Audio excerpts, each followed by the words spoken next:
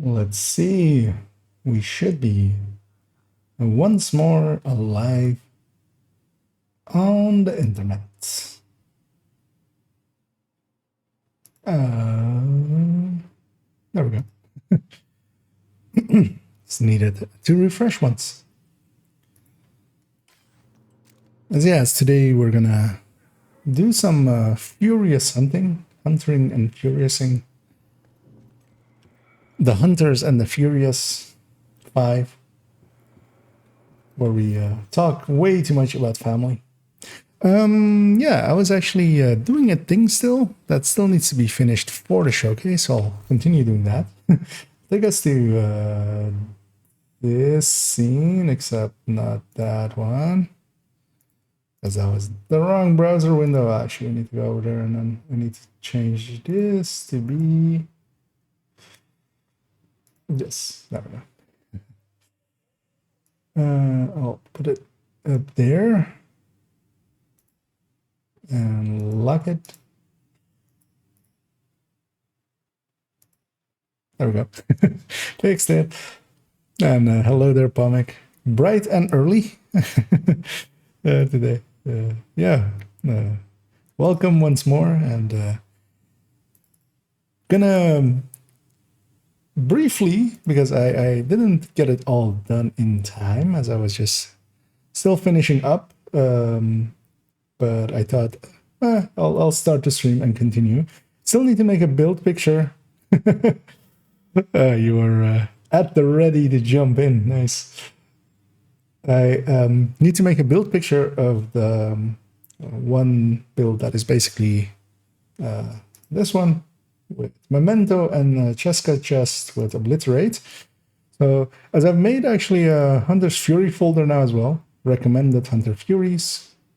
So there is a few of them in there already. This is going to be basically the main build of the showcase, which is going to be an Grupo, Obliterate Chest, Sokolov, Vigilance Backpack, although of course could be double Sokolov, which would give the same. And a Memento version, although there's more versions in that folder already because I just pulled a few over from the build collection. The numbers at the ready, we're gonna not be going too deep, just discussing a few of them and discussing what going more and less blue cores does to your damage. I think that's the only real interesting thing to discuss. And also a weapon talent one where mostly I'm just going to use this to illustrate. Actually, I need this to be at full first. Good thing I caught that. Of when basically the break-even point is between Strained and Optimist. So I'm gonna finish up on having this build fixed up. Because that's gonna go, that's gonna go, that's gonna be different, that's gonna be different, that stays the same. This will be different, this will be different, this will stay the same, this will be different. And actually, oh yeah, I am gonna make it because yeah, with the Memento one, I basically am gonna run it. One thing that's gonna happen quite a bit today is that this holster that is blue core will go from blue to red and back. As yeah, I want to have different looking versions. Because yeah, for the outline of the Hunter's Fury as well, I will actually show it with that Vigilance Obliterate version, but with 2 blue cores, because that's really my recommended one. But then actually for the mission I'm going to run it in, I'm going to make it all red, basically to show off what an all red version can do, because that also still like exists. But especially for the Memento one, I kind of like it like this. I basically like having two tier shield. I don't really care how we get there. Memento does it, and so does just having 2 blue cores. So I'll grab this over. So let me just briefly check that I'm on the right scene and that no one can see anything. Because I may have done that in points in the past. And I very much like my SHD level, so really want to yeah, have a few build pictures with it at that level.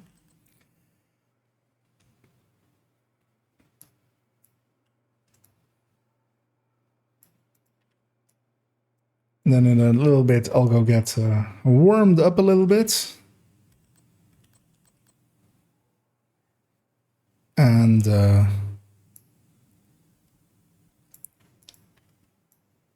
around 10ish my time, so in an hour-ish, we'll start on the showcase itself. Just gonna move this to, oh, actually, it's gonna be another stat up there, of course. Because yeah, gonna put this and this.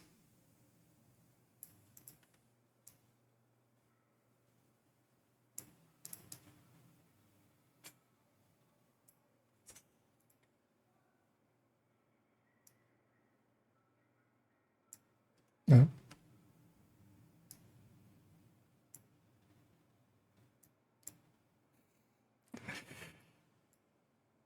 That much. It's always hard to tell how big or small other stuff is, but also it's super hard to tell, so nobody really cares usually. Close enough.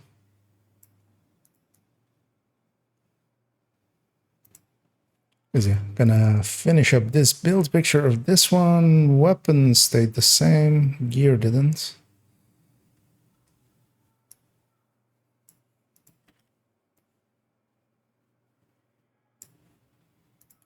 You're gonna crop this one a little bit, I see now. Oh. Oh. Let me grab the thing. There we go. That's not what I'm...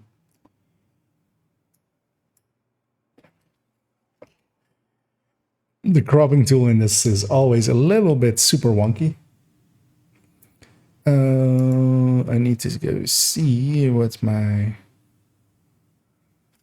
Actually, let's take this one already.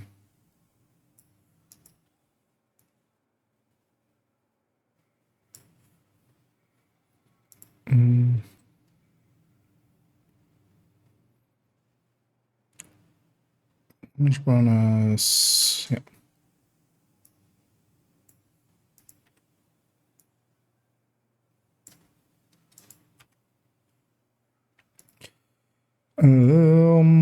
Good chance, crit damage stuff.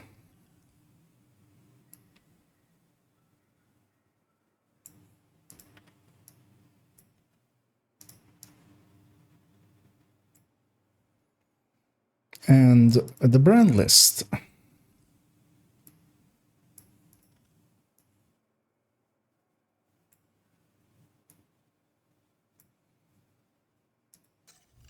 I'm not going to put damage numbers on this one because it would take too long, basically.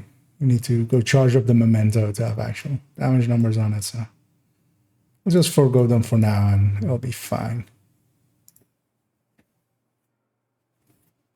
Let me double check actually. How did I have it in here? 145. Why is it 165 now?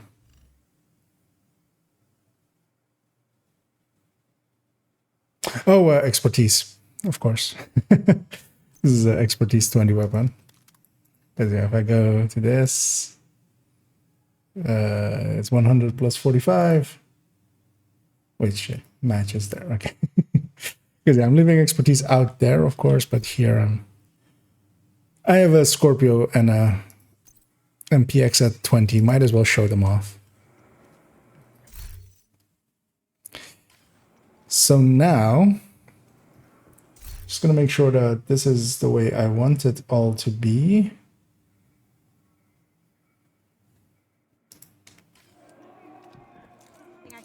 It kind of is. Because yeah, I'm gonna recalibrate these back to being blue cores. Actually, wait, before I do it, did I forget anything here? This all looks good, right? It's all Looks good. Yeah. Because it's going to go back to blue course, because we're going to start by talking about the other version. Oh, one thing I do still need actually is it's gonna show 8, 9, 8. Okay. I mean, nobody would ever notice that, but this one has an 11.8 mod instead of an 11.9 mod that the other one had. So it didn't match up with its own stats. Nobody else would ever care, but I would. So I'm gonna go fix it. How's that ever do? That sucks. Is it just your provider, or is it just situation there? Because yeah, you were talking about heavy rains and stuff, I believe, right?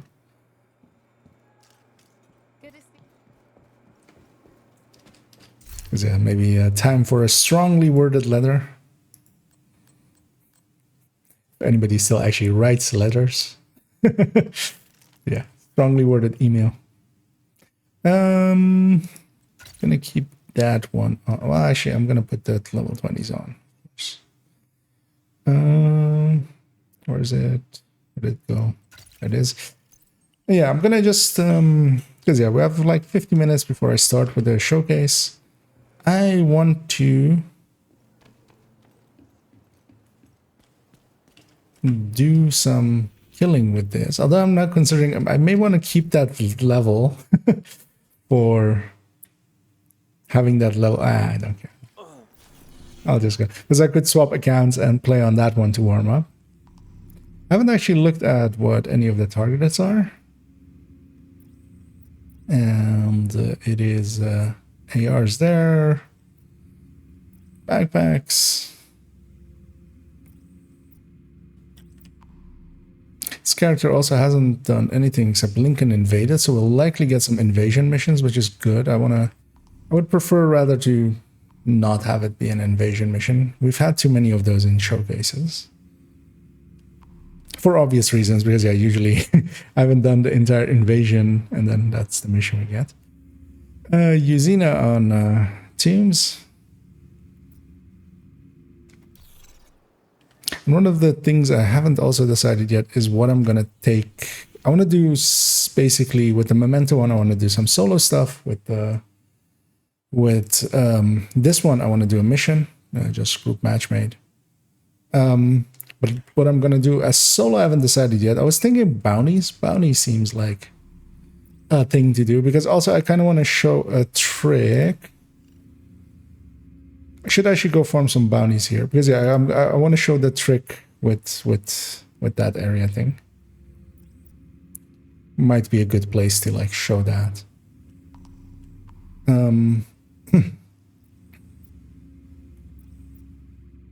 But then what I should maybe go do is actually I'll go farm a few bounties here. We have a few available. Also have a... Because yeah, especially we need to... This zone is exceptionally hard to farm bounties for often because all the bounties you get here for true zones, well, not all, but 90% of them will go to to Constitution Hall. So actually now that there's some black dusk on it, that's going to make it a little bit easier.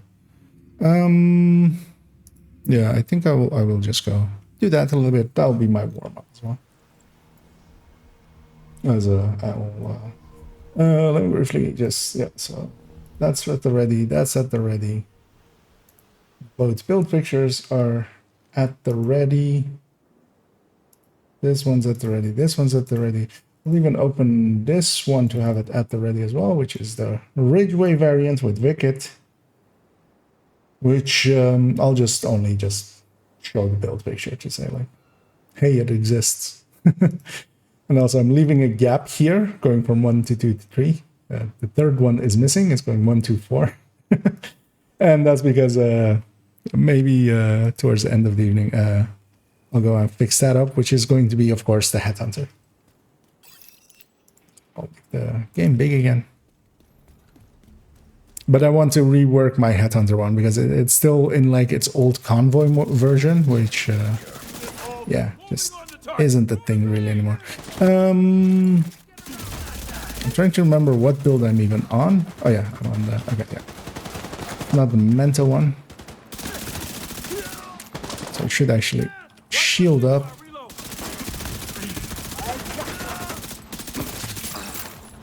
I was also considering doing Summit, either as the solo or group thing. I think mission might be a little bit more relatable, especially I want to make it basically full red. And for that, I think like missions will be a little bit more gettable. As yeah, there's also polarity now on, of course, which is helping the numbers. Let me actually bring up this browser window so I have a bigger chat screen up. Civilians in distress as well. Yeah, let's oh, there. I almost died there. Let's actually get the bounty. because Really appreciate because reasons.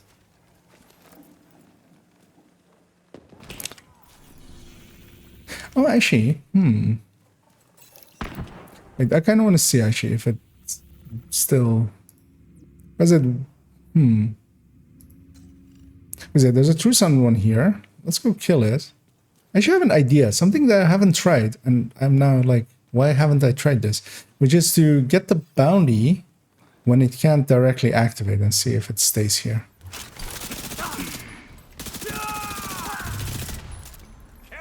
Because this guy was very adamant about getting in my way.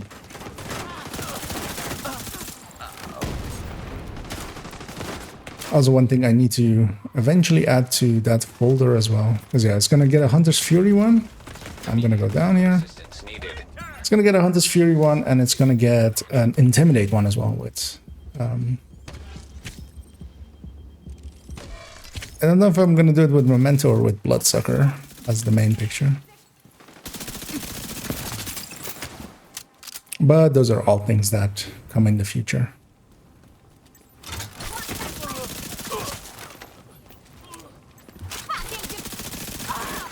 I just really only need to have the two that I'm really wanting to talk about anyway, so...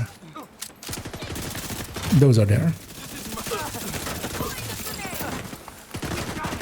Of course, everybody's negative.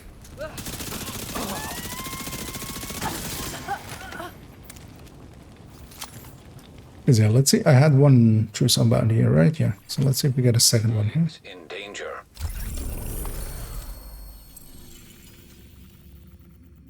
Nope. Still went over there, yeah. I had one there, so that's... yeah. So yeah, that didn't work. But we'll, yeah, grab a few bounties so I have some at the ready, just in case I need to, like... redo that part a few times. Although it's a solo part. I'll have no one to blame but myself if I fail. Which actually, now thinking about it, is ups the pressure, doesn't lower it, I feel. But we'll make do. Here, Warhound already. Oh, they've already lost. Oh. Serious trauma detected. Yeah, this is my end. There we go. Signs 0. I wonder what disrupted me. Likely a medic grenade? System rag. But that was also fine. I wasn't going to get a bounty out of it anyway, so... Let's just die and reset. I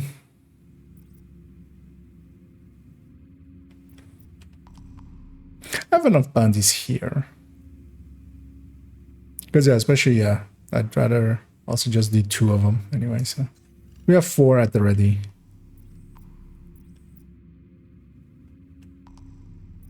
Let's go... You know what? Let's go matchmake this into something. This version right here. Let's go matchmake this into a mission. Let's see how that goes. You have received an invite to another agent's group. A Dixon Creed. What a name. I noticed my hair had gone a little poofy. Under attack. Agent. Oh, this is good as well. It'll And reload. free up these invaded missions, Equipment and eliminate any black tusk. increasing our chances of getting a not invaded mission.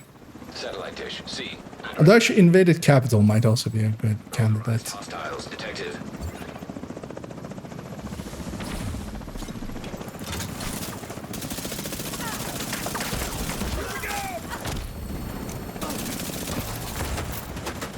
As we get the shakies from one of our allies.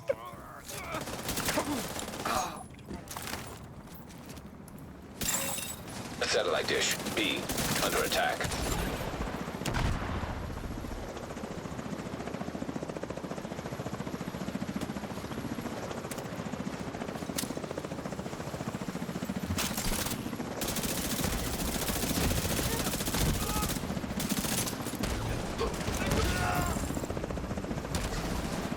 Reload animation didn't play. That swapped me though, so C. that's good. Under attack. I need to really grab some water.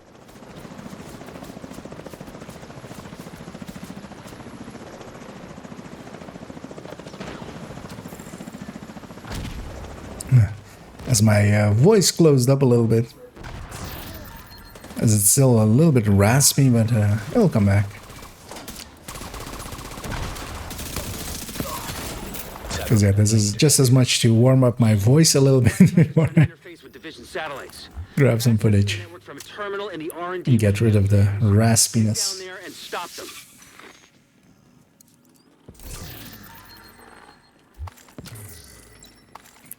Still full up on polycarbonates. Didn't find anything to spend them on, I think. Because I did go and resource spend some stuff, but... it's invaded. There's no chest there. But there are still resources in here. Oh, these are polycarbonate as well, so I really should go spend that. I think in the end I didn't find any like faction resources or anything that were worthwhile crafting with them.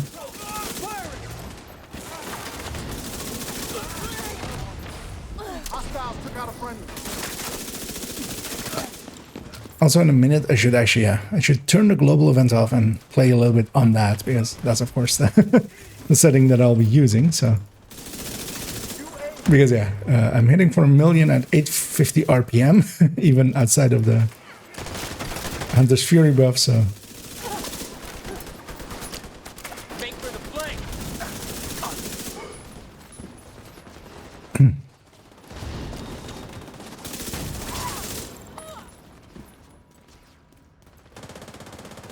Are we still on the... No, right? Thing has been moved? No. Agent down.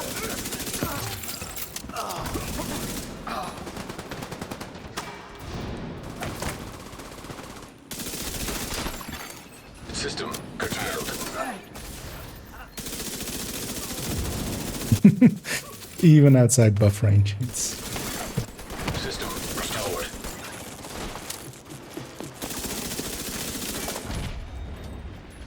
Oh, it's invaded. I'm like, where's like the thing that moves? But I'm awake. Took a short nap. It shows. It seems. I think. So head on through to the R&D room and wrap this one up. As I confused myself. System reactivated. I killed someone else and it disorientated me as well. Grab the key chest. Hopefully my allies see it as well, as I don't know what this guy is just sitting there for, because we are done. He's likely just... He had to go pet his dog. It needed attention. Or he needed some fresh coffee, because... he didn't even look behind him to see that there was loot.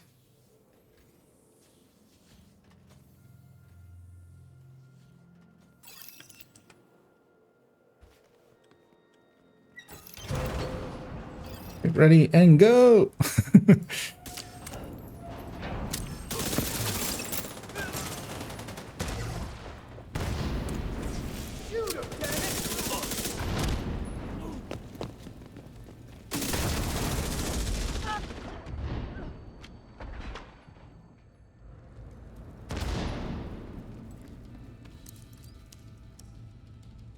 You're getting that one.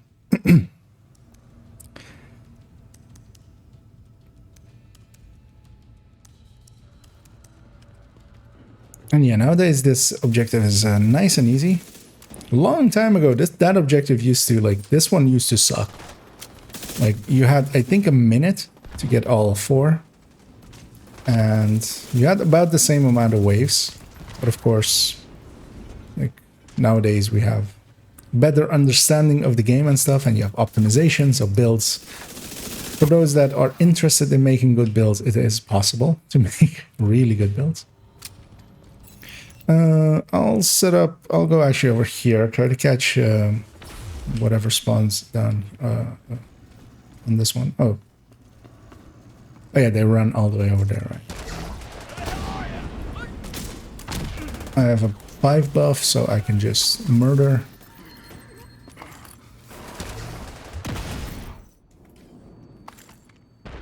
Gonna go after the sniper first, or oh, that's not the name.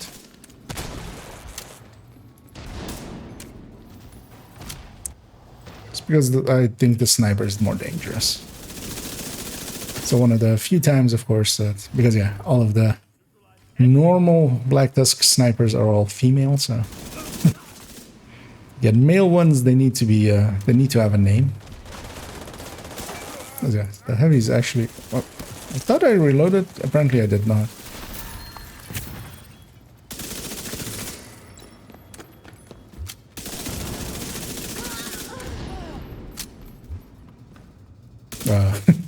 That guy just warped up the stairs. Satellites are moving back to position, and the building is clear of hostiles. Good work, Agent. Custom before 13. Before 16. 13.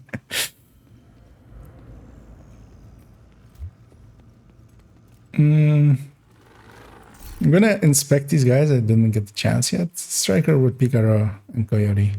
And Explosive. They are going to go do Capital. I'm not eligible yet, so I will Safe area. thank them for their service and go and service some other stuff. As we got 2 True Patriots, Red Patriot pieces, basically, which sometimes take insanely long to farm, but we had a few there. Although, of course, I already have one, so off they go. So South Plaza. Let's see if we get it.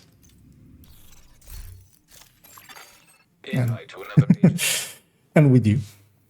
So I'll take that as I stretch a little bit and really be annoyed by my left shoulder, which for no particular reason, well, actually, no other reason, I lifted a few heavy stuffs around and did one apparently in a bad way, and it is reminding me that I'm not 22 anymore. And I do want some ammo. My ally has a lot of blue bars, or blue cores, because he has a very long armor bar. It's invaded, so I'm gonna go for the chest back here. Let's see if he gets curious. He does get curious. That's interesting. Well, actually, oh no, he didn't. He did stop. And what what is he doing?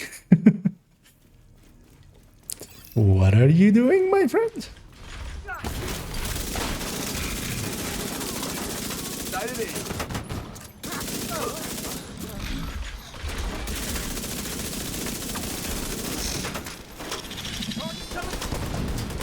Also, in preparing, like, looking through everything and preparing for what I'm gonna say today, of course, in the showcase, I found out that, well, I didn't find out, I just misremembered apparently.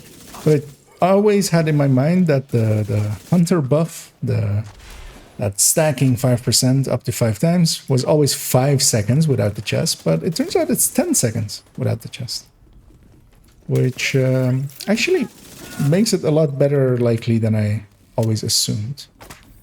Because yeah, 10 seconds is shockingly longer than 5 seconds. It's weird, I know. But Keep pushing. but that is at least like more than enough time to get a kill instead of like just enough time to get a kill. Oh, well. With 2-man, nothing spawns on the right. Drones in the air. I'm just curious where my ally was. I'll give him an inspect. 2-piece Umbra, 4-piece Foundry. Clan invite received. Oh, that was what was happening. Another agent is now in your group. As I receive a clan invite, which, good luck, my friend. With, what is the clan even? It is called Templier. Okay. Yeah, I am no Templar. I am a Hashashi. So, no thank you. But truly, I'm a free agent, so that's as I try to keep my stacks. Hopefully that gets him. I'm Hunter's Fury. I should play it as if it's Hunter's Fury and like actually get my close range buff. Assistance needed. Gonna toss some grenades up there. As yeah, there's also a healing box up there, meaning that that fight is gonna take forever, unless somebody like sends a drone up there or something. Where's this dog? Serious trauma detected. My shield didn't break. I just went down. That's weird. They were likely just high enough that they could shoot through my... Oh no, my shield did break. It was just didn't actually play the animation of it breaking. Which it normally does do when you...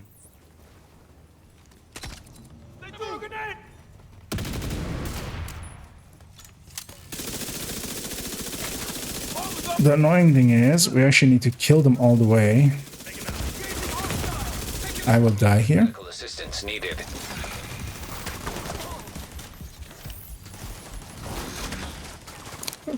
Let's just play it for my own safety. I'll go get that guy in a second. Because yeah, that guy's now healing back up, of course.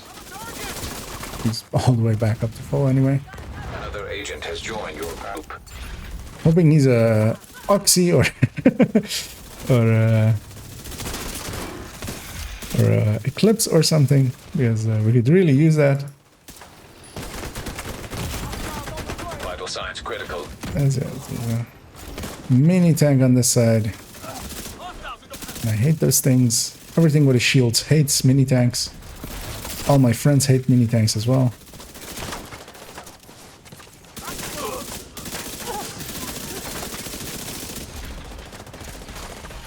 This will at least jam that thing up there upstairs.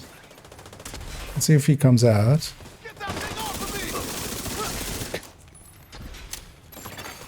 System restored.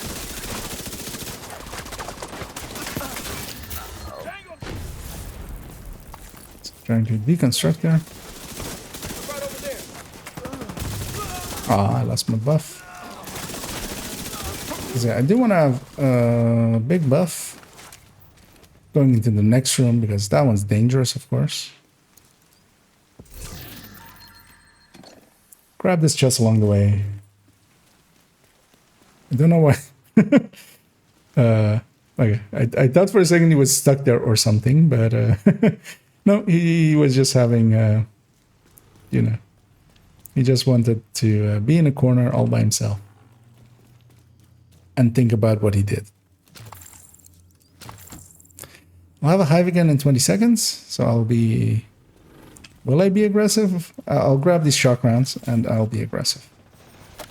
Because I'll shock that hound, letting me push him pretty hard. As I always do, I'll go up here, sit in here, blind fire everything to death.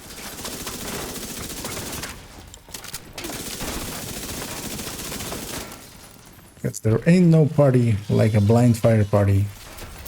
Because the blind fire party usually stops at the time where you can get out and kill the last few people. System reactivated. I'm waiting for that guy to disorient everyone with. That agent needs assistance.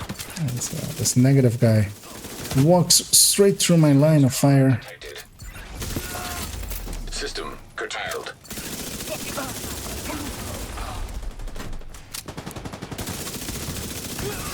That worked. System restored. I got sniped by sniper dog there, so Immediate. that was me out of that fight. Cover you from here. As you were clear this room, pretty like it wasn't bad. Curious to see in a second what my allies are. Get down to the mall. Yep. As a shot comes my way. Why the Murakami?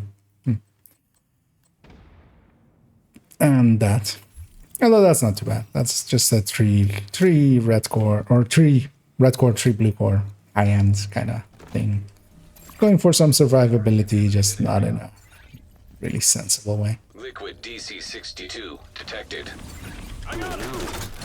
The DC-62 you see on the streets has lost some potency over time and exposure to weather. See if I can get behind this guy. Black Tusk must have found a stockpile of sealed barrels somewhere. I'm not a tech tank. Bye-bye. That's what it's for. I was hoping to kill that dog a little bit better than I did. And its disrupt would have like CC'd everything around me. But we have no directives on or anything, so it's not like I armor broken or something, so. Active terminal detected. Transmit any data you recover, so we can try to figure out what Black Tusk is up to. So we're getting a like nice amount of hounds for some reason.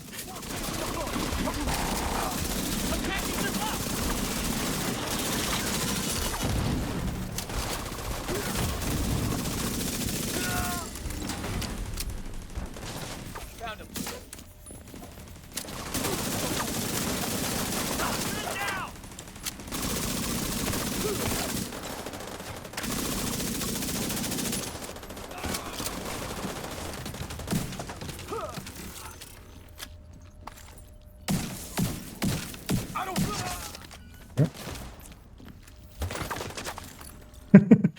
Keep getting shot at.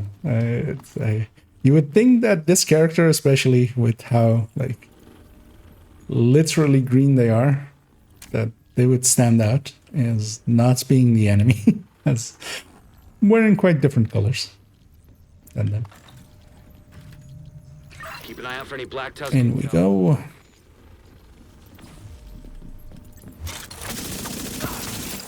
Over there.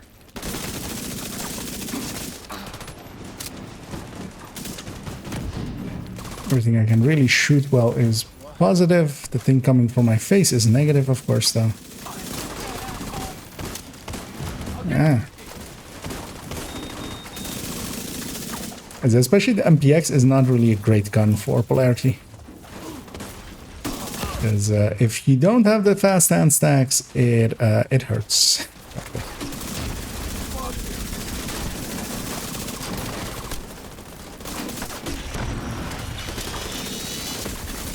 System malfunctioning. Trying to like see what is what there. System reactivated. I lost my buff.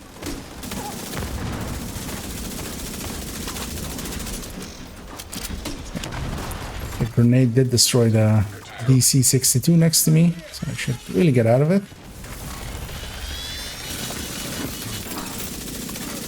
System restored.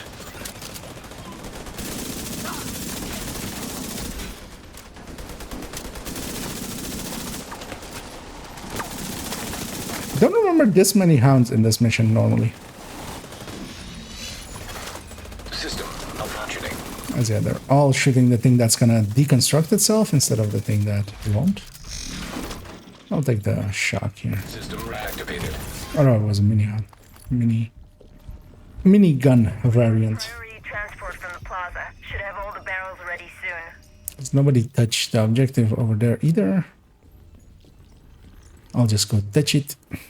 Data received. Huh. There's a map of the tunnel system here.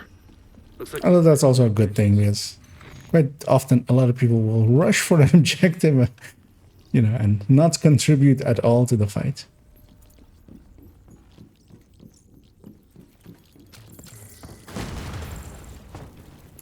So I killed that one to save my ally real quickly because they were a little bit surrounded.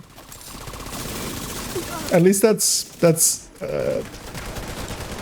not the best turret placement, but it's at least creative. Immediate medical assistance needed.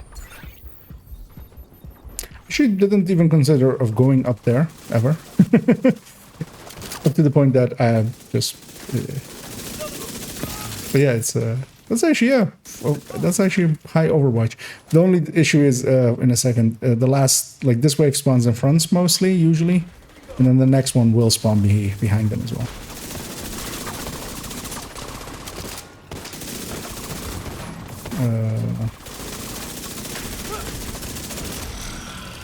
But you know what? I'll be the nice guy and I'll go put myself over here.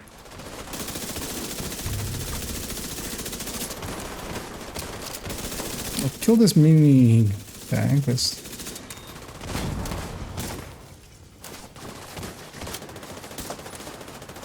I haven't grabbed the loot from the key chest. I trust my allies to kill that one. I'll set up here. Because, yeah. What was that? These are usually the people that cause some teams a little bit of issues. Just because they are behind everyone. get to the plaza. You know what, I'll just quick loot. Go grab the key chest loot as well, because yeah, I did run in and start killing. But I don't want to leave that loot behind, as we did get 100 carbon fibers.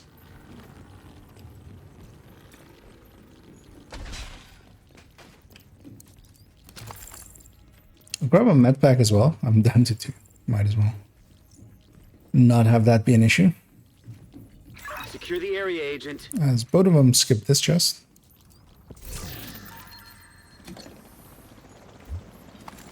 Including that 8K guy. Exiting contaminated area.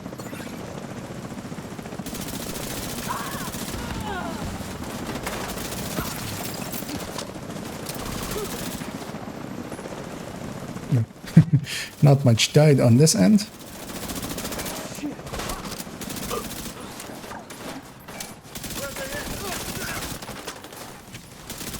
That sniper seems determined to deprive you of viable cover. Enemy drone has spotted me. Really want that.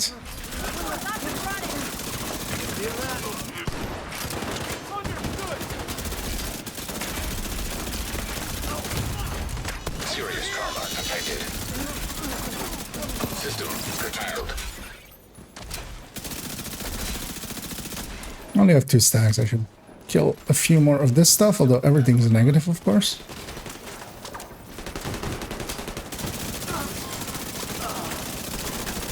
I'll just kill him as well.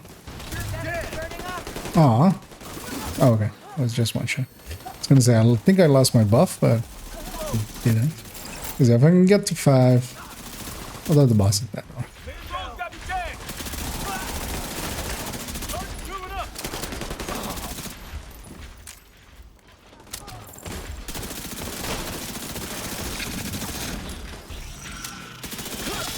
Should get one more.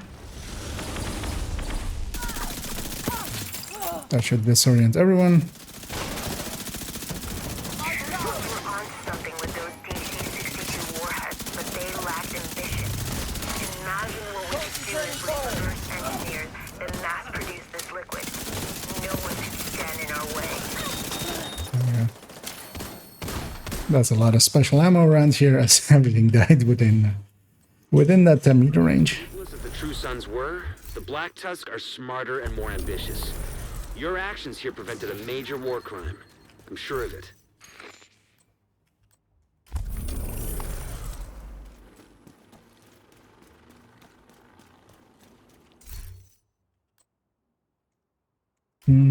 No keepers.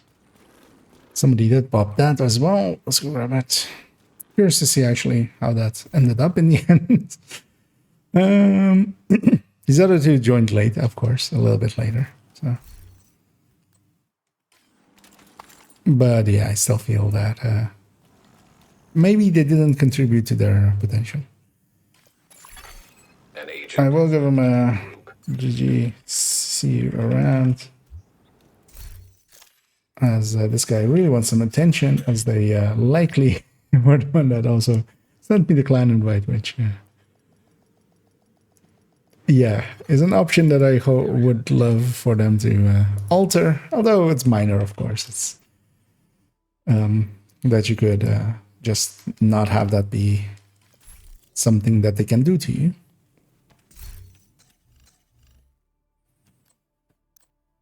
So we did get appointment, but not in any usable sense.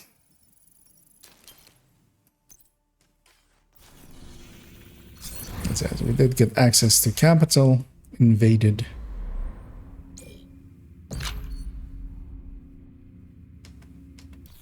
And that cutscene is always annoying because it's unskippable.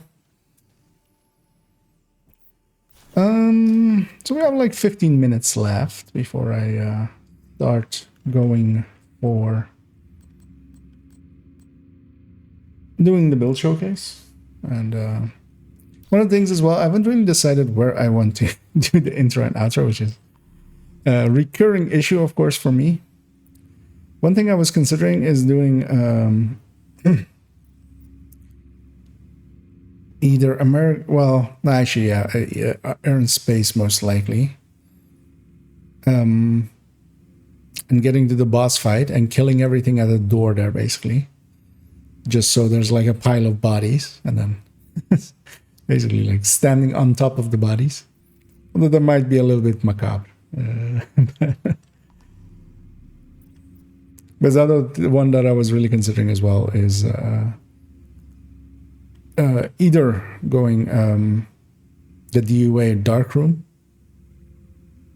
the room before the boss fight,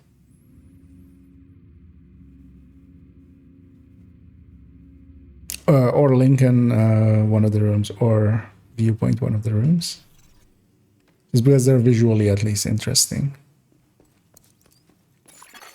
Hostile control point nearby. Or even in the planetarium, in Earn Space, the planetarium. But there's also like that message that keeps playing, and that might actually be annoying. So, but for now, I'll actually matchmake for bounty. Let's see if anyone's doing bounties. Quite often they aren't.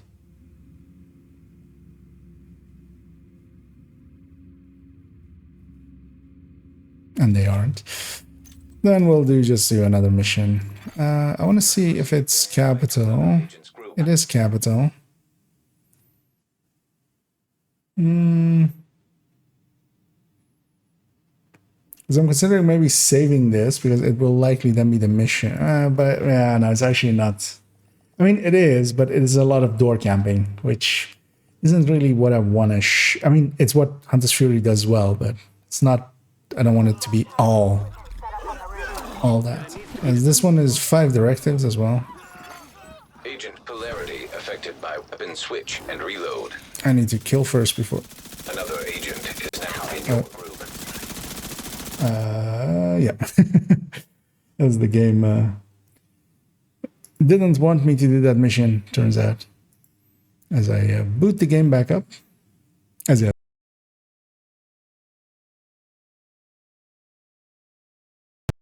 I'll already actually start making a recordings folder for the upcoming build showcase. And yeah, the game will be back in a few seconds. Ah, it was you, Spoon. You joining crashed again. But yeah, we did have a crash, and hello there. Welcome once more. I should. Okay, yeah, my audio is also out of sync, and that should have fixed it. It did. Y23M08D06 HF SMG Showcase as the folder name. And I'll go in here and grab a thumbnail file and a description file and dump those in already.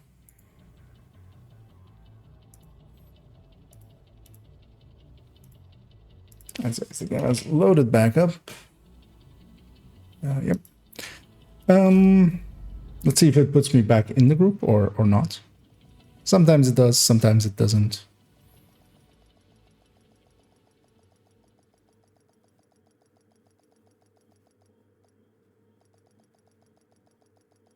Yeah, that's been a while actually that I've just crashed, just outright. Agent polarity affected by weapon switch. We did indeed lose our grouping. Polarized hostiles in. Gonna jump over here, see if I get the hoarder. Nope. And then I'll matchmake for one more. Because yeah, we'll do one more just to warm up a little bit. And Invite to another agent's group. Receive. American History Museum.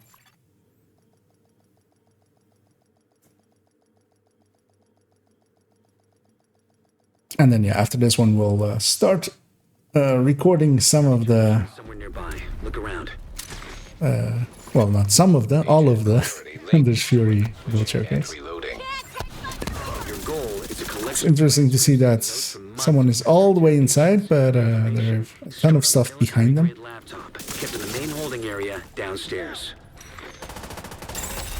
Polarized hostiles. We have an Oxy player.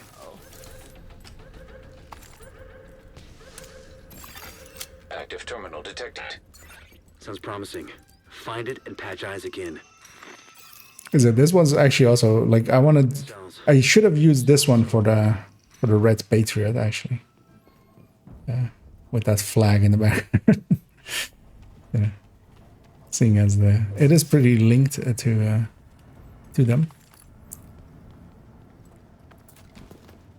I'm gonna go grab these shock rounds first on my Scorpio. As yeah, they'll come into play later.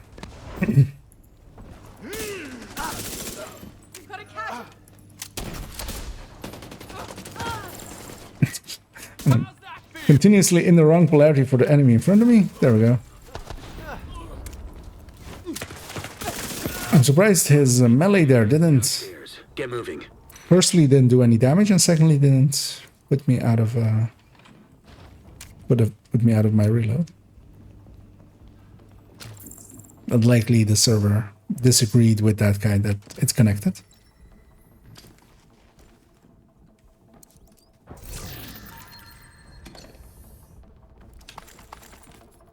Actually, which NPX am I running? Okay, I'm running the level 21. I'm gonna drop this one down to the not level 21. Let's see how this one feels.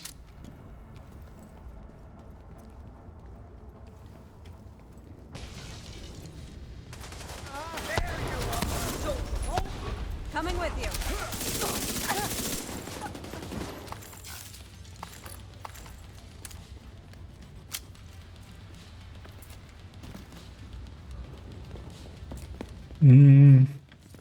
Of course they go the other way. When I go this way. You guys should just swap by and kill him with this. Is it a Scorpio can still kill as well? Oh, that's the wrong polarity. I don't really have the range to help my friend over there. You want this? What? How did he get me? Watch the side.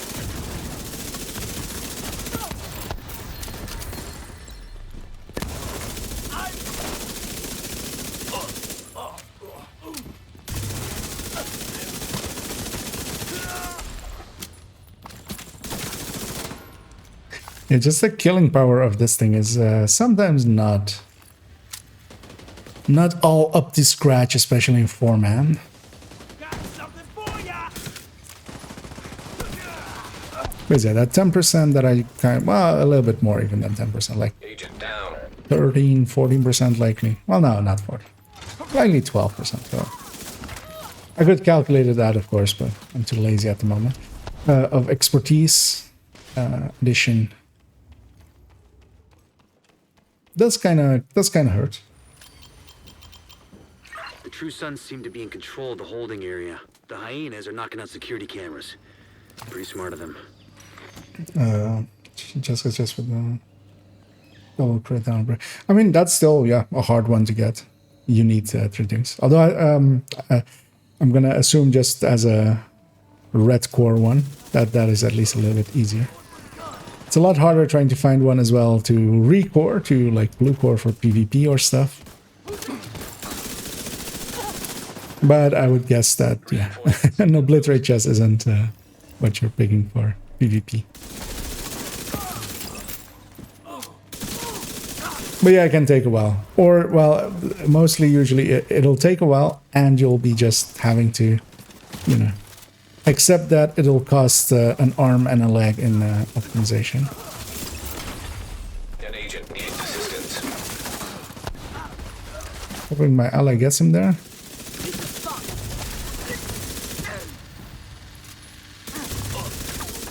Wait a minute. Of course, everything's positive.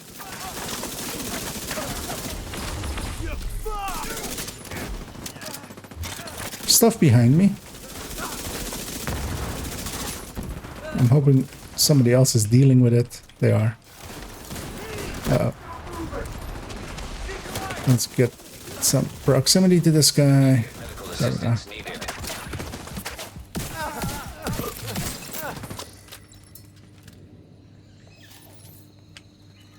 And I didn't even die.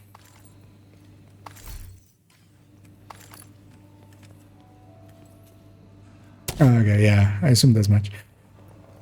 Yeah, they can take a while. I think The camera feed from I was looking kind of at a lot of my, like, especially on this character, for instance, the Grupo chest and the Cheska chest on it are very ugly. But I'm too lazy to swap them. I could have actually just not gone over here and grabbed this, seeing as they were going for the chest, and just grabbed it while going for the boss. I don't know why he went up there on the cabinet, because the key is down here. It's like obviously down here. Because yeah, we saw it earlier going up. So get the key. I'm gonna go back for that loot, even though nobody else is.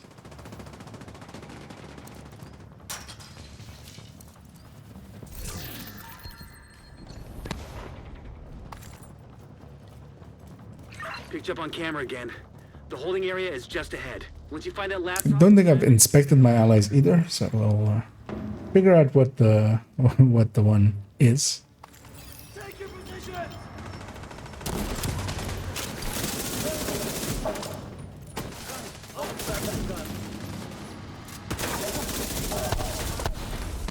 Oh, we got this loot.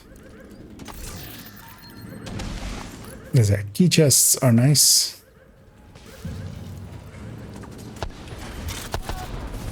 Only the heavy is positive. Oh, we'll chain him. Oh, hey, we get the super secret one. I'm still surprised that this thing is basically random loot at this point. So one of the guys spawned from this door, and if one of the guys spawns from this door and opens it, then you do get this extra chest. Reinforcements headed your way. If they don't, Outside. you don't. Heavier concentration. And they usually don't. With all those gates sealed, the north exit should be closer.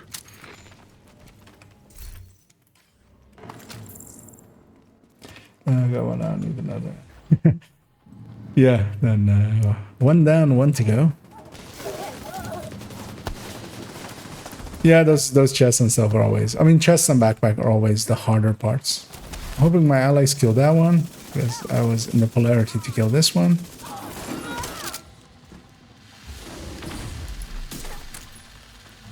Someone hit that fucking Oh. There we go. They keep being in the wrong polarity the whole time.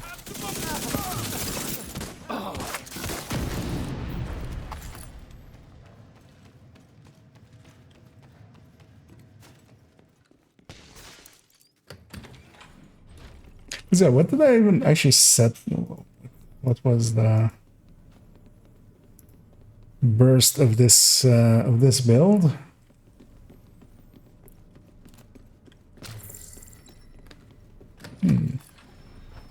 So I almost feel like I'm overgrading it there, damage wise, but yeah, this should be like a 6.6 million burst DPS build. trying to break through.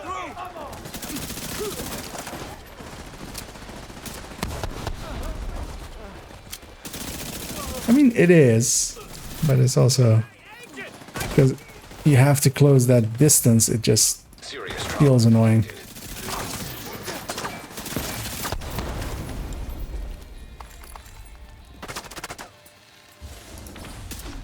Buzz is positive. I have 4 stacks of Sweet galloping. thingy as well. What the hell is going on here? Let me find it now. I was hoping to get...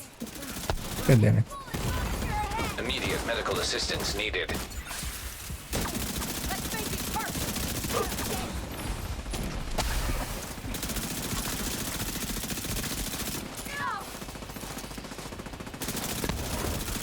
That's heavy.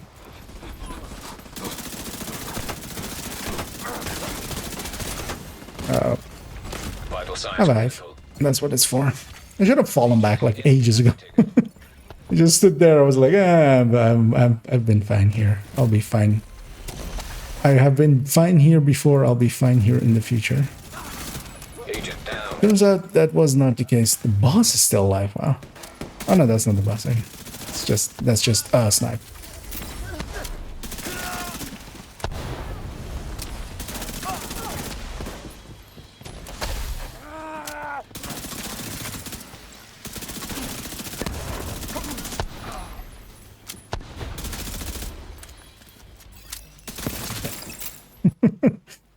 Messy, but we got there. All clear. You just recovered intel that's going to be a whole lot of help to Odessa in the short term, but to all of us in the long run. You also effectively put this hellhole out of commission. Which I've never seen that sign was next to her. Rule breakers will be punished. An agent is no longer in your group.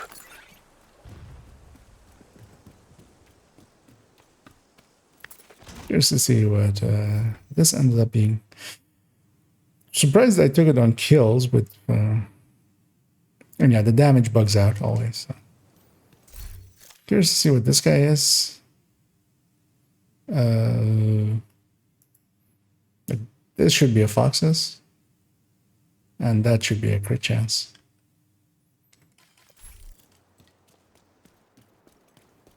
Yeah, I'm gonna drop group. You have And yeah, we'll safe area entered. we'll go and think about a spot to do the intro at.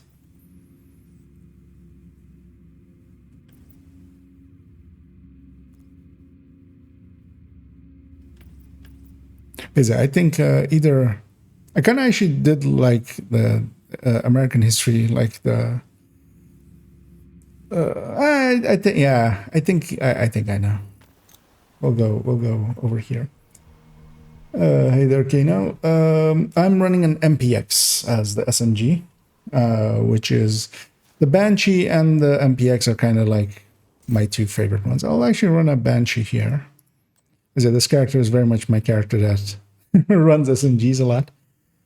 But yeah, basically, I don't mind vectors either. They're decent enough, especially on like solo content. But MBX and Banshees stat-wise make the most sense, basically. I'll set this to heroic. I'll actually run this build as well for it to warm up even more and maybe. Oh, I need to. Yeah, I don't want to have that polarity on my arm. So well, could have done it just from now. I'm gonna turn off polarity events. As yeah, we're gonna go to the dark room, the room just before the boss fight, and I'll do the intro in there because that'll be funny to me and hopefully other human beings as well.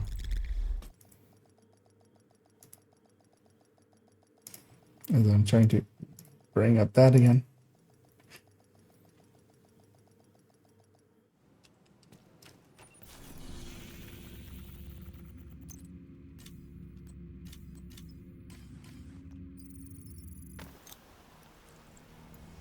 And I'll use this time as well. Let me think. The build is the way I want it to be, I think. Yeah. Because I want to do the layout basically with 2 blue cores as it is set up now. And especially with the... I make sure I have all the parts as well because yeah, I have the Memento here. I grab the Jessica chest. Yeah, and annoyingly, like, her pieces are very much... They're pretty countable, but it's very obvious that I spent quite a lot on it. Same for the Jessica chest. And even the Sokolov backpack. And all of them are free countable, which is nice. Yeah, heroic. I'll actually run this with this build as well. This is a chance to wipe if I really wanted to go fast, I'd that much. Like, could grab a. Hunt them down. Every last one of them.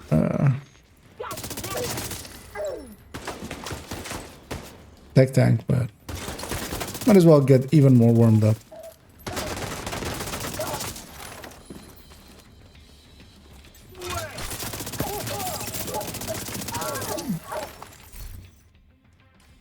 As we get another profit. Yeah, and I'm running the Banshee. I kind of like the Banshee a little bit better for mid-range stuff. The only thing the MPX really has better than the Banshee is that it can kind of, because it has 22 meter optimal. Let me be sure actually about that because I will, yeah, 22 meter optimal, and this one has 18, I believe, 16 even. Although, of course, you usually don't want to engage outside of your optimal anyway. But with the MPX, you still can if you need to. Like, you're giving up the proximity buff and stuff. But it's still, like, fine. And both of them are basically the same gun almost in burst and sustained DPS kind of things.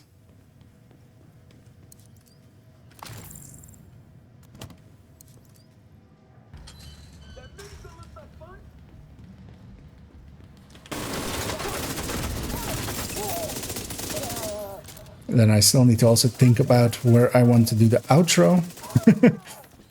And every time it's one of those things that I go like, I should be better about like picking spots and remembering, because sometimes during like playing, of course, I'll go like, this will be a good place for intro, and I'll be damned if I remember.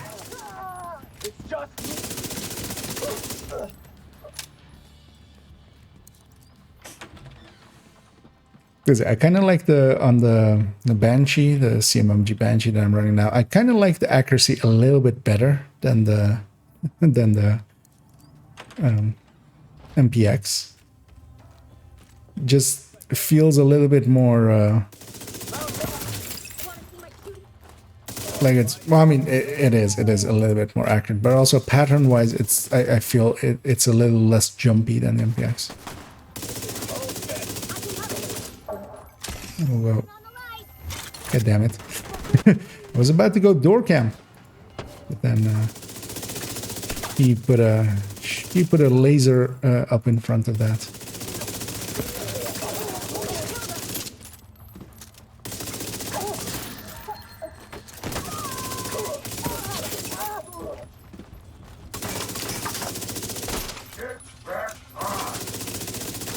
And one thing I really want to be good about in the showcase, which is something that I'm like, especially when PFEing and stuff, I'm really bad at, is always pulling out my shield. Even when I'm not like, when I don't need to be like defending myself, it's still a damage buff and I should use it as such. Power offline. So I'm gonna like Circuit breaker. really focus on getting that then.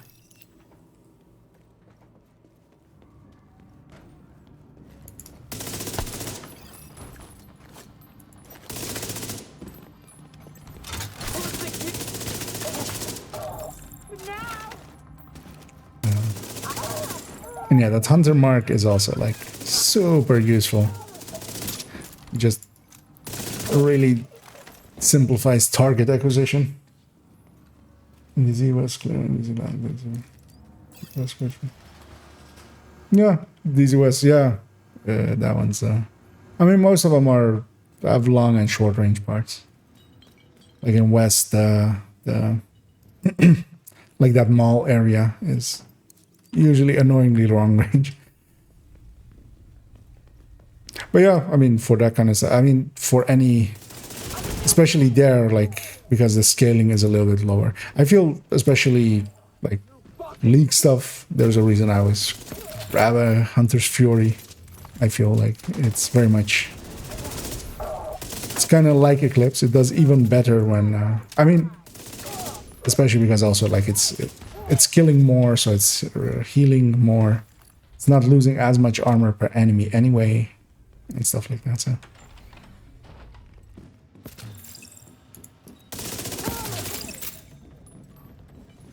Time to party. I see you on the move. I'm gonna drop your motherfucking home. You fucker!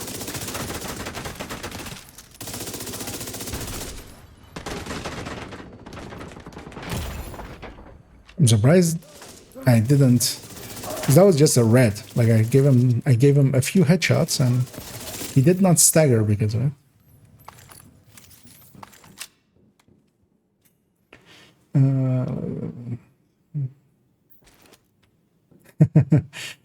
Hey there, Joker. Yeah, I mean, Hunter's Fury hits hard. It is, I mean, I'll show it in the numbers part here as well, but I mean, I already, like, knew it. But Hunter Fury, like, competes, especially in the back in the day with high-end reds, quite favorably. Of course, its issue is that it can't do that at ranges. That's the balancing factor, but it does a ton of damage. But yeah, you have that the gear set amp for just in proximity. How many meters is that even? Because I'll be saying that likely, right? It's 15, right? Yeah, 15 for that, 10 for the shield.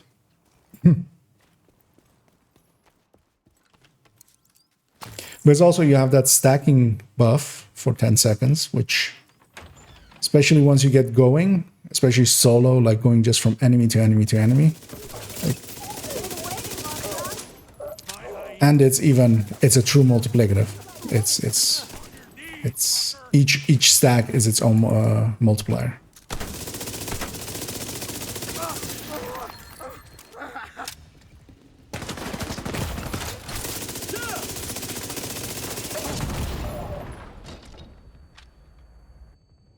Get hit by a car, just from her, of course, so she shall pay the price.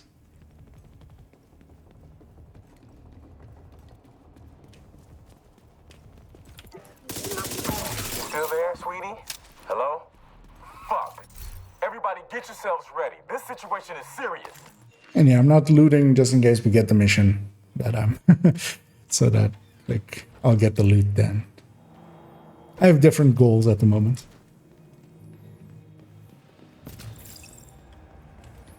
Hello, on the run and gun and challenging. Yeah, very much. I mean, even on heroic, like, I'm not really struggling here. Like, that was always also the thing, like, tech tanks with a little bit more range and more safety, but Hunter's Fury still lets you actually very much compete with that. Like, the run and gun style of a Hunter's Fury is still unmatched, I would say. I'm gonna do the solo thing here, although actually on heroic this is kind of dangerous because I also don't have really the killing power to do this quickly. Oh. Detected. I saw that red light of that turret coming.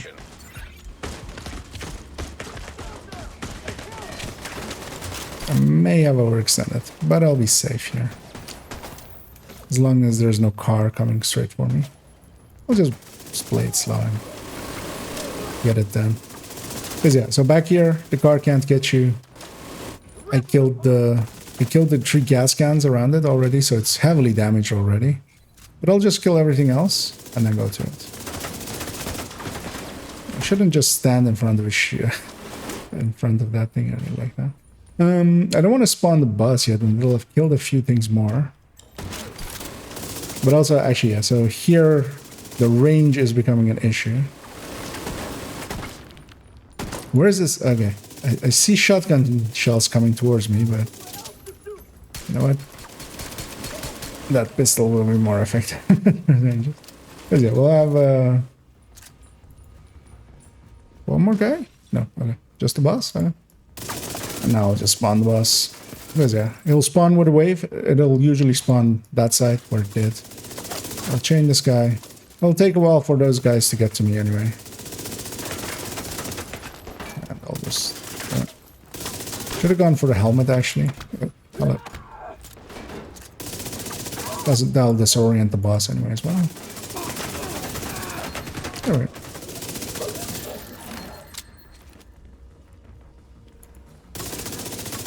Diesel, what's going on down there? Diesel, are you there? We made it a little messy.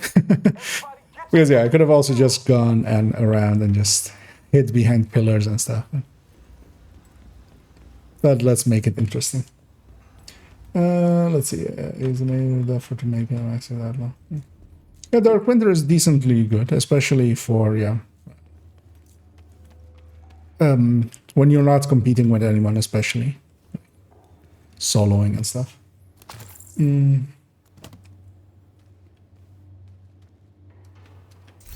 yeah, indeed the Darkwind is perfect killer. It's on kill chance. Well, it's if you kill with a crit, so it's dependent on your critting. If you kill with a crit, you get bonus crit damage. Acceptable. Solo, of course, you're killing everything, so you have a lot more chances at it. Really, solo, you only get like that, like one wave. I was about to run to this door to like catch them as well. And yeah, we've reached the point of the place where I kind of want to do the intro. Because for some reason I just find this funny. Because it's not the Void. It's like the Void, but it's not the Void. And yeah, I'm running with 2 blue cores. This is basically my recommended as well. This is how it's in my build collection. I'll be running it like this. Toxins at unsafe levels. Filters. I'm hoping it doesn't keep repeating that line, actually. Shouldn't. Because yeah, nobody's gonna hit the button there anymore. And I'm gonna run it with a Memento and a Cheska chest with uplit rate. But also, basically, the difference between a Grupa and a Cheska chest is basically like 0.25% or something. So it doesn't really matter. What I'm going to put on it, of course, just to show off, is that I have a 20 MPX, a 20 Scorpio. I'm gonna pop these caches and deal with the loot that comes out of them, because I will get annoyed by it otherwise.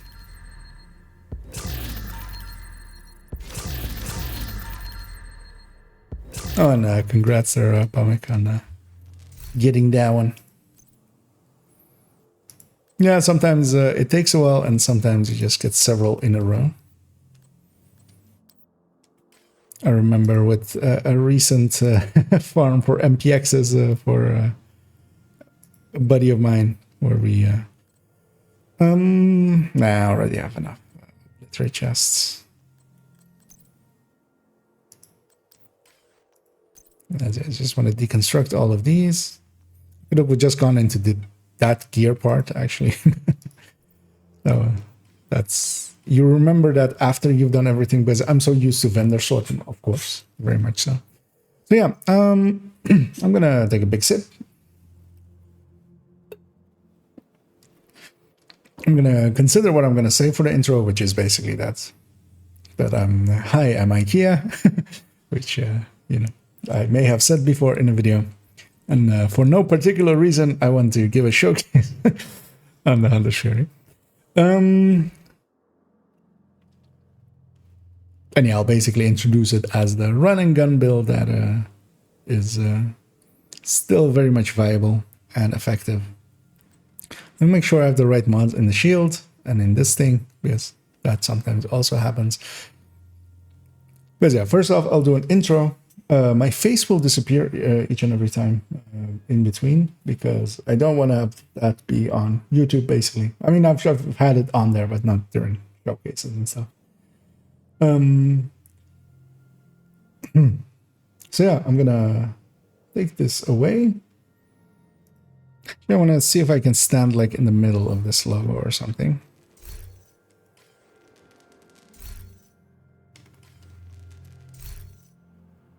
A little bit more this way. There we go. I wonder how many people will actually get where I am. Although, of course, yeah, you guys will already know. And yeah, let me actually prepare the folder to have it be ready so I can drag the recordings into it. Double check that my audio is not latencyed. Okay, that looks fine. And let me check if the browser one works as well, because yeah, in the intro I will talk about the build collection. I'll turn off dark mode so it's recognizable. Let me make sure that I already have this at the ready, together with my trusty circle. And this at the ready, which will later on be used for this. I'll put the circle up there already so I can grab it easily. That's it. This one's for the build pictures. And as we can see, everything changes between those two build pictures and that one. It's almost as if they are copies. Well, actually, this last one is from my alt account, so it's not a direct copy. And yeah, so this at the ready. Okay, I'm gonna have an attempt at an intro, and yeah, every time, like, sometimes I need several takes, so if you hear me stop, that's usually what that is, and then I'll go once more. I need to start here. Let me check that my hotkeys work. There they do. Oh yeah, and actually, yeah, what I of course do as well is actually go into photo mode first, and then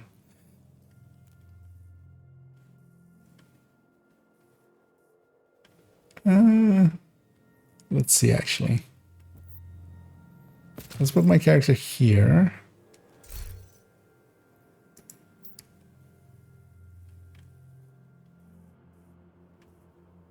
Yeah, that doesn't really work.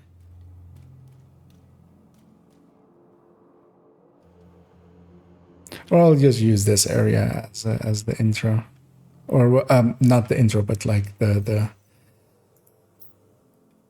pre. Oh, it closed the door? Really? Of course it closes the door, because this is a gather point. I'm an idiot. I'll just use the big area. We'll do the outro there. I'll clear out this area and we'll just use this area. I don't mind this area either. Because I wanted to actually do the outro then here. We'll turn them around. But that was dumb of me. I'll bring my face up while we're doing this fight. As you can see, the idiot that messed that up. But yeah, we'll do the outro there. That visually kind of makes sense as well then, because then it's like District Union and then it's the dark room in District Union. Because especially here as well, there's like this red lighting on the side there that I was actually considering using.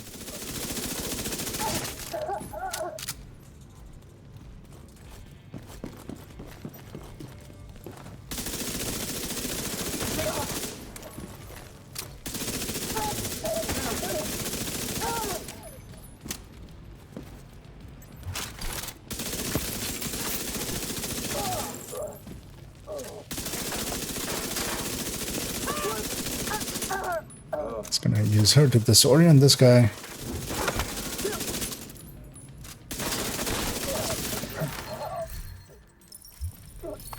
Taking out the hyena leadership leaves the faction in disarray. I'll send teams to start securing the supplies and the equipment those bastards were hoarding. And that little I was considering either using this or this.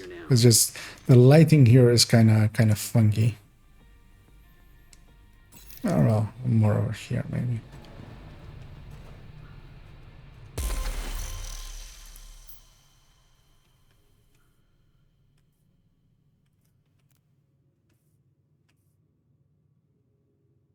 I don't hate that, especially with like a red rand. Although for a red build, this would make a little bit more sense, but you can make it a little bit wider, especially having the MPX there. Kind of want to change where she's standing because like she was clipping through her own knee, which she still is.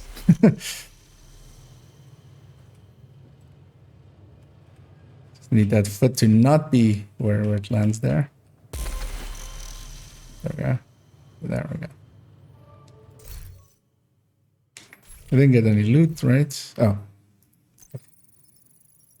Let's get these out of here.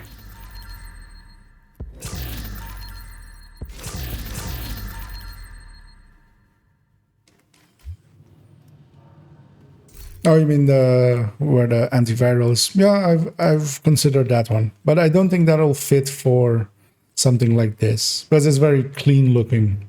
Basically, I want something a little bit more like this. Is more of a rough thing, kind of.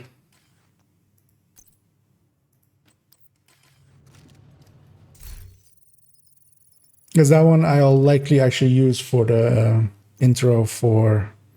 The DPS calculation, kind of like the lab setting kind of thing.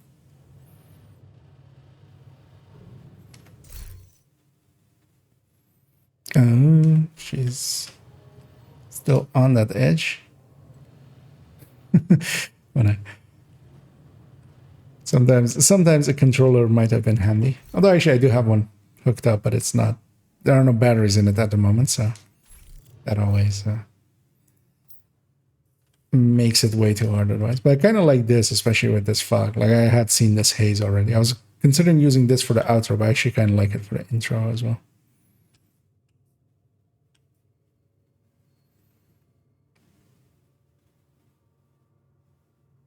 Yeah, that's nice enough. And then I'll go stand in the middle for the layout selection. Let me make sure that I haven't missed anything. Yeah, exactly. This is very much how the sausage is made. I've been doing it a few times already. Actually, the last 3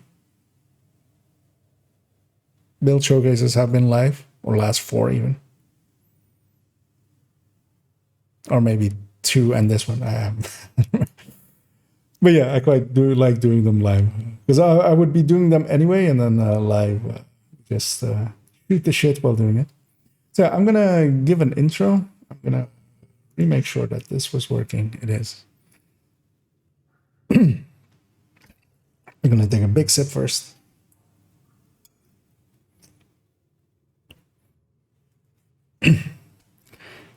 and actually, clear up the raspiness a little bit by talking very loudly.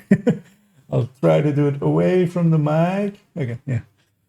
And yeah, my voice has that tendency, but I'm also fine with it. It's my voice. The one I have, I'll have to use it. I can't choose anyone else's. At least, easily. I kind of want to do it like that so that the hive's in frame as well. Can I go lower?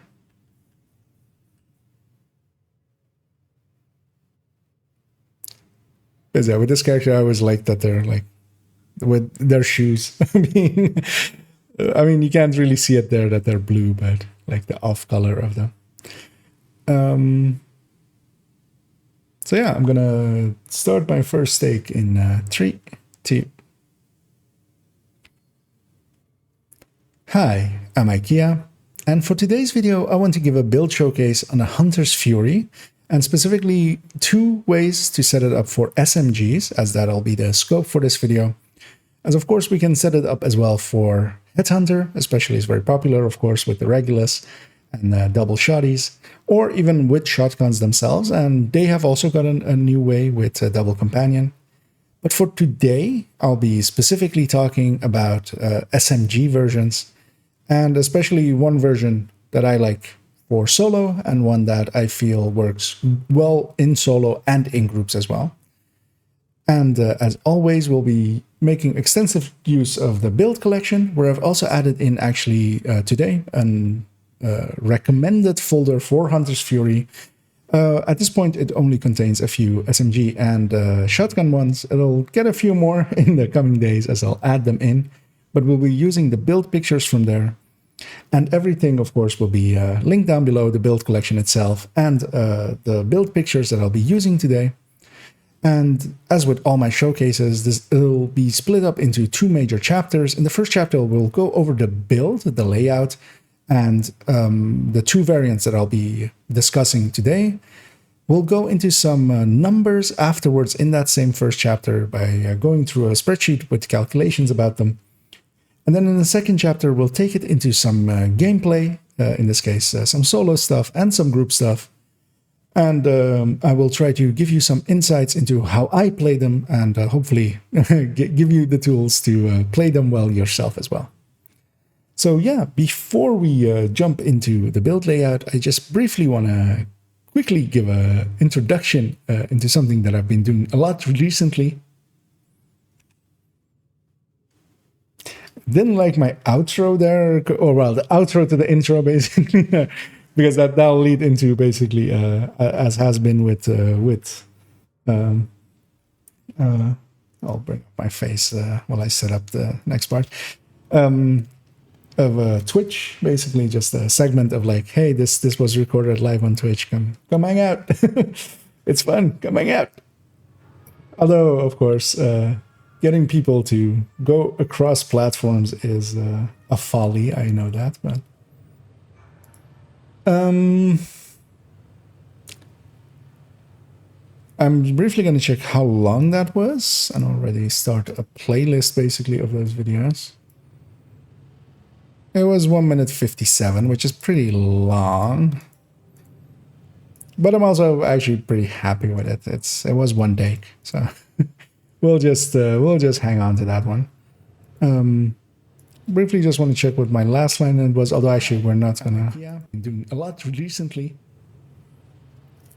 Okay, yeah, because that leads into a segment that I can't record now because I'll use I'll record it over the VOD of this stream, basically. So it'll go into a segment of that, and then usually with that one, I always go out with and now onto the build. So here I'll start with, and this is that build. So yeah, I'm gonna do the layout segment, which is quite a bit longer usually. I'm gonna make sure that my hotkeys all work.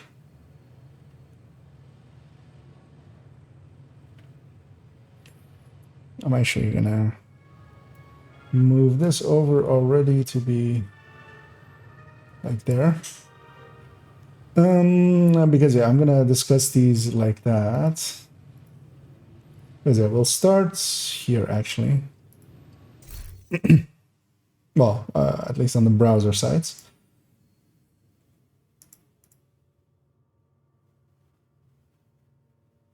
Yes, yeah, I'll go in here and then in here, discuss that one, and then lastly that one.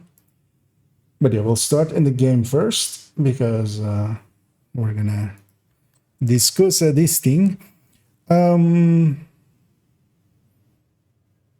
Let's see, I just want to make sure. Well, first off, let's find a better position maybe. I kind of like the lighting back there and stuff. But maybe a little bit more like here. Actually, I need to not be standing on that stuff because then you do the crouchies, which is a very weird looking. Kind of like that a little bit. At least it's like interesting background. And I don't want to spend like I care about that kind of stuff, but also not enough to really do. Like there is more important things to be on about. So yeah, I'm gonna attempt my first take of and maybe even do it in one take, which would be very rare because I usually stumble somewhere and then just restart. But yeah, let me actually make sure my notes are in front of me. Because yeah, I'm going to talk about the gear sets first, the two pieces I've chosen, the brands of them. Then we'll go into skills, then we'll go into weapons and end up in with the specialization. So I should briefly, because yeah, I haven't even thought about specialization, but yeah, I'm only going to talk really about firewall and gunner. And that's going to be enough, I think, because the other stuff just doesn't fit it well enough anyway. I'm considering maybe actually going gunner with the solo stuff. But no, I'll stick to firewall for both. Like firewall is really good. Actually, I do want her shoes on the thing. Actually, that's not bad. That's maybe even better. Like that. With like that haze behind her. Yeah, that's much better. Okay, I'm going to attempt my take in 3, 2, and here's the main build we'll be here's the main build we'll be showcasing. Yeah, no, that's not how that sentence goes. Yeah. Take 2. Oh, well, actually, let me, before I actually start that take, I should be smart and move this file over into a folder where I don't accidentally delete it. So, take 2 in 3, 2. And here's the main SMG build we'll be focusing on today. And this setup is what I would consider the best all-round setup, where we have 4 pieces of Hunter's Fury, and we are specifically avoiding using the Hunter's Fury chest or the Hunter's Fury backpack. Now to start off with Hunter's Fury, at 2-piece, we get some shotgun and SMG damage bonuses. These are basically specific weapon damage bonuses. We'll be making use of the SMG one today, and also usually secondary will be the Scorpio, so we'll be even using that part. On 3-piece, we get 100% health on kill and 20% armor on kill, and that's actually pretty good, especially for solo play or when you're in open world and you get surrounded, you will heal yourself up pretty consistently, and it's quite a good bonus. But then especially, of course, at the 4-piece, we get the main mechanic of Hunter's Fury, which is that enemies within 15 meters receive a debuff. They'll receive a mark above their head, basically. And against those enemies, all of your damage, or all of your weapon damage is amplified by 20%. And that's quite strong, of course. That does mean that you really want to play close range, which is basically what the set is all about anyway to begin with. It is very much a run and gun build where you try to get close to enemies and then kill them, because also your main weapon type, although of course here we're using SMGs, are pretty close range. So yeah, you do want to be within that 15 meters to get that 20% bonus. And the second mechanic of the 4-piece helps with that, in that when you kill a debuffed enemy, so any enemy with that mark above their head, with your weapon, which is specifically that you can't do it with skills or such, they will disorient others within a 10-meter circle, within 5 meters of them, but a 10-meter circle around them, of course. They will get disoriented. And that is quite strong, because you can kill one enemy, the weakest one of that pack, and you will disorient them all, and that will give you some time to continue killing. And you also receive, every time that you do make a kill with on an enemy that has the debuff, you will gain a stacking buff that goes up to 5 times of 5%. And this amplifies weapon damage, is actually one of the few remaining true multiplicative stats in the game, where this is not just 5% additive up to 25 with 5 stacks of it. This is actually, each is a separate multiplier in the same way that Intimidate currently is, or Striker or Heartbreaker used to be. And that means that at 5 stacks, this is around like 27% already. So that is a decent, pretty decent buff, although of course it falls away in 10 seconds. And you could increase that with the chest, but the common consensus is that we avoid the chest because while it does increase that timer, having this stacking buff alongside another multiplier in Obliterate or Intimidate is much, much more preferred. Now, if we move on to the backpack and the chest, which are the 2 pieces where we don't use the Hunter's Fury, I have chosen here to go Grupo and Sokolov, and this is what I would consider the preferred setup if you're not going with what we'll be using in the second setup that I'll show in a build picture and will be the first build that we run around with, which is if you use a Memento, then a Cheska chest is better. Without it, Hunter's Fury is one of the few gear sets where, because we are using SMGs, which have an innate crit chance bonus, and you can stack even more with their mods, it is one of the few sets that is very much not even crit starved, but somewhat of a crit glutton. So you're better off actually avoiding Cheska, stacking a lot of crit chance on the weapon itself, 36 in this case with its stat and 3 crit chance mods, and then going Sokolov and Grupo, or 2-piece Sokolov, because that ends up being the same, because the second piece of Sokolov is crit damage as well, which is the exact same thing as Grupo as well. So yeah, either 2-piece Sokolov or a piece of Grupo and a piece of Sokolov is my preferred way, especially for the Vigilance Obliterate version, which will be the main build that we'll be discussing today. On the backpack, I'm going with Vigilance. We'll be using the shield to keep Vigilance up. As long as you don't directly take damage, Vigilance will stay up. And we'll be using the shield to hide behind. We have a few blue cores to help with that as well.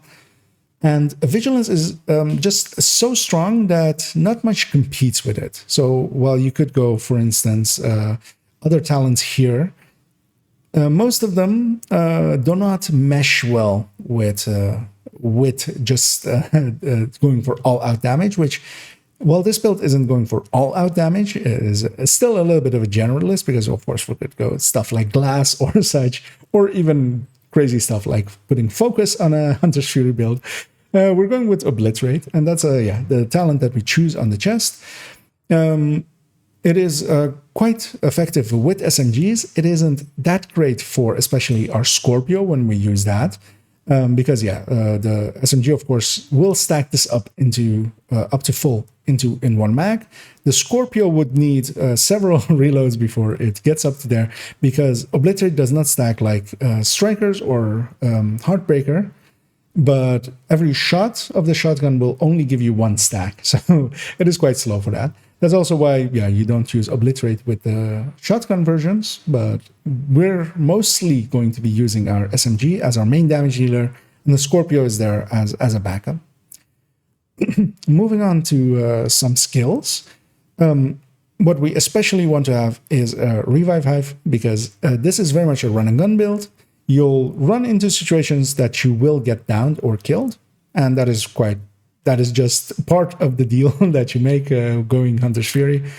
And the Revive Hive will if you're solo, get you back up without the assistance of allies. And even in groups, it unburdens your allies. It lets you get back up without anybody else having to give up their damage. And for the other one, what I really enjoy having is a shield, especially because we want to hide behind it to keep vigilance up. And here as well, of course, I'm going with 2 blue cores to keep that shield going for quite some strength.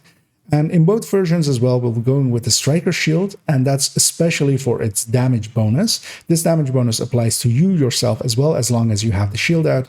And yeah, just having 12% extra damage is not something you can easily say no to. And there's even more synergies as well with Firewall with this build. If we move on to the weapons, of course, it's a SMG Hunter's Fury, so I very much enjoy having an MPX. As you can see here as well. This one's graded to 20, so I must enjoy it well. And the MPX is very much my very preferred one, mostly because it comes with quite high optimal range of 22 meters, where most other weapons are in the 16-meter range. But I also recommend either the MPX or the Banshee. Both of them are quite outliers in the SMG category, the same way that the FAMAS kind of is in its category. We, of course, also have the Vectors, and especially, of course, Dark Winter and just the normal 45 Vectors, or even the 9mm Vectors, which rule the burst in this category, but their main disadvantage is damage per mag. And while solo, you can quite easily make them work and work well, especially Dark Winter, and that's why it's quite popular for there. I find that I would usually rather have a little bit more damage in my mag, but they are still great choices. Other choices that you have as well is Emmeline's Guard for even more perfect preservation and getting even more armor out of it. And the P90 is a decent enough gun to use. Lady Death usually lands in my hands, especially if I'm using Hunter's Fury in leagues, where it also very much shines. For if you're running around on hard, everything dies even faster, and you will always have that run speed buff up.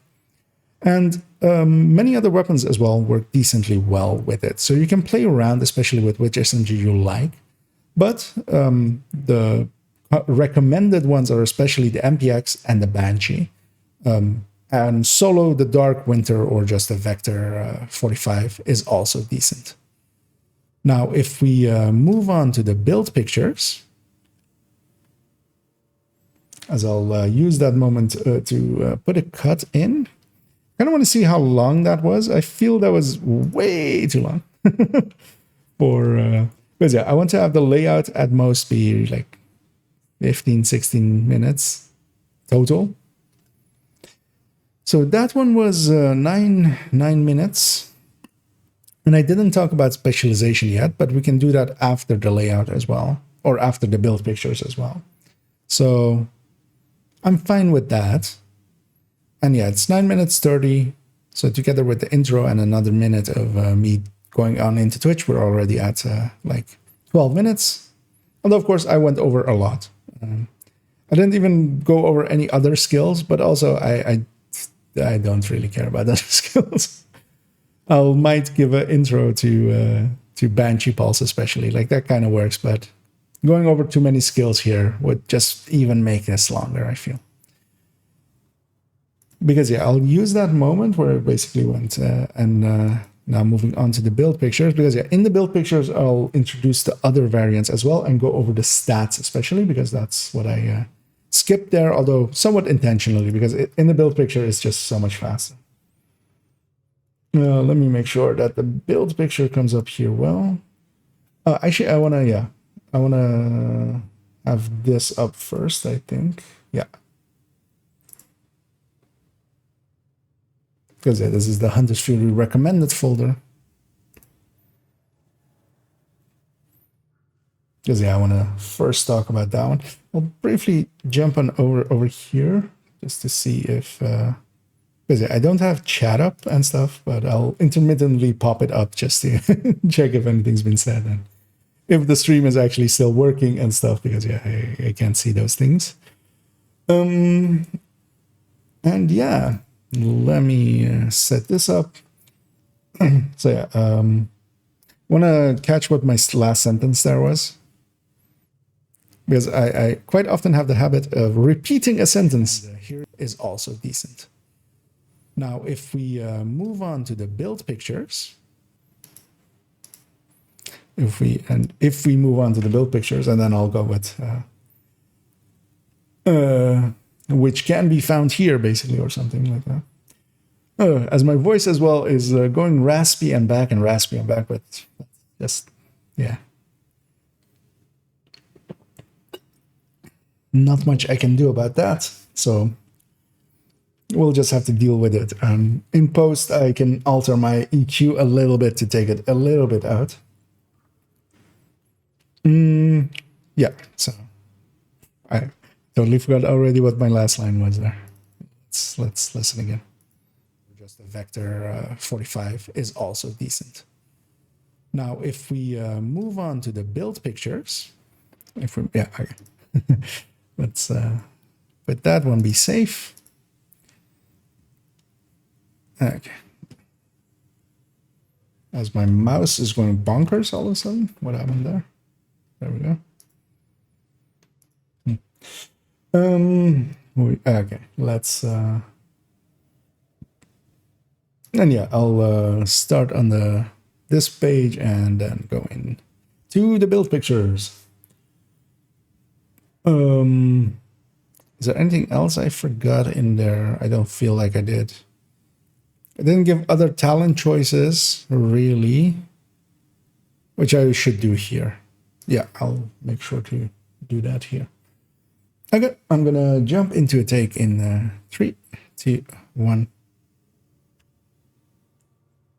Which can now be found as well in this Hunter's Fury recommended folder, which at the current time of filming is a little bit barren with only 4 builds. Although we'll be just basically discussing 2 of them, and I'll be showing a 3rd one just to give you some ideas as well. But I'll be filling it up more and more through the coming days. If we move on to the build as we had it there, and I briefly start discussing it and make it a little bit larger, we can see that on it, I have chosen to go for the cores. It's 4 red cores and then 2 blue cores. And I very much like having those 2 blue cores for that shield. We'll be using the shield extensively. It is our main mechanic of keeping vigilance up. And to do that, it needs to have a little bit of strength. Although likely for the last part of gameplay with this build showcase, where I take it into missions, I might actually forego these 2 blue cores, make it all red, mostly to show that Hunter's Fury can kind of compete damage-wise. It is quite strong. Now, if we then look at the other stats, everything that is here has crit damage on it, and the pieces that have multiple options, or well, have a crit damage already as a stat, have a crit chance next to them. So with that and the SMG together, we do land on a very respectable high crit chance but we're not hitting the crit cap. Here we're hitting 58 with this one specifically. And that's quite fine, because if we were to try to gain even more, there's no great layout of gaining more without actually giving up some damage. Because yeah, if we were to add a mod, we would be wasting 4 of it. If we were to try to incorporate Seska here, we wouldn't really have any options to gain crit damage to replace it with, except doing it with a weapon, and that's not efficient. So that makes Hunter's Fury one of the few places where Cheska doesn't show up right away. But actually, in the second part of this, I briefly want to touch on as well that we have that damage buff from the shield. That one is very important, and it's important to put in the mods for it, especially as well. And there are other options, especially for the talents. I am especially going for Vigilance and Obliterate. That's going to be the core of here, especially Obliterate on both builds that I'll be showing today. But Intimidate, especially with either a Bloodsucker backpack or Memento, actually still works quite well. And of course, you could even go Wicked on the backpack, even without... I'll be showing a Ridgeway version in a second. as one of the options. But even without Ridgeway, just that disorient will trigger Wicked, and that's also actually a decent option for here. Or, of course, if you go Scorpio and Scorpio once, and then you will get Wicked, and then you can run with that. So there are some options here, and you should consider them. I'll be running them with Obliterate on both sets, because I feel Obliterate does work well with SMGs. Now, if I show the other one that will be running actually in gameplay first, you can see it's a Memento. And here, suddenly, there is a Cheska chest. As we're kept the same weapons, the blue cores have been removed here and have become red cores, because what I really care about is, as I said again, that shield. And with the Memento in there, we are already at a 2-tier shield already again, just from the Memento. So I'm swapping back these 2 reds, because I'm fine enough with a 2-tier shield.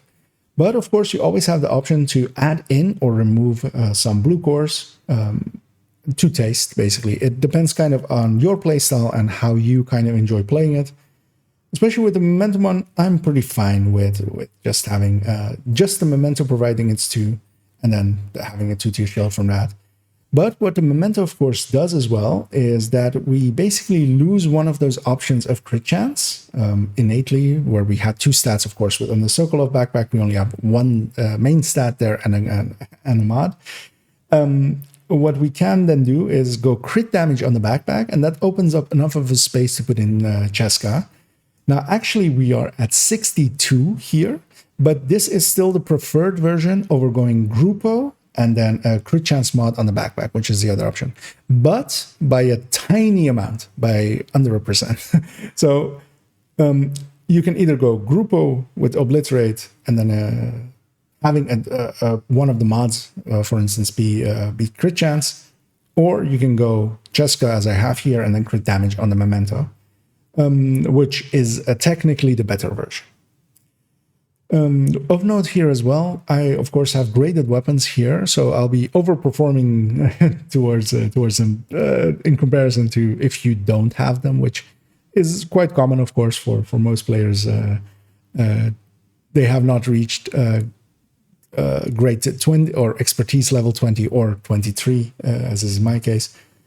For the solo section, I'll be using a weapon that isn't graded, just to show that. And then for the group section, later on in the build showcase, I will be using a graded weapon, just to show how powerful it can be at its peak.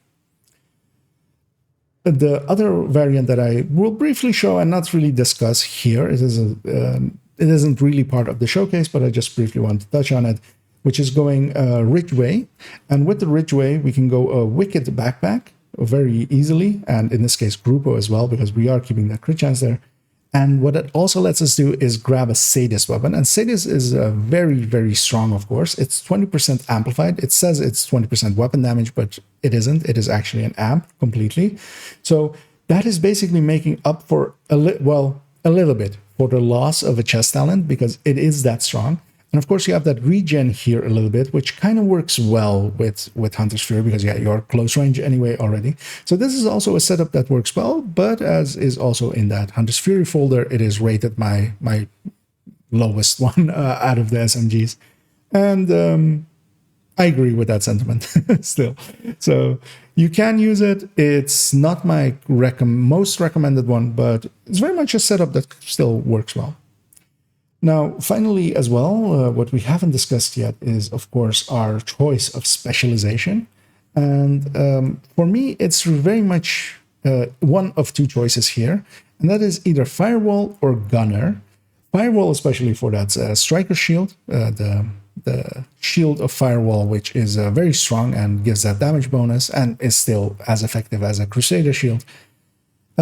Also, close range, you provide a group buff to your allies that they deal increased damage to enemies within 10 meters of you, so that's quite strong as well. And mechanically as well, that gives you the group rounds or the group specialization ammo drops happen a lot more often with Firewall in there. And it synergizes quite well as well. As also, when you armor break, you will set the nearest enemy on fire, which is usually the thing that just armor broke you, and gives you a respite to fight back and get into cover and fight back. Gunner then is, of course, works really well with all gun builds basically, and in this case especially, it's armor on kill, adding another 10% onto the Hunter's Fury, 20%, is actually a noticeable increase. You basically go from needing 4 enemies to fully fill back up, and 3 enemies with Gunner on there as well. You only need 3 enemies to reach 90%. So it does cut down a little bit on that, and it's quite strong as well, of course, with its on-kill RPM increase. You won't really be using its weapon handling buff for standing still, because usually you don't stand still much with Hunter's Fury. The other specializations can be used, but they don't really synergize really well with it. You could use a Demolitionist and just provide a group buff and use the Grenade to deal with groups, but you already have the Disorient to deal with groups. The Flame Rounds or the Flame Grenades from Survivalists are decent, but you don't really need them here. Again, you have the Disorient. Technician can provide you another skill tier, which can be nice, and can maybe let you go a flatline weapon, making it an option, but I don't think it really compares with, especially because you also be using effectively that Striker Shield. And yeah, Sharpshooter is very much, of course, the stability buff is a little bit nice, the flashbang is maybe nice, but it doesn't synergize well. So yeah, for me, I'll be using Firewall for both sections today. And the Gunner is a viable choice, so it is up to you to consider those. So yeah, let's go and I will introduce actually the Mento variant, and we'll take it into some solo gameplay. I feel that was like way too long.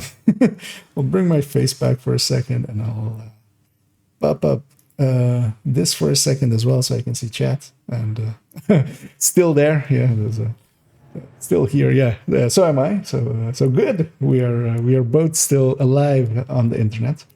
I'm going to check how long that was. I feel that was way too long, so I may want to redo it. If it's anything over, this is 9 minutes, but I don't feel Now, finally, as well, what we haven't discussed yet, I don't feel I want to have the last variant, and we'll take it into some solo gameplay. Oh, I did that outro wrong as well, actually. Because yeah, we're not going into some gameplay yet. We're going into calculations.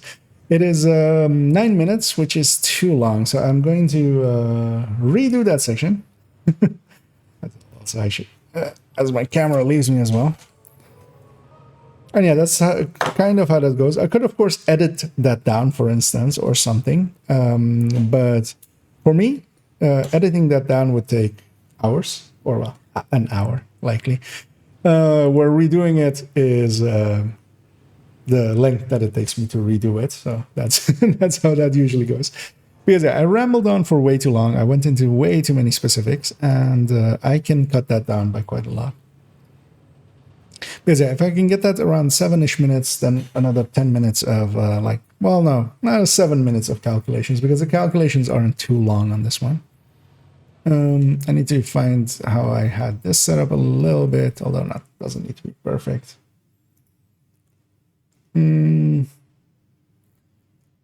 We'll go back to starting positions. Have this at the ready. Over here.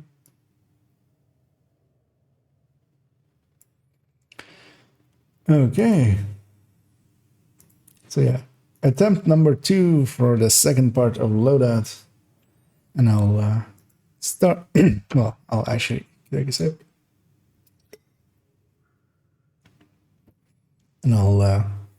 And I'll start recording in 3, 2, 1. And before we go into the build pictures, here are actually several builds that I've added into Hunter's Fury recommended folder, which is now live on the build collection. It is still a little bit sparse with only 4 builds in it. I'll be adding quite a few in there already in the coming days. But of course, especially the two SMG ones that we'll be using today are in there already, together with a shotgun one and one that I'll be showing here as well, which is a different variant of going SMG with Ridgeway.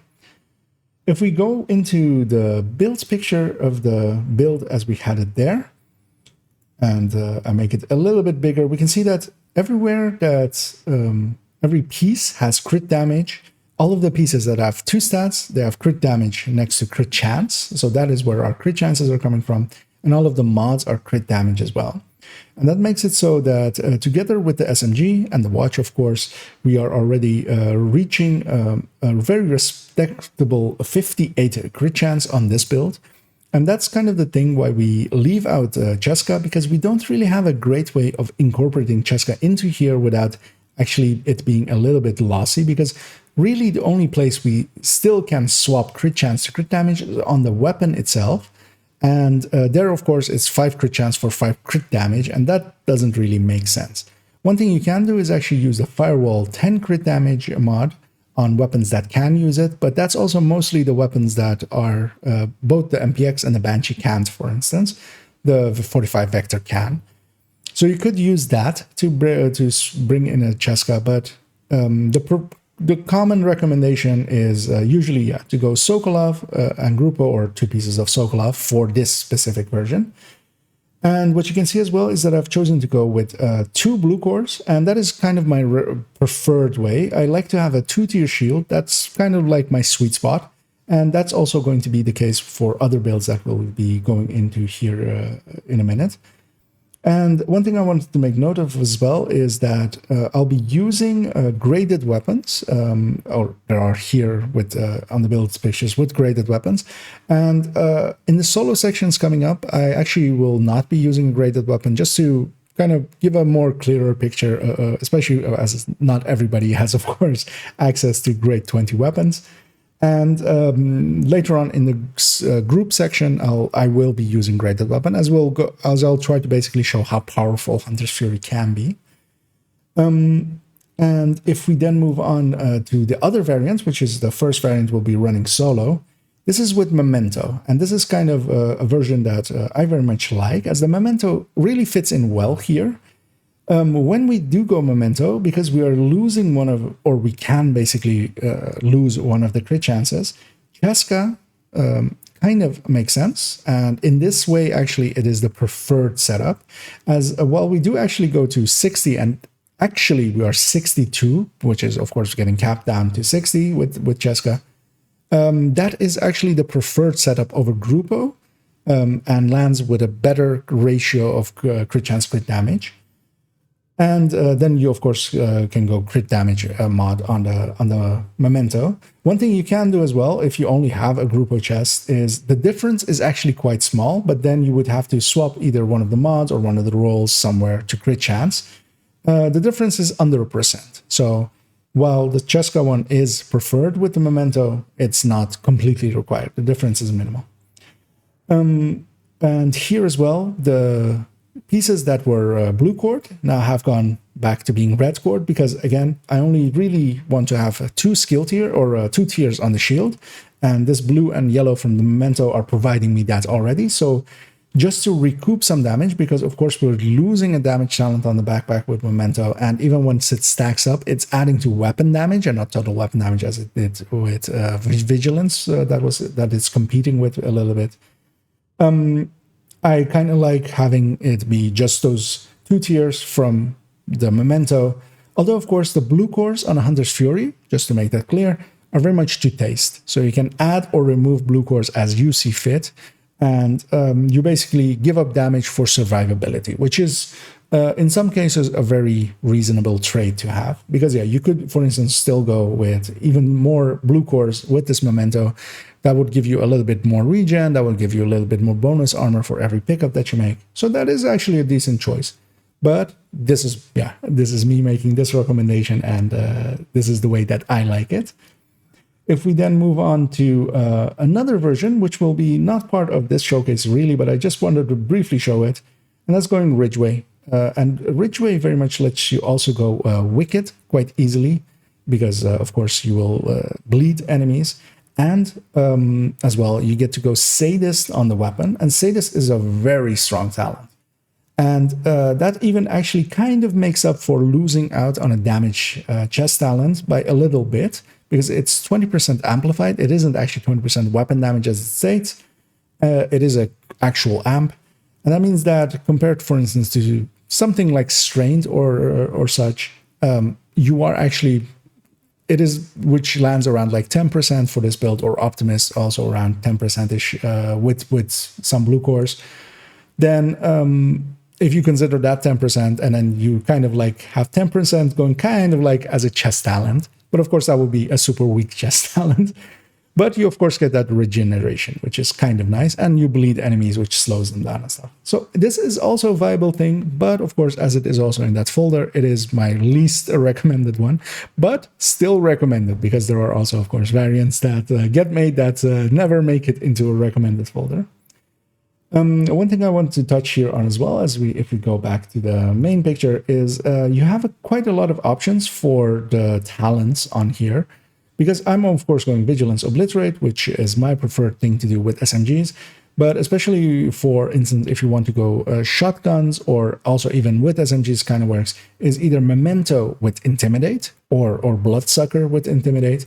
But even on the backpack as well, if you aren't as efficient with the shield, for instance, one thing you can do is actually use Wicked, even on just the Obliterate one with that Ridgeway, because that disorient, that group disorient will trigger it, or you could even trigger it with the Scorpio, just shooting once with the Scorpio, and then you have it for several seconds, and then you will keep refreshing it while you're disorienting enemies while you're killing them. One last thing as well, of course, that we didn't discuss yet is specializations. And if I jump us back into game, really the only two specializations that in my mind really make sense with this, especially the Firewall makes sense with this, and Gunner can kind of make sense with this. I'll be using Firewall for all the builds in today's showcase. It has, of course, that group buff, or that group increased damage to enemies that are within 10 meters of you, which is really great.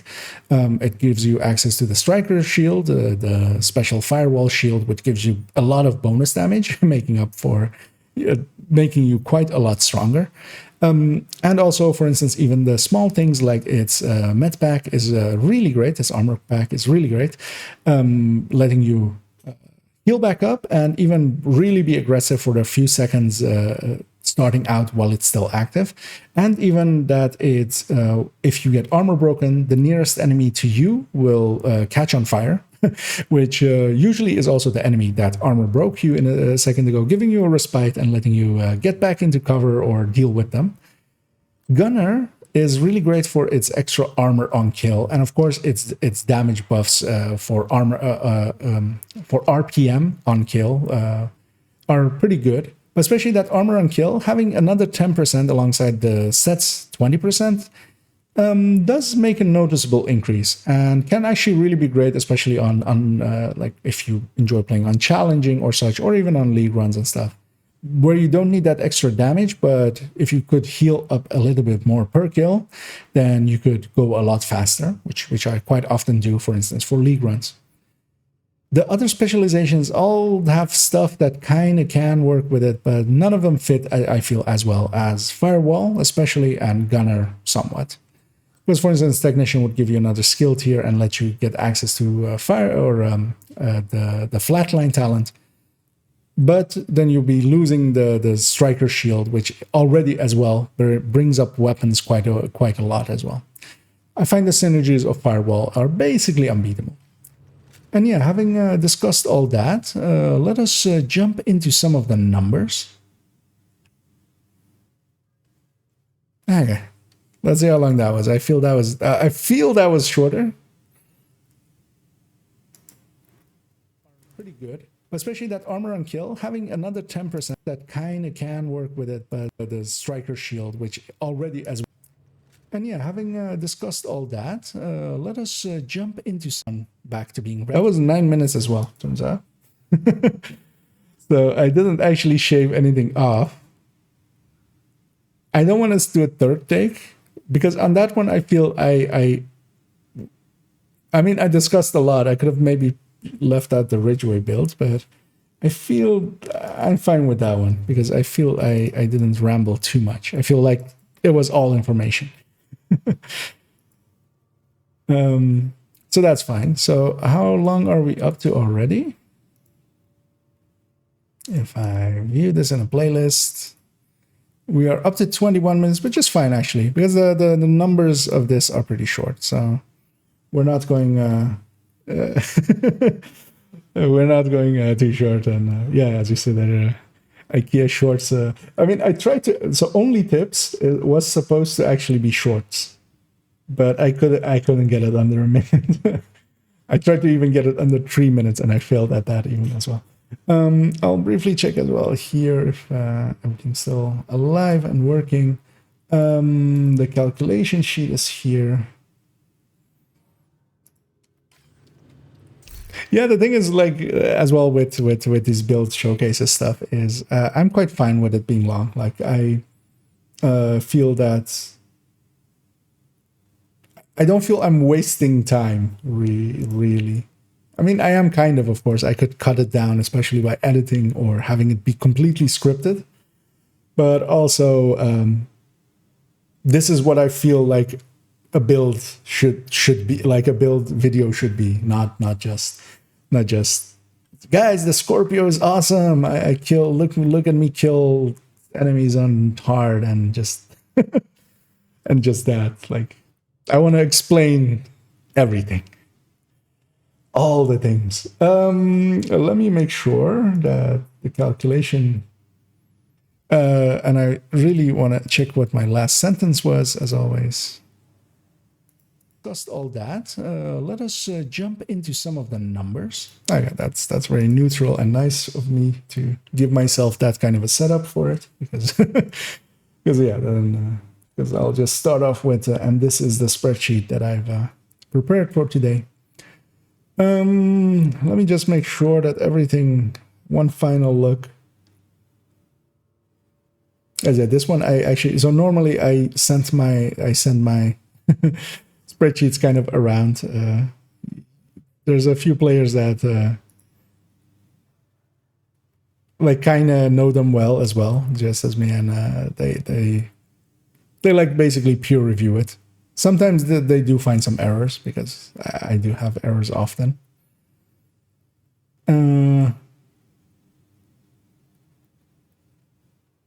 But I'm pretty confident in this one because it's so simple. One thing I just need to have is actually, I have this one off the thing, but I should actually bring it here and put it here at the ready, which is the calculation of the hunter buff. Just because that one's super annoying to type out quickly. Actually, I should put it one to the left. Should put it here, just so I can copy it over if I need to. But yeah, numbers-wise, like Hunter's Fury is really, really powerful. Of course, like comparing to a Glass Red that can like sit back and and enjoy some tea while it kills. And of course, it's from the first shot. Like, you really actually need to compare it to this obliterate, really. Or, well, you need to kind of complete. Actually, that's a good point, actually. Should maybe have. Because, yeah, I can just alter this one, right?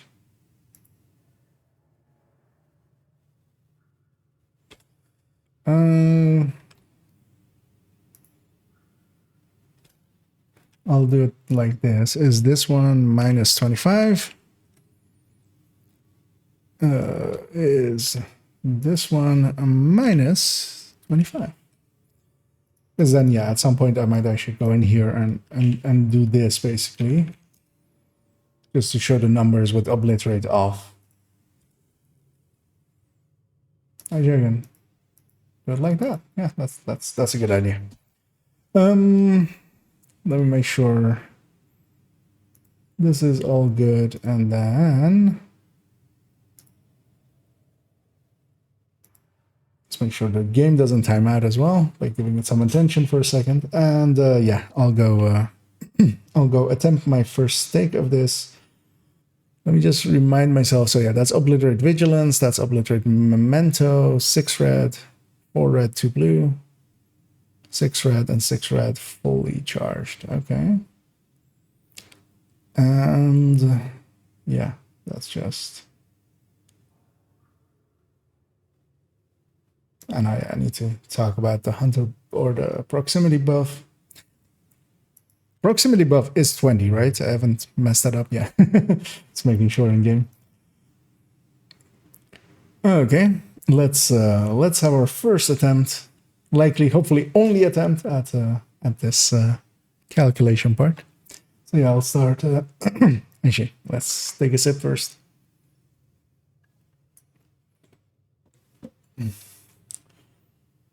And I'm gonna start recording in 3, 2. And here's the calculation sheet that I've prepared for today. And of course, this with all of the build pictures and such as well will be linked down below.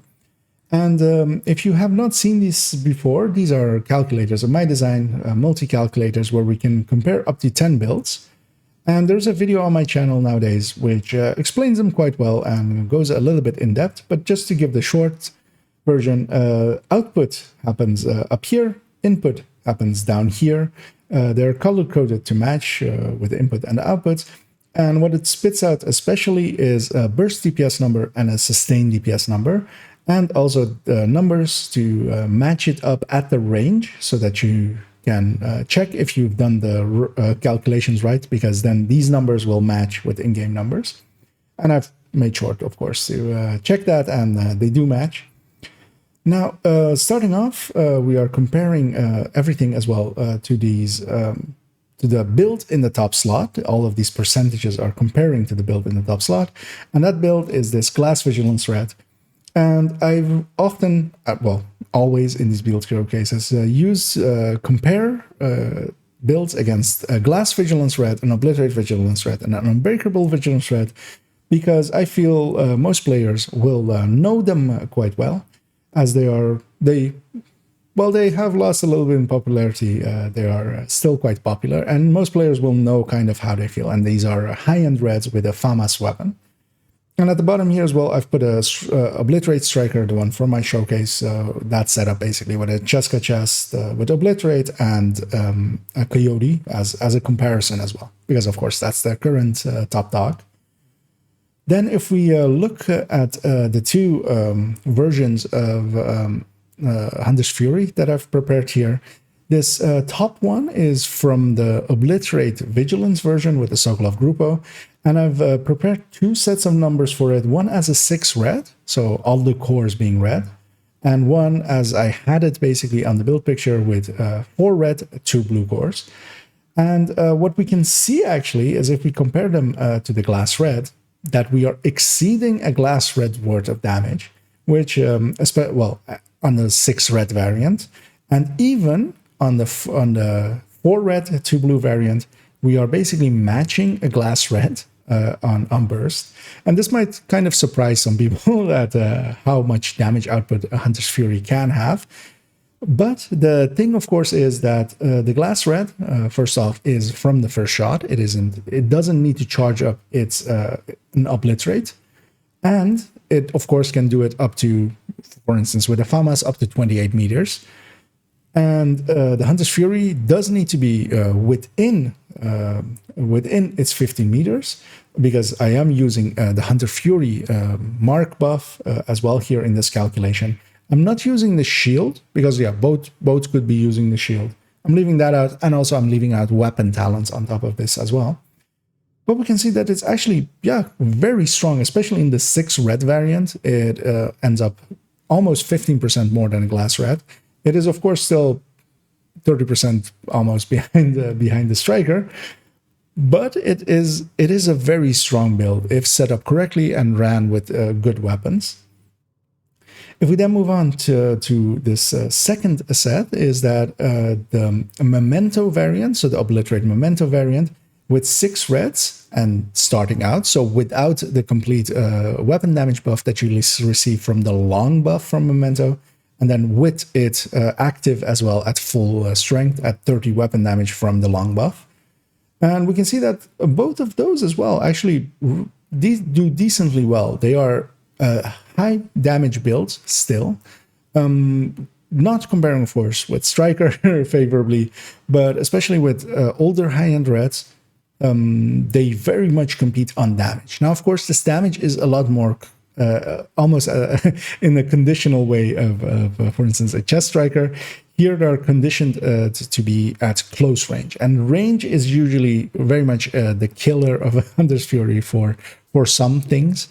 For instance, raids and such, where there are positions and places where Hunter's Fury can do well enough, but it can't. It is basically just those moments, and it can't be basically your general build, for instance, for a raid. But damage-wise, we can see that, yeah, it very much competes. Even with that Memento variant, where we're giving up the backpack talent, once the Memento is charged up, we're doing basically glass level or glass high-end red with the FAMAS levels of damage. But of course, we need to be close. One thing I want to make note here as well is I'm not using in these calculations the buff that stacks up to 5 times. And what we can see here as well is that it's actually quite a lot. It is 27.63%, because it isn't just 5 stacks of just 5 additive. It is multiplicative to itself. So it's basically each of those is a separate multiplier on its own already in the calculation. And while it only, of course, lasts 10 seconds, it can be really, really strong.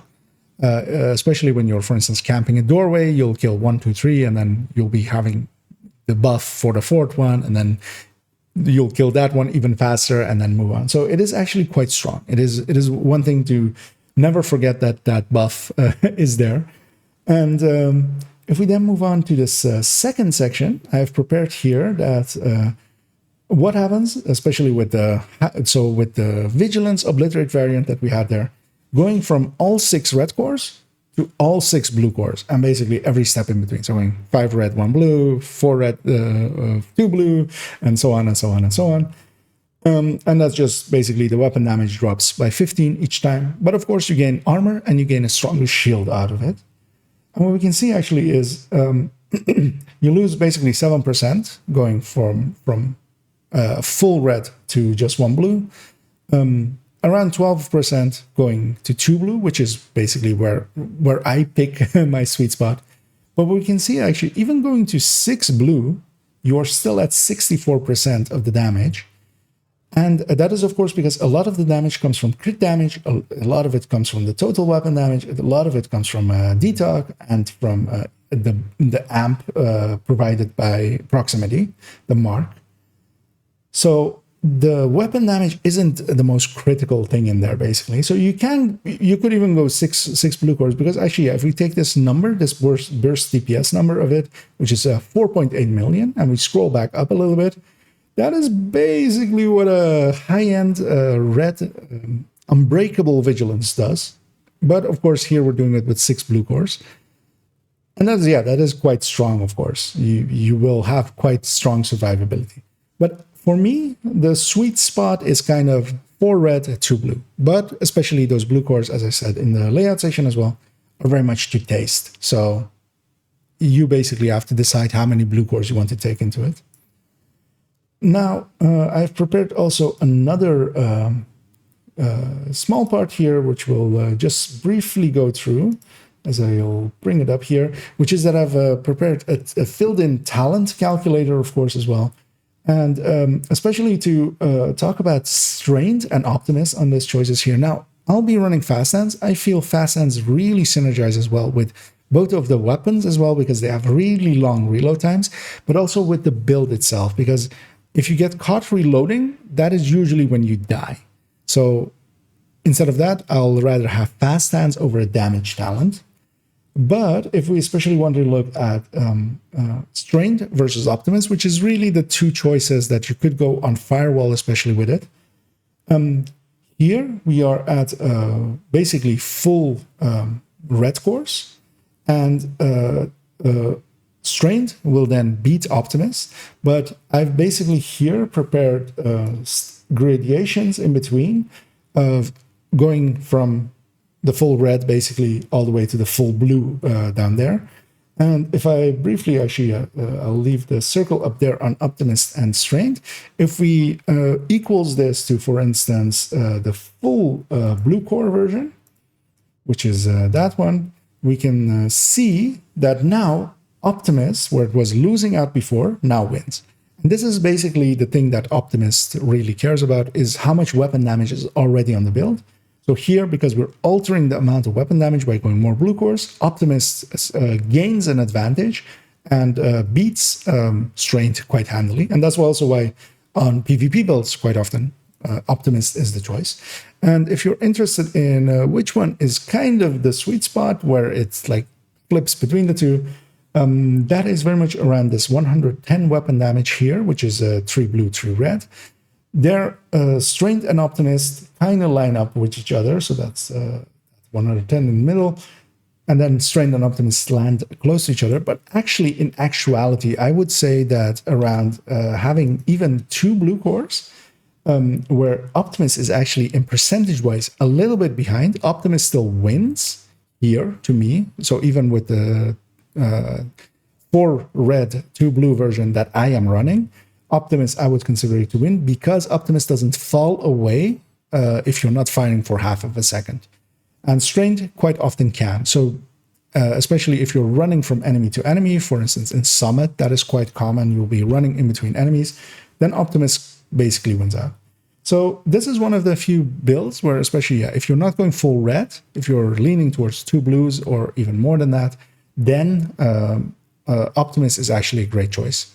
One thing I will note here is that the Memento, of course, is providing weapon damage, and then Strained actually wins out, because actually the Memento variant ends up at much higher weapon damage than the Vigilance Obliterate variant.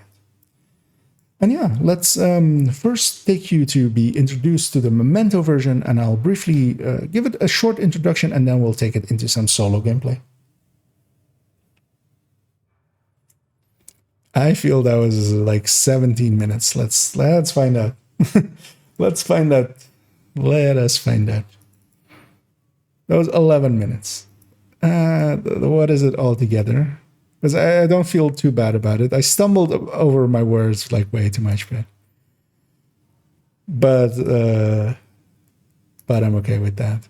Because yeah, we did. I actually forgot that we also had like the talent one to go through. Like I was, it's just the easy ones, and it's just the 2 simple ones, and we'll just discuss that briefly. Yeah, what is it all together?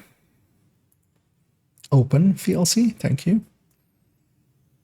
It's 32 minutes, which is longer than I expected for the Hunter's Fury, but yeah, I went into talents and stuff. Well, that's fine. We gave useful information. Yeah, I'm gonna take us out of DUA. Because yeah, I'll just do the introduction of the build where I usually do it, which is basically overlooking the White House. That has become a thing. I'll briefly check over here as well if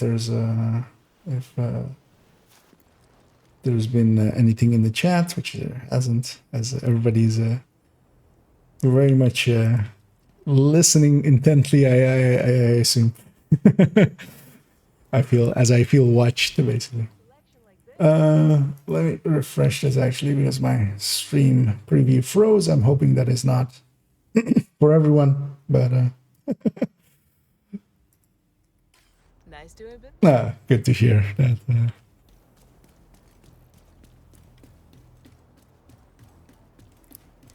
That's actually a weird sentence. Good to hear that you guys are listening.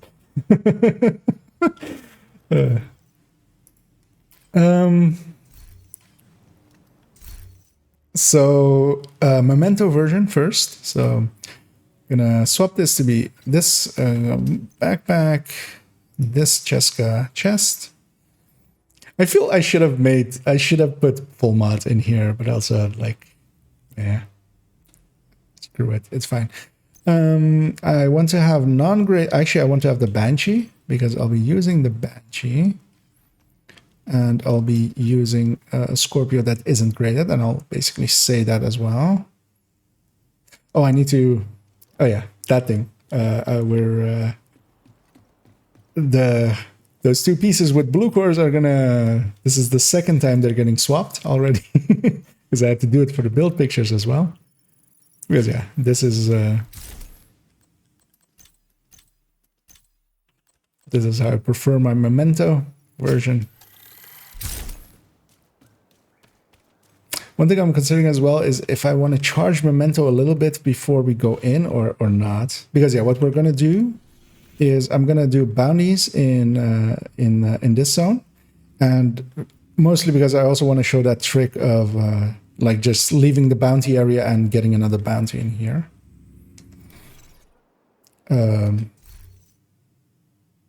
Might as well do those together. So yeah, ungraded weapons. These are 2 blue cores.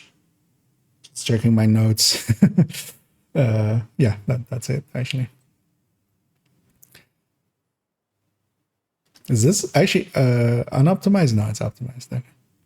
I was about to say this one isn't optimized even. This is a beautiful piece. I very much I have cuddled this one to sleep many times. This MPX completely unoptimized, just a recalibration of the talent.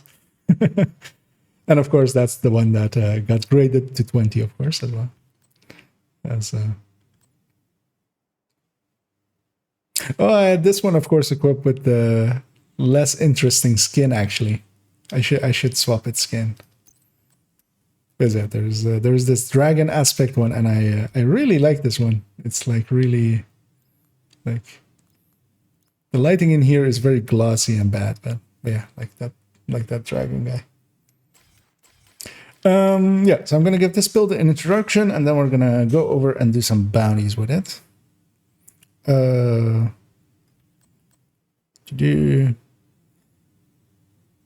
Because yeah, I've said everything about it already, like in the build picture, and so just gonna basically say that I'm gonna use a Banshee for this one, and then actually I'll use a Banshee for the first fight, and then I'll use a. The thing is, I don't want to promote the Dark Winter too much. Like, I don't hate the thing, but the thing is way too popular for what it actually is. So I'll likely grab the the Fast Dance Vector for the second run. Because yeah, we'll be doing 2 bounties. That'll be what the solo part of this will be. And then I'll make it an all red version with Vigilance, Obliterate, and then we'll take that into some missions and hopefully not be completely destroyed by weekend matchmaking. Yeah, there's a cool. I don't remember actually if that's a bot skin or if that's a season skin. That one. I know the other one is a season skin. The one that was on it before it.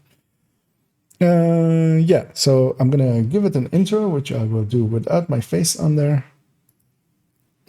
as I'll start recording. Before I do that, let me put that other file away into the folder so I don't have the option of deleting it by accident. There we go.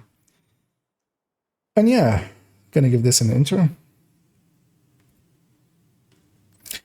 I need to know what the last sentence was, because the Memento version, and I'll briefly give it a short introduction, and then we'll take it into some solo gameplay. Okay, so yeah, so and this is that Memento version. Everything looks good. Yeah. So I'll start recording in 3, 2, 1.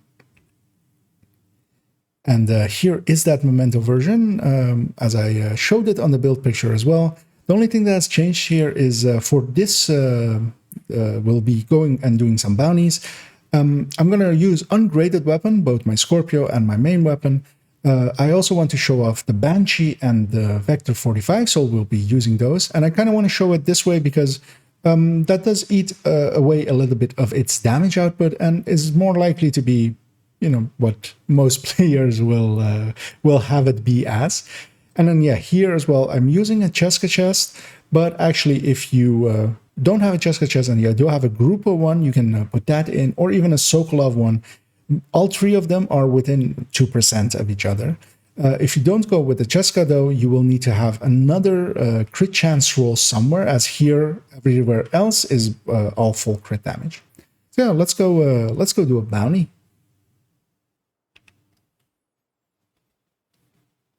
I feel that was nice and short, but let me just check that it's not 4 minutes or something. It's 1 minute. That's fine.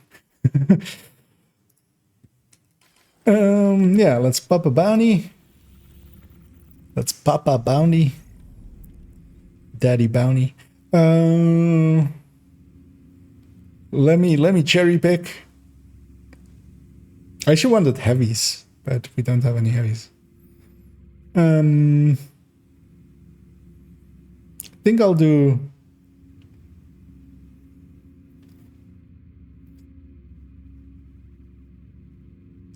Yeah, that's snipers as well. Those guys will be easy, but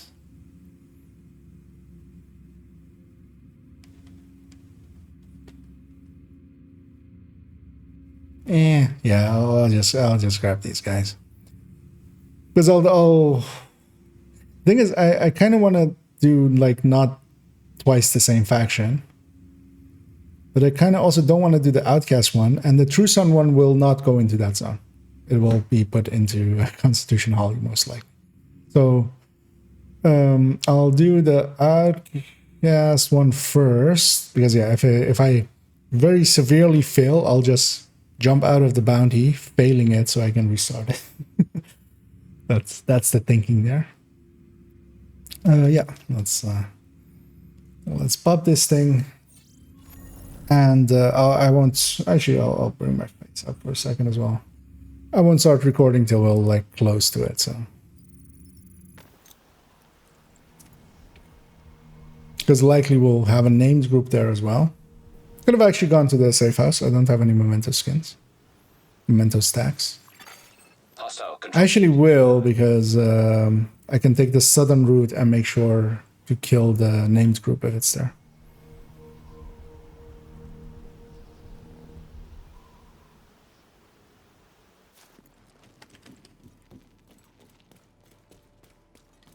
The southern route.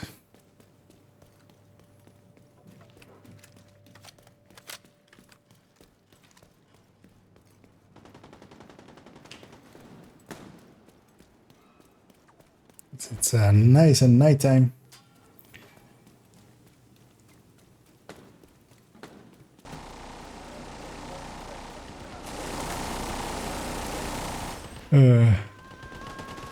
Whole war zones happening here. Don't mind me, just coming through. On my way to record something. See ya. Bye.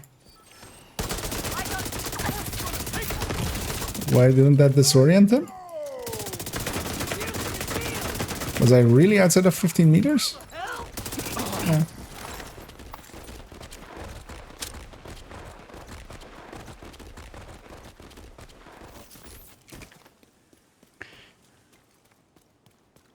Yeah.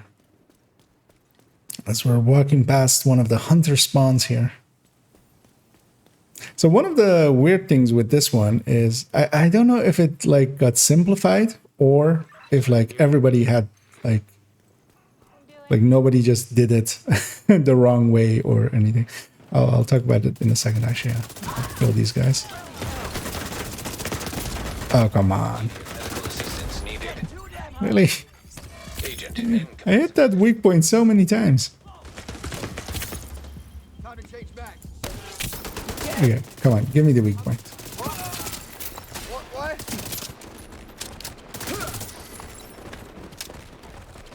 We have an entire war zone here. Which likely means, yeah, named group, yeah, most likely.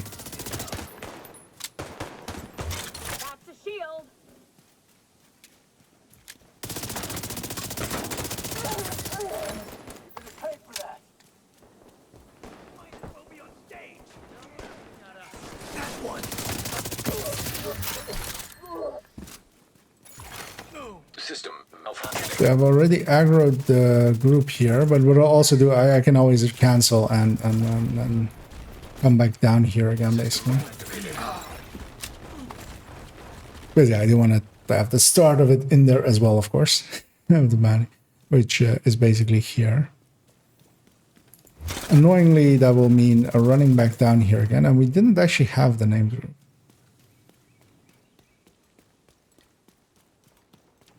Because yeah, I'll just out-distance it. Or I can actually engage them already according to the game. Yeah, we'll have to run back down here again, which is annoying.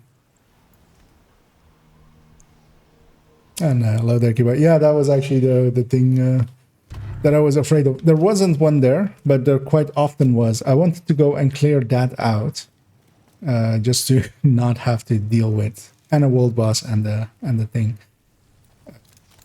Here always, like, I always start holding W here just to jump up, but always doesn't. It never works out in my favor.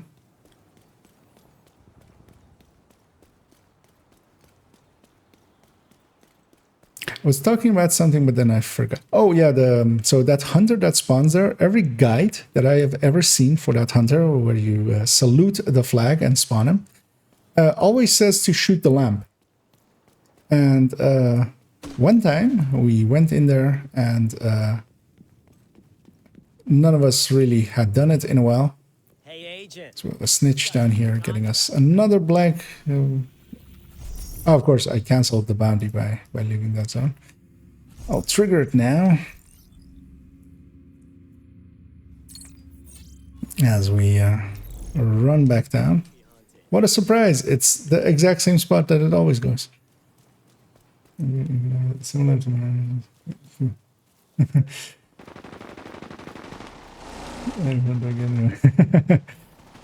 Well, in my case, it wasn't taken. It was by choice, just as a, of course, the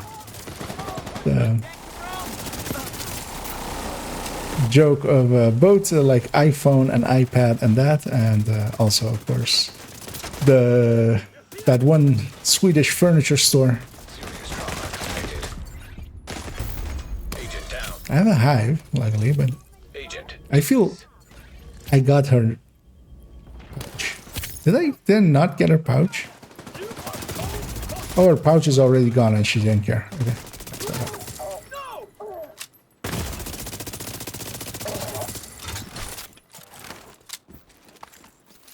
Downside there is that I, of course, lost my memento stacks because I died. I'm okay going in without a hive, but kill the jammer along the way. What should now be a... Yeah, now there's a named group. God damn it, game. Why? System disrupted. But yeah, I think I'll take away my face and actually just run in with this and just... System back online. as I will start recording in 3, 2, 1. And here I'm heading into a war zone where we have a named group and we have our bounty. Both of them have been fighting each other for a little bit already. And, I'm gonna go join this fight. I've already lost my hive coming into here because, of course, I have, as I ran into someone who did not want to die very easily. And this named will likely kill me. Never mind. How did she get behind me that fast? I didn't even notice. I was talking about the intro and just... But that's fine. That at least despawns the names group. And let's just go in easily. Much more easily. Because also I shouldn't have engaged from there. I should have just gone around. And there's a lot more cover where I wasn't. Oh, we didn't actually get the... We weren't close enough to the bounty. We didn't get the failure. High threat enemy patrol detected.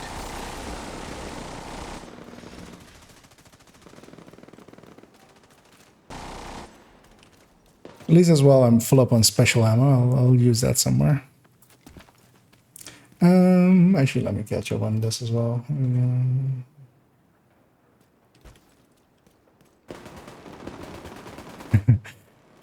I should have handled it better. But sometimes that's hindsight. Because I basically went into a big area where there was only cover in between, like in the front of me, and then I got surrounded without noticing, which is quite the feat for me usually. but it also makes sense. I was more like considering what I wanted to say than actually, you know, doing the thing that needed to be done. No, the boundary is still active. So we had not reached the boundary of it yet. Because yeah, now there should not be nothing here. I will go kill the jammer just in case.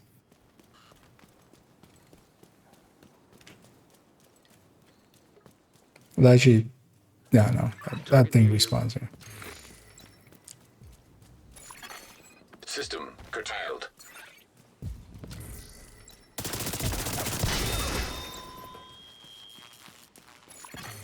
System restored.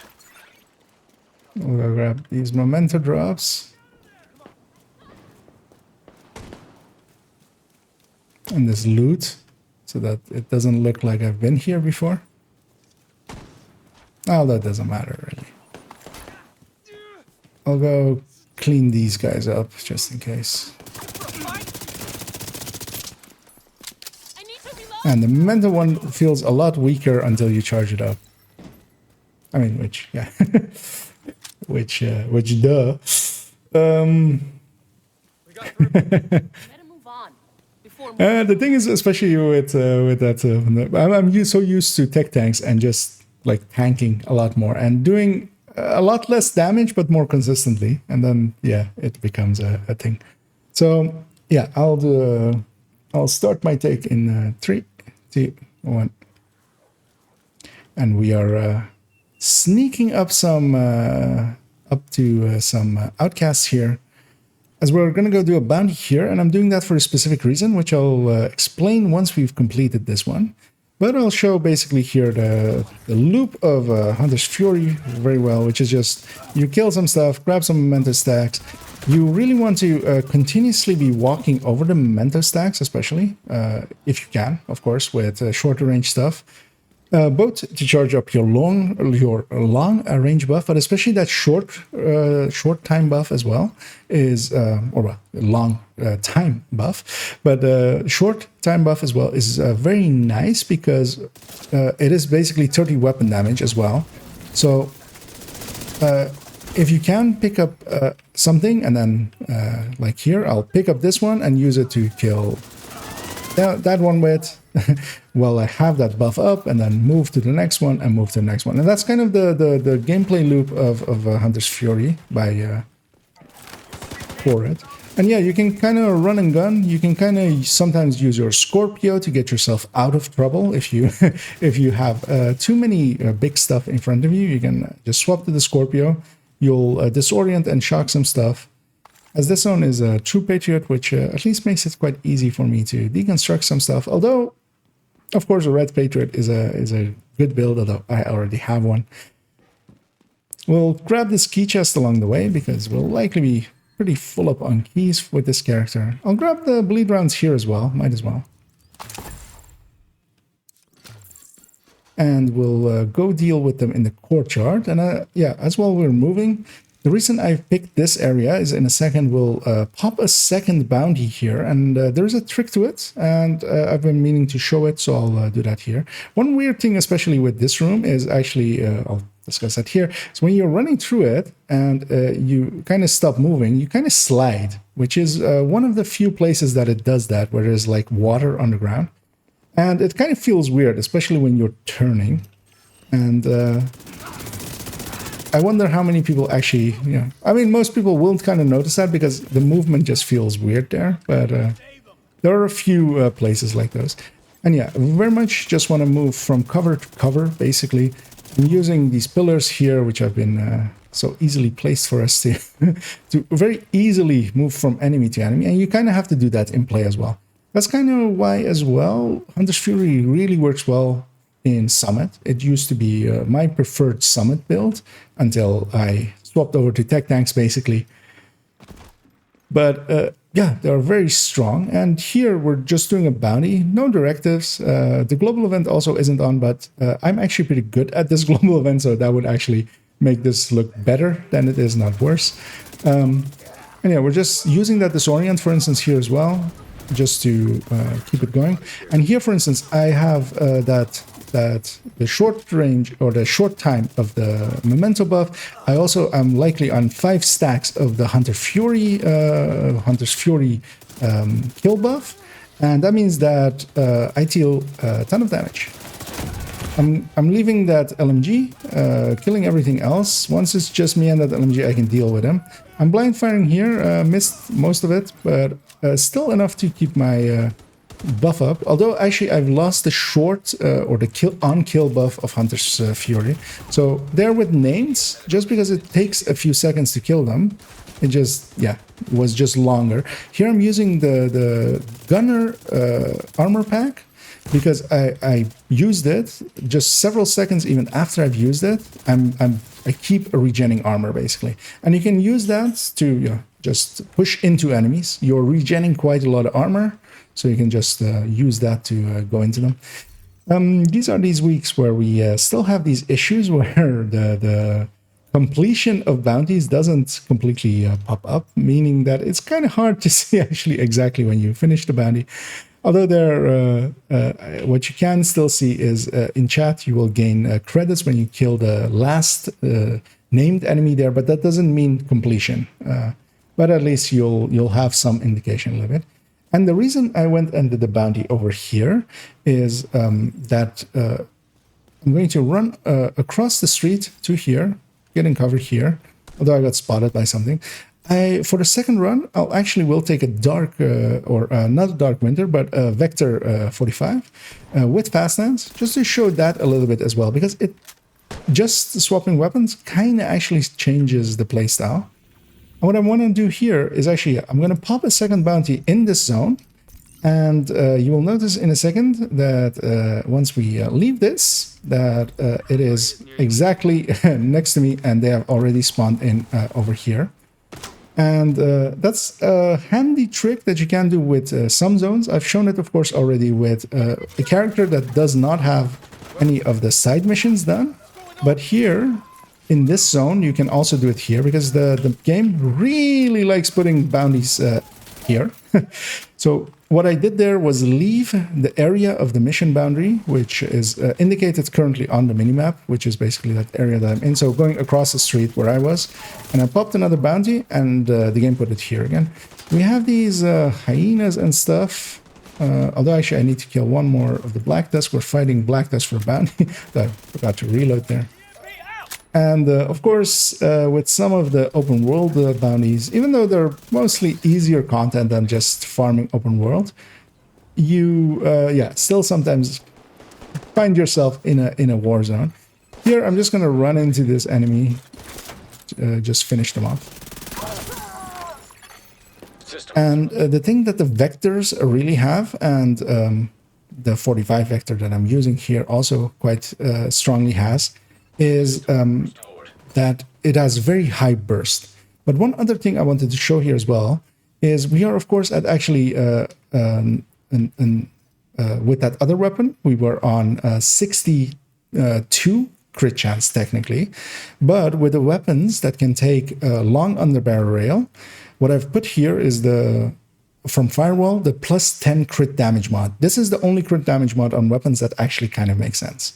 So here I'm using that to drop myself down to 57, but actually this 57 and 151, if all my mods were full as well, this is actually also the preferred way of going with Cheska as well. And if you were in groups as well, leaving a little bit of a hole for a Coyote to fill up, which can be quite useful. But this way, with that 10 crit damage mod, is actually the preferred way. Because otherwise you're wasting 2 crit chance, which is not the worst. I mean, it's still better than the Grupo setup, really, just in full output. And here as well, once the memento is kind of charged up, one thing that you also get from the memento is the skill efficiency. And skill efficiency is actually pretty strong. You will notice that my shield is actually quite strong here. I might go down here as I took quite a few hits, but actually I didn't. My health gate saved me as I got hit quite strongly.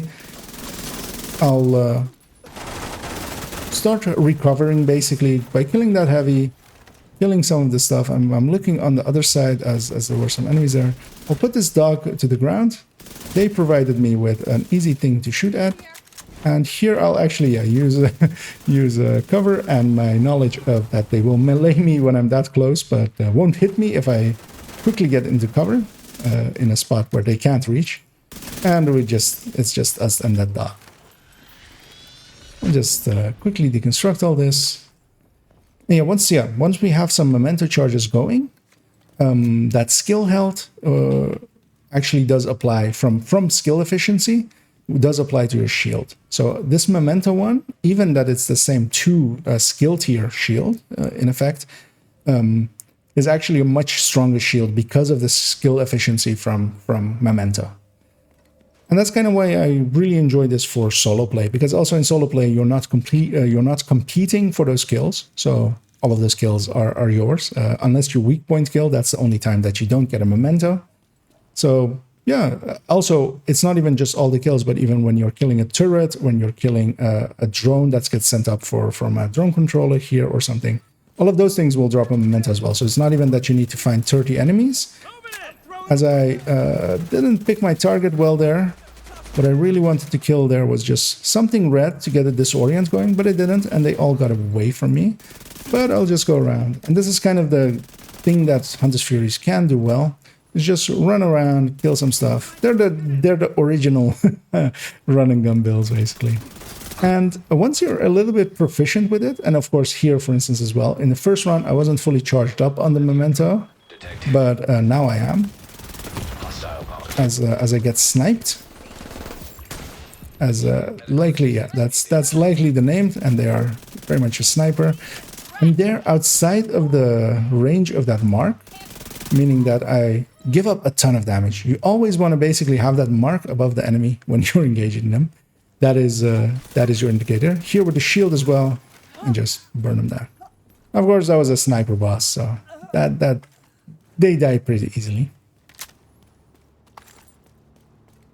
But yeah, as I'm showing here, it's very much a running gunning build. If you enjoy that playstyle, this is the way to go, I feel.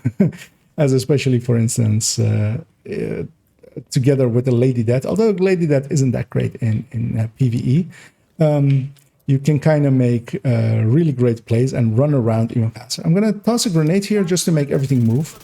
They'll likely move first before actually engaging me. I'll kill the named here, because yeah, she's a sniper. She had special ammo as well. She scares me. I'll blind fire this guy. I'll blind fire this mini tank. I'll wait for it to just explode, and then that does count as a kill as well. So it's it disoriented its owner just because he was within range to be disoriented. So you can kind of use that kind of tactics, and you always basically have to be aware if you can kill something to disorient with. So yeah, there we did 2 bounties pretty quickly. Of course, solo on heroic, no directives. If you're really farming this kind of stuff, you should be doing it with many directives. But Hunter's Fury can deal well enough with most of them, as especially as well with Fog of War on. That mark is actually really handy for spotting enemies, and one of the things I really like for it from in Summit. So yeah, in a second we'll move on to a full red version of the Obliterate Vigilance version that I'll just take into some match-made mission, which isn't really the home of Hunter's Fury, but I just want to show you kind of what it can do. Okay, that wasn't too bad, I feel. I forgot to reload like 7 times in there. Like there's 3 points where I'm shooting at the enemy with an empty mag, and just reloading is the first thing that happens. but yeah, I'm not godlike, so it's fine. I'm gonna take us over to the White House, and we need just one more gameplay segment and an outro. The gameplay segment is going to be, I'm just going to random matchmake mission. I will kind of be selective of what missions we go into. I don't want something like Roosevelt or White Oak, or stuff like that. Really wrong range mission. Long range missions. Thanks for the business. But if we can't find something useful, we'll do that. I need to make it back to this backpack, this chest. We're going back to the MPX with 20 grading.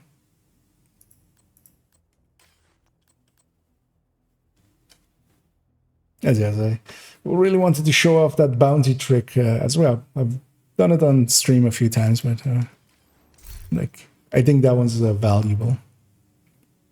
Although I don't think I did it really well. I think I went into a ramble when but I showed it. So,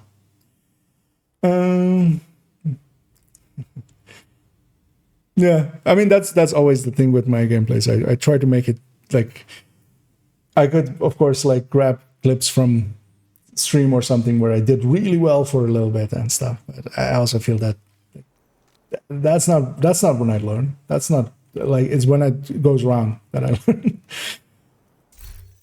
Let me get you up. You didn't die, which I'm. Yeah, I should have died once. I didn't even use a hive, right? Like, because I likely in this mission I will go down and I will kind of go like, yeah, that's important to do, especially with Hunter's Fury. Like, just die more pro instead of die more noob, die more pro. Yeah, MPX is very much. Well, I like the MPX and I like the Banshee both, but the MPX, yeah. Because I don't think I've graded to 20 Banshee yet, and that should say. No, I do have one at the ready to be graded up. But, it'll come one day. Next one up is Mantis anyway. But well, actually, next one up is re-rolling Elmo because I need one more Elmo, which hopefully will not cost me all 61 of these. Yeah. So I'm set up. Let me make sure that I'm set up correctly. I want to have this also be graded 20 because if we're going all in, let's go all in. I'm surprised I still haven't graded up the Revive Hive at least to 10. Like I feel that's something that I would do. And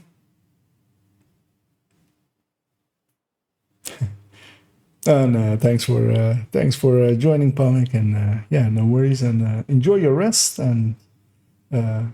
Maybe even enjoy the work tomorrow and see you maybe once again tomorrow or the day after or day after or day after. Bloodsucker I briefly mentioned it. Bloodsucker Intimidate, just to have said it. The showcase is basically Vigilance Obliterate as the core of it. Because I also really feel that actually Intimidates with Memento kind of, for me, works better than with Bloodsucker. And both of them I feel actually work better with shotguns. Like Obliterate works really well with SMGs anyway, because you have a bunch of high RPM ones that are really great. Because yeah, that fall off of Intimidate is just sometimes hurtful.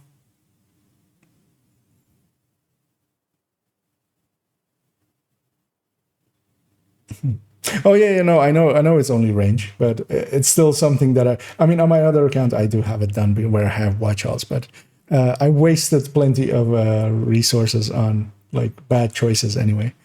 Mostly because I'm mostly putting like the 2 resources that go into skills. I'm putting those into just upgrading all of the skills to 10 at least, because those are for me on all my characters. Where weapons like these. I keep forgetting to grab them anyway, so they keep being in the stash and just looking pretty in there. Like it's once in a blue moon that I actually remember to go grab a graded weapon. Full red click on the general also Intimidate would have been interesting. I mean, it's not a bad choice. It's definitely not a bad choice, and especially if you solo, where you're also killing everything anyway, it does really well. But intimidate is kind of hard to quantify as well. It's kind of the thing of it. Because it's really reliant on that bonus armor.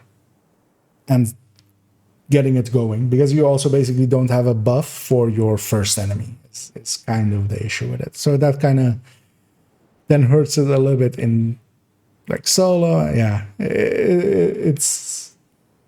There's many ways to like... It's basically how you justify it. And if you can make it work already, then especially solo, I can definitely see that. Yeah, so I'm gonna remove my face once more as we're gonna go and go into a segment. Oh, I need to log out and log in because we have those markers from bounties bugged there, and I don't want that. Because also once we join a mission, Manny's gonna keep like saying, you have killed that target, you have killed that target, you have killed this target. Did you know you have killed this target? Transpo is available to the target that you just killed. Safe area detected. So yeah, let's get those off the screen. Yeah, I'm gonna matchmake and I will look where we're going to. Oh, actually, are they actually online or is this... Okay, no. Okay. I was wondering. Sometimes, of course, I am set up correctly, right? Let me double check. Mods in here as well. Yeah. As we matchmake for some heroic, and then yeah, and the loading. If I hit a loading screen, I'll To another agent's group. Southwest. I'll accept and I'll start recording, and maybe I'll jump out of it. And here I've accepted the invite for Southwest, which could either be Jefferson Plaza or Space Admin, or they're matchmaking for a different zone altogether. And here we have yeah. So start by disabling any operational Not cool skills and ammo together. Like, I wish them the best, but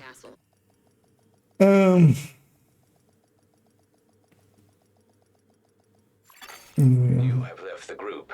Spotter Wicket can work as well, but Spotter will lock you in basically into Technician.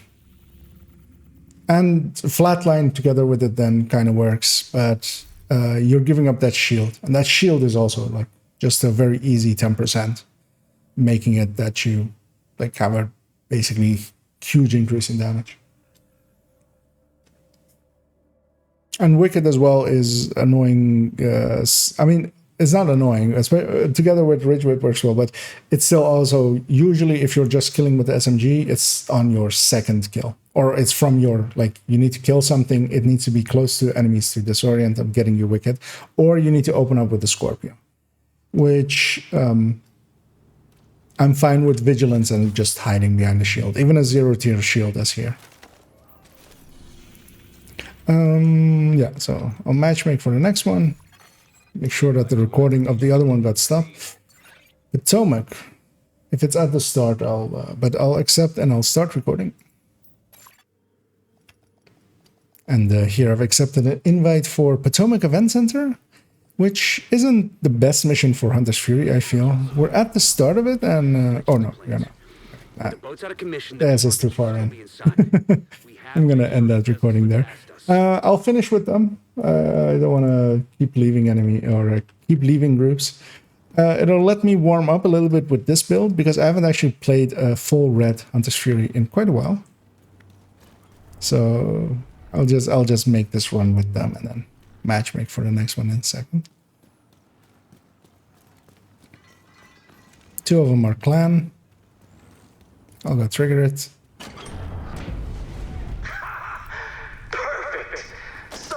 Man, it's in my brain it's still which polarity is this enemy? Which polarity is it? What's my polarity? But of course, because yeah, even there, so I have of course the Scorpio on my back, and it kind of has a blue hue. And for a second I went like, oh, I'm negative. Like I was looking like that and the blue hue. Polarity has ingrained itself into my brain.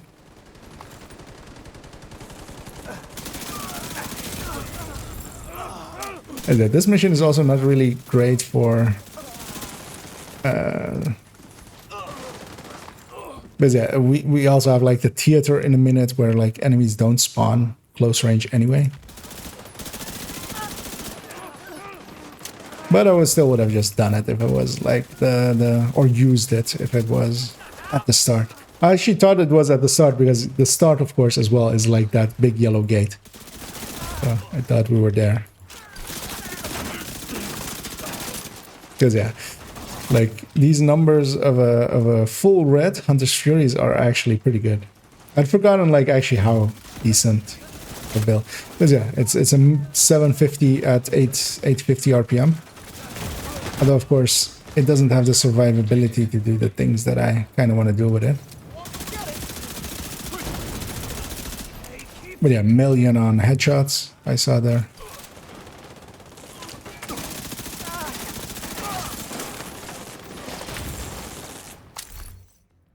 Or even more actually, because I wasn't even charged up on the obliterator. I'll grab some special rounds as well. Might as well.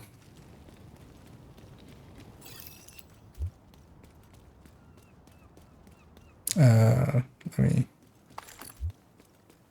check if this chest is open and catch up on chat a little bit.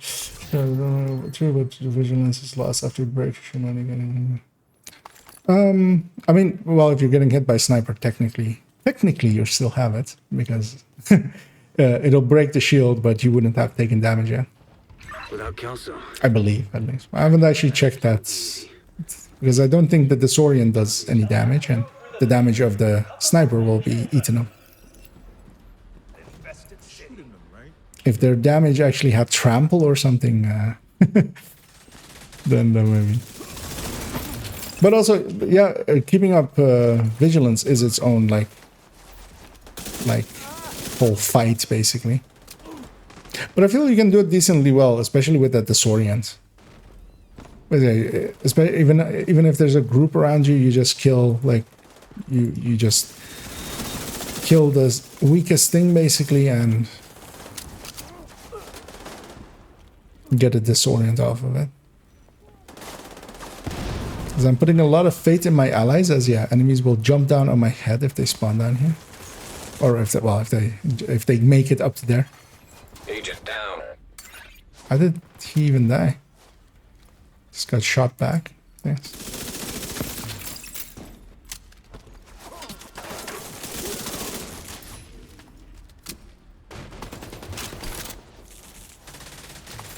Oh, really? I didn't go to the door I was at. Because yeah, I kind of feel very useless here because I am. Ouch. For him.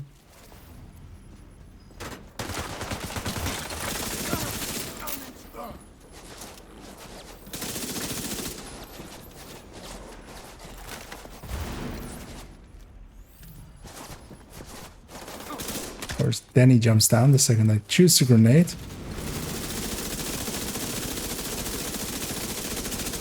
Can I get closer?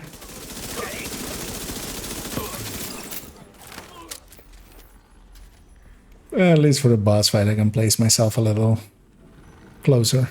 Was that gunfire? Agent, I didn't send reinforcements. You'll need to clear the building. Okay. Sorry, I was reading up in chat. Yeah, and that's the thinking there. The thing is, like, vigilance is unbeatable, really, in output. Because even 7% less towards Wicked is 7% less. Although, of course, it's not complete 7% because it's additive to Obliterate there, but it's still like 6.3, I believe, like, difference between the two.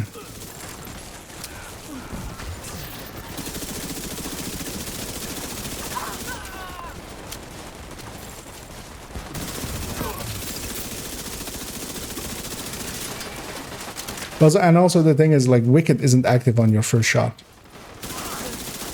Like, even if you Scorpio with that first shot, it's like the second shot of the Scorpio that gets it. And that's even if you Scorpio for it. Because, yeah, most people run Wicked and then just hope that they get a Disorient, which is not always a given. There's also now actually Companion kind of works well as well. Because you can go the double Companion route and you'll have to kind of give up your Hive. It comes at that cost. We have 2 waves there already, right? Okay. I was about to say. It's not that I'm pushing in here and about to be destroyed. From behind.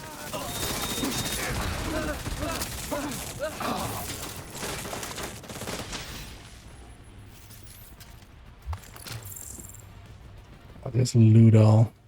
Yeah, this is actually a good warm-up for running this build. Because yeah, this one you kind of have to play like a glass that you're mid-ranging. Kind of. I mean, it isn't actually glass, of course, but it feels glassy. I was about to go upstairs, but I'm not going to go upstairs, of course, because that would be too far away. So I'll just take the downstairs route.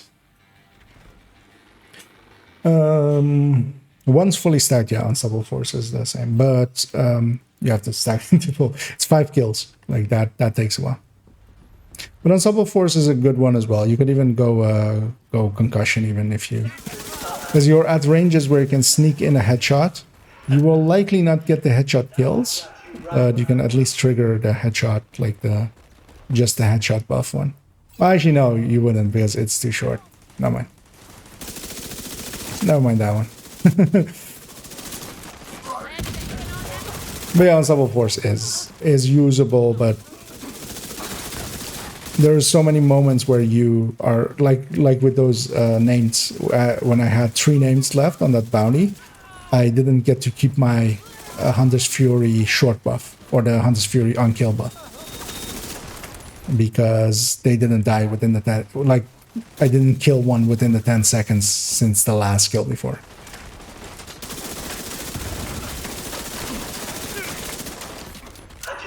Was it there for that entire fight? Vigilance, I had vigilance up. No, nothing was really shooting at me, and even the things that did take a shot at me, they missed.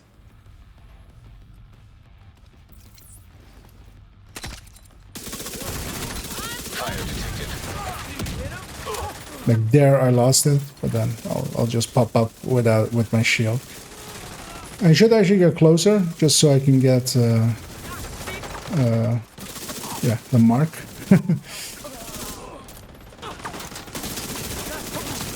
But also I didn't want to go too close because I just don't want to die. Look at you in your smug arrogance. You think you're better than us? That you got the right to kill us? Huh? We got the power of life and death now. There's the sin. Use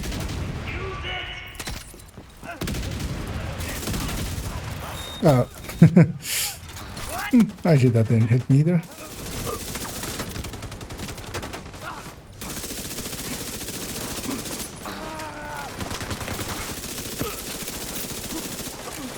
Like there, I finally lost vigilance. But also, I gave up my shield just to push in and disorient them.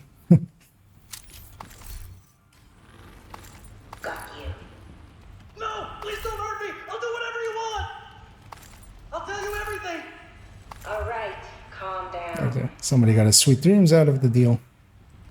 So we got him. That was some nice work, Agent. You should be proud of yourself. Yeah, basically. Said the same thing there as I'm reading up on chat. But all of them do work. That's the thing. Like, if you... what you can do as well is just... what I base a lot of my decisions on is rewatching footage. Nowadays, of course, I stream, so I sometimes just watch the VODs or something. Especially, I sometimes make notes of when like weird things happened or something I want to rewatch. I'll make a from the time, the session time, basically how long we are in the VOD. Make a note and then just rewatch that part. But usually as well, I'll just watch some gameplay parts of it. And one thing you can then kind of, because yeah, doing it in game. I've gotten better at it nowadays of like seeing when don't I have vigilance up, when don't I have my buffs up, when do I lose a future initiative buff from allies and stuff like that.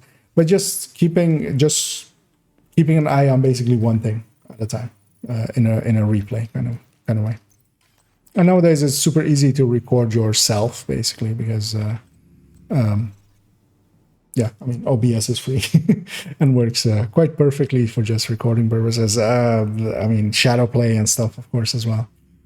I'm gonna matchmake once more. I'm already gonna put my face away.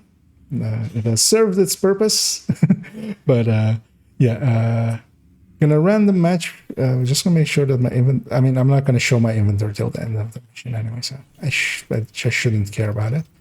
But yeah, I'll matchmake for heroic. See where we're headed. You have received Capitol building. Another agent's group. I'll accept it and I'll start recording. And here we are headed to the Capitol building, and we're gonna either kill Ridgeway or go after some Black Tusk, as it is invaded this week, but this character has done an invasion, so it might just be the normal variant. And Capitol is an interesting mission for this build because it has a lot of close range fights, a lot of long range fights, as we are not far. Roger that. Let's get that south wing cleared. A Black Tusk transport just dropped off an officer in the... Did I really do that? Did I really matchmake on normal accidentally? Was that what happened there? Or did I answer a call for backup accidentally? What happened there? I just looked up and I'm looking for directives and I see it's normal. Like what? Oh. You have left the group. Because yeah, I did see the level of the guy before I joined him, but I was like, wait, what? Like I'm okay with joining a level 8 on a heroic mission if they like are with the group or something. So yeah, attempt number 17, take 18 and we'll go away with my face once more. Make sure it's on heroic this time. It is on heroic. Heroic. Okay. As I'm waiting for invites, which maybe this character is now considered. What is federal actually? I'll try once more. Kind of feel like a dick to that guy as well because I just joined online. I was weirded out by myself. I'll try once more. But it's also likely that counted as leaving, and sometimes the game kind of punishes you for that and just puts you at ends of queues. I'll jump to the White House, log out, log in, and see if that helps. Yeah, I should actually. I have. I don't think I have it anywhere anymore. 1 second. Just checking something. No, I don't have it anymore, right?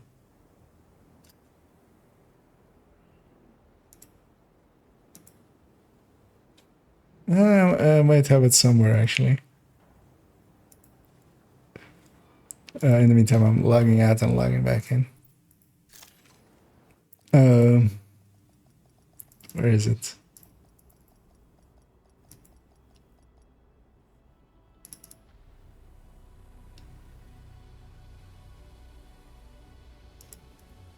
I'm logging back in.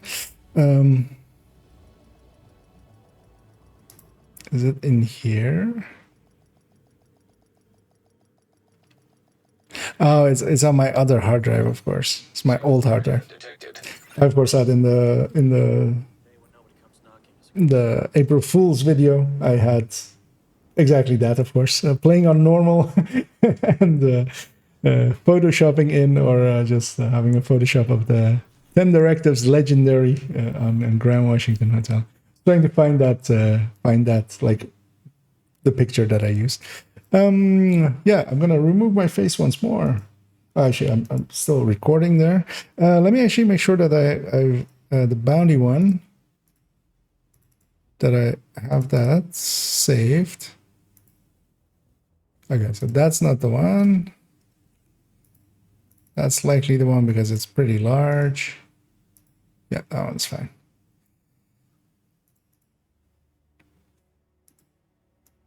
As yeah, I'll delete the rest and just delete, not completely delete, not shift delete, as I've done that before and then gone, oh no, and then try to file recover. Yeah, so if we get someone, I will. Oh, aimless. Agents group receive. Foggy Bottom. I always forget the New York ones. Oh, this isn't Foggy. This is Federal. What am I talking about? As we're heading into Foggy Bottom, which is the invite that I accepted. So we'll likely be at the start of Potomac Event Center. As I'm quickly inspecting my allies, just to know what they are. A striker and a high-end shred. As I'm waiting for us to line all up. As, oh, likely these are players I actually just did a mission with, but one that I didn't pick in the end because I joined quite late in it, but I was like, I'll do it with them. Potomac isn't really the best mission for Hunter's Fury. It is very mid-rangey, but I will check what the targeted here is. Bellstone. Okay, so one of my allies is after a Bellstone backpack. One thing I'll show here as well, there's this one enemy, and one thing that suppressors can do is kill stuff without aggroing everything else. So I'll move up behind him, kill him with a suppressor, and not everything else is aggroed. Which is a minor thing, but yeah, suppressors do work somewhat in the game, of course. And there are some like weird moments like that where they can do something a little bit useful, because yeah, these guys were not aggroed, letting us move in and like pick our preferred targets at the start. I'll do the run and gun thing of a Hunter's Fury. Although, of course, I'm full red. I don't have any blue cores. My shield is pretty weak, but it will still work to take a hit or two, letting me keep my vigilance buff up, especially. So here, for instance, I'll use it, although I already lost my vigilance there because I pulled it out a little bit too late. I see a heavy trundling its way up towards us, and I'll go after other stuff. I can basically, as I take a big hit there, I'll go into cover, heal back up. This rusher is luckily not aimed at me. That hunter got destroyed anyway. So my allies likely have decent enough damage. Go for the backpack there. Using the shield as well as my damage buff, because that's one important thing. Just pulling out your shields quite often. When it's the firewall shield, of course. But yeah, that 12% does apply to you. In rare cases, you can also have your allies, if they're smart, get in there and get the buff as well. But it's actually quite hard to be inside of that area and shoot effectively at enemies that are in it. So outside of coordinated groups, I don't think it happens often, although sometimes just incidentally it happens. Everybody will be camping a door together and you'll be incidentally standing inside of the radius of someone else's firewall shield. As I take another big hit, this heavy is coming from me. I was hoping to get the heal off, but we didn't. I do have a hive, and that's what it's for. Sometimes you guys have to go down. It is okay to go down once in a while, as even though some people, of course, very much disparage any build that ever goes down. That's not what happens in the real game. If you play aggressive, if you want to do good damage, I could sit in the back, of course, and just pelt away at these guys with some very weak built with a lot of blue cores, or I could be 6 blue core here even, or something, as I showed on the statistics. It doesn't lose that much damage. It's still doing half of the damage of this build, but doing half of the damage of this build means that this build is doing double its damage. And sometimes the best method of getting through something is just to kill more. And that is not even true just in Division, but in many games. So here, just because we can kill faster, stuff is dying more, waves are spawning further away, nothing is getting a chance to set up a lot. And that kind of stuff makes quite the difference.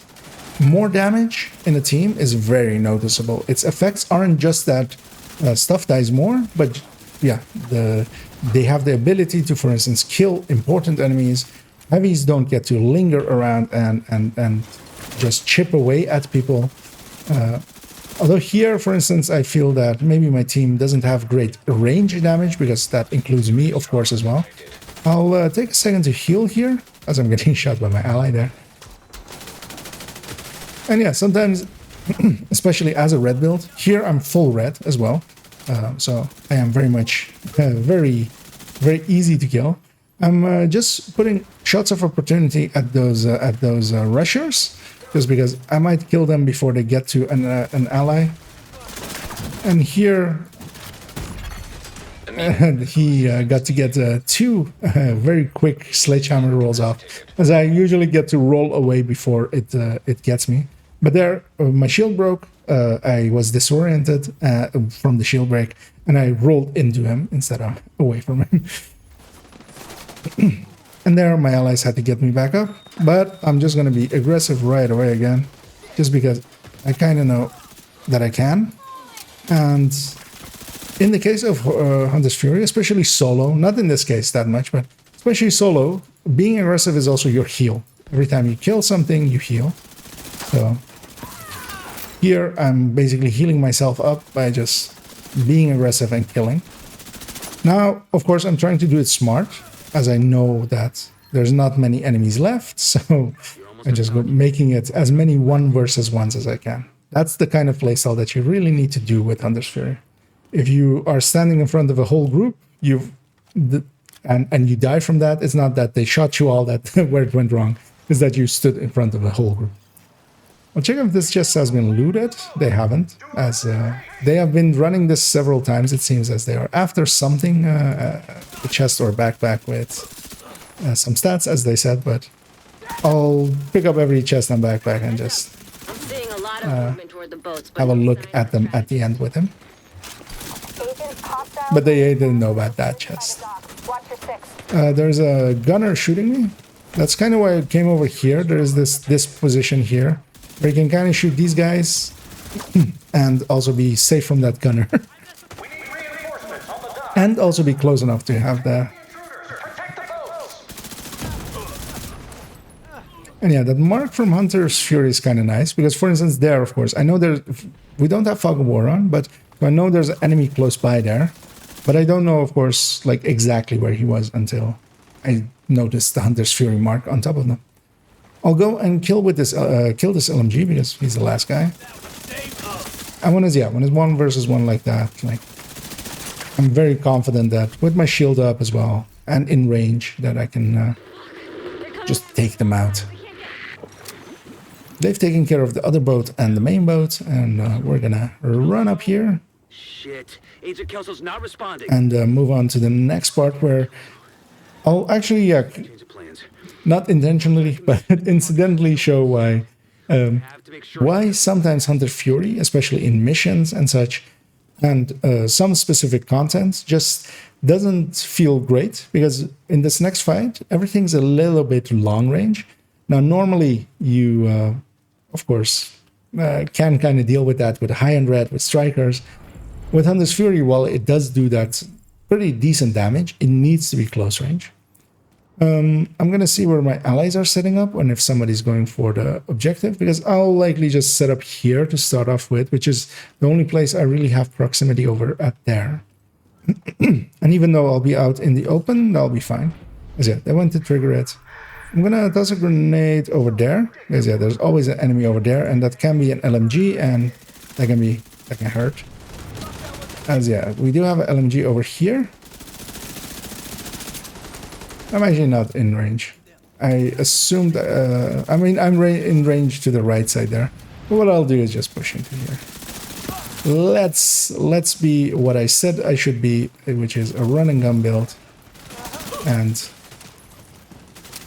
make sure that I kill the highest. That enemy has special ammo, which means that I will focus him down a lot. I don't want to be set on fire, and the elite ones especially, of course, put down shock rounds, which hurt even more.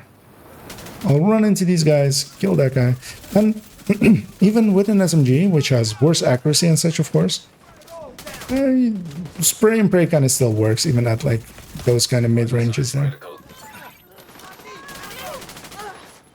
I'll go in and push up on this right side, as we have a heavy actually that's not coming over, which I hope will not cause us to have issues in a second. He's not moving. The position he's at, I can actually shoot him, I feel, through that gate. That gate is actually not bulletproof. But for that, I'm looking for positions to shoot through, because you can also shoot through here, I believe. But it depends on if there's something in between us and him. Which is a lot of containers. I'll try to wake him up by tossing a grenade his way, and I'm dragging him back basically until it goes red. Hopefully that wakes him up. Hello, Mr. Heavy. And that okay. And once he actually comes into view here, we can burn him down.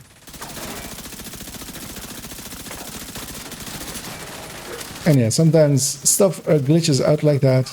But yeah, so there that is a handy trick to know as well. Tossing grenades at them, but then especially just basically aiming really far, and then it basically pulling back. So I'm basically pushing forward on the mouse, and it's coming back to me, basically tossing it as high as possible.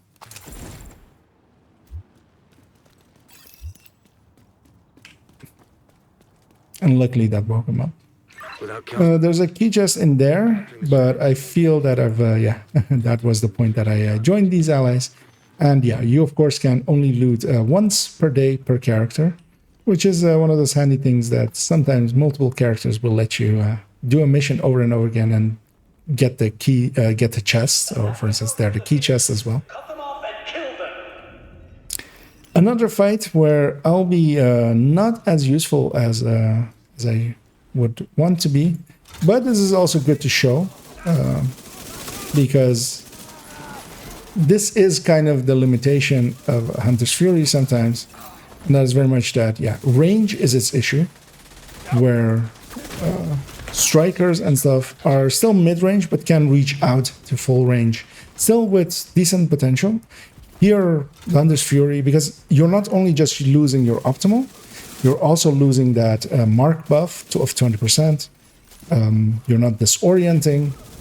Enemies dying, they need to be marked for you to get that 10-second 5% multiplicative buff from the gear set. You're not getting that. And of course, effective range of the SMGs is just low as well. So here, I'm like standing in a position that I kind of know that I kind of can like reach out and still touch someone. In a second, of course, they'll spawn downstairs, and I'll go deal with the downstairs one. Because here I can close their range. Because yeah, I really want his backpack, or well, him totally then. That works too.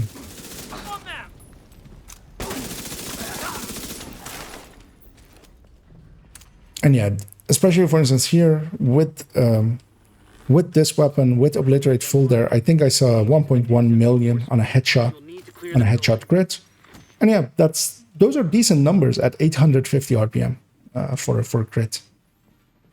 There's a chest back here as well, but I feel, yeah, at this point, everything will be looted. As I'm waiting for my allies, which is always the courteous thing to do, and I move in when there's 3 of us at the very least, preferably all 4 of us there. I'm gonna push right here, looking for rushers. There's only a purple one on the left. I'll use her, kill her quickly to disorient everything, buying me some time. I really want to get that rusher as I get staggered, double staggered, and get to test if my hive is still working, and it is. Luckily, I'm keeping the heavy busy at least, That's my excuse. That's what I did. I kept the heavy busy for quite a while. That's my excuse, and I'm sticking to it. That'll be on the official report. I'll go and kill him. My ally doesn't have a hive. He's far behind. I can go get him. Actually, well, can I? Serious trauma detected. I was hoping that nothing was shooting at me, but my other ally is actually getting him. I'm going to use one of my med packs. While I'm healing, I'm going to push up with it. Because, yeah, I'm still healing for like several seconds afterwards. And I could take a hit or two. I would lose my vigilance, but that's fine. As I push in, there's going to be one more wave here. I pushed in too far and got myself set on fire. But I just blind fired there, and I'm just keeping these enemies busy, basically, by disorient them. Because, yeah, that's actually one of the real powerful things of Hunter's Fury, is just that disorient is actually very powerful. As another wave spawns, as I miscounted how many waves had spawned there already. And yeah, this heavy's coming from my face. I rather keep my face. I'm quite attached to it, so I'm just gonna fall back. I did get downed, but we're basically at the end of this wave anyway. And yeah, this sometimes is the thing with, if you're giving up survivability for damage, you will go down. But that's fine, as long as as long as it doesn't cause a wipe. We are still going faster likely than if I was a full blue build. As I try to push into enemies, and I get completely destroyed by several things that I don't even see what it was.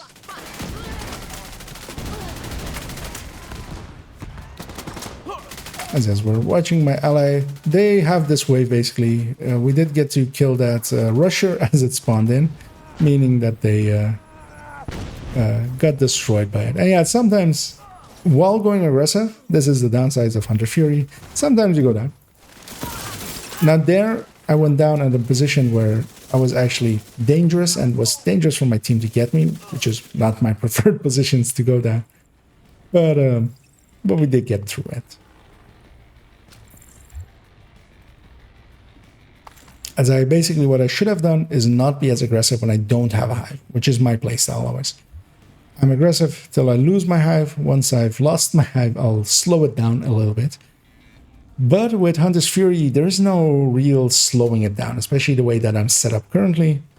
I need to close the range, and that's what I tried to do there, and I got blindsided by something that I actually don't even know. Because I don't believe it was a rusher, but suddenly everything, the world was on fire and my face was gone, that face that I was trying to keep. Here I'll push up onto this left side, I'll take cover here, and this is basically my new home now. And I'll mostly kill stuff on the left side here. I'll actually take a look. Multiple of my allies are on that left side. I'll go across to this right side. There's two of us on the left, two of us on the right. That seems more balanced. Yeah, because these enemies are within my range. And I still have like a position where I'm in cover. And if I can, like, if I need to, I can basically stay in cover here. Although, of course, now everything spawns on the left side. As always happens, the side you pick is where the enemies aren't. Because yes, there I took a few rounds, so my vigilance is off. But actually, vigilance comes back pretty quick. It's already back. And here, actually, I'm out of range for that hunter, or for the heavy. That's the word I'm looking for. And I'll actually push in a little bit and take a position here, which is maybe aggressive, but I have a hive again, so I'm okay being aggressive. And yeah, they killed them. But this also puts me in range enough for me to shoot several of the rushers, the elite outcast rushers, huggers, while they're coming out, hopefully, if I do it right. And that can make this fight a lot easier if we catch them pretty quickly. The boss also landed on me, and I'll just enter. I did take a hit, lost my vigilance again, but it's gone and it's back. See that heavy there? Gonna kill that red to try to disorient him, but he wasn't in range. When it's just as heavy, like, I mean, he seems to not have any AI there for a second, but In your smug So I'll go in here and loot that and this already. Wait for the next wave. I'm just gonna shoot that back on the ground just to get a fire going. Everything that'll come out will definitely then be on fire. So I see several rushers coming for me. There's something on that right side there that, yeah, there was a gunner there. I need to make this guy do the wiggle dance. Oh, there actually I got saved by the firewall armor break setting him on fire. He was the nearest target to me, and when he armor broke me, he got set on fire. There's only a few enemies left. I still had a hive, so I was okay being aggressive, and took, I feel, decent care of that boss. And I'm back up. We still have a few enemies around. This guy's going upstairs. Before he reaches that, I can take him out. And what I should have done actually there is grab my Scorpio and just Scorpio'd a few of the enemies. Just to get them CC'd, basically. Because, yeah, they'll stagger from the poison.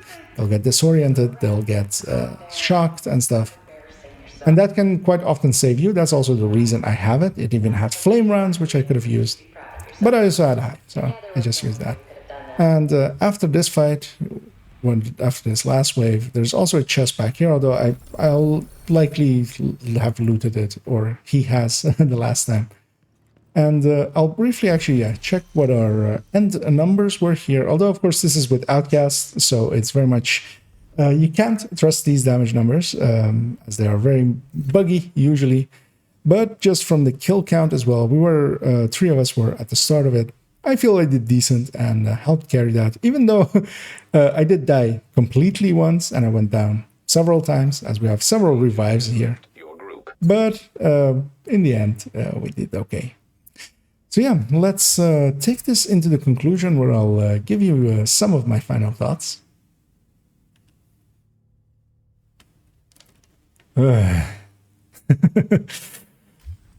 I feel I sucked a little. I still don't know what killed me there. Like, I was sitting there quiet, just thinking about it as well for a second. Like, what got me? Because it wasn't a rusher, I don't believe. There was nothing that near me. So I think they just... Entering safe area. I want to actually see if it was accidentally maybe one of my allies. Actually, I can rush it, of course, now already. Because I'm very curious. I don't remember where it exactly was.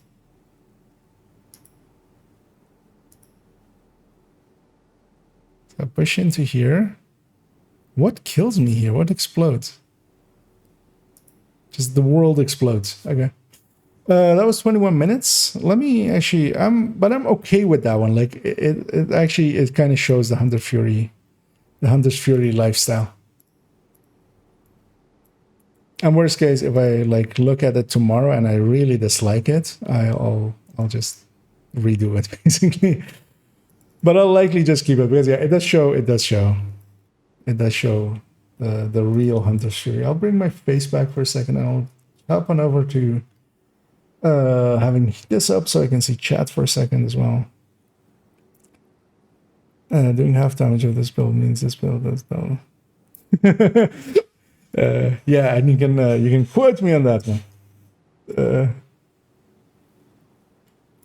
I mean, yeah, sometimes you just gotta say it out loud. Some people forget that. So all of it together is 1 hour 7 minutes, which is kind of around the length that my build showcases end up as anyway. Control point nearby. So I will take us... So, yeah, considering going into that district union, but that will still take like 15 minutes to get to that point. But let's do it anyway. I want to have that dark. I want to have that dark room in somewhere. So we'll go and reach up to that point, and this time I won't be dumb and walk into the boss room. To get to that point, I'm just gonna tech tank it because my brain is a little bit more fried from just being that focused. Because I do notice that quite a bit, is that This is a chance to wipe out the hyena. like trying to really try hard in the sense of what I want to be talking about and stuff, and like making sure I hit all the things I want to hit together with just trying to be informative is just, yeah, it's murder on the brain. And this kind of like this, even this build, the Striker Tech Tank, it's kind of the reason while I do enjoy Hunter's Fury from time to time, it's no longer really fully in my repertoire.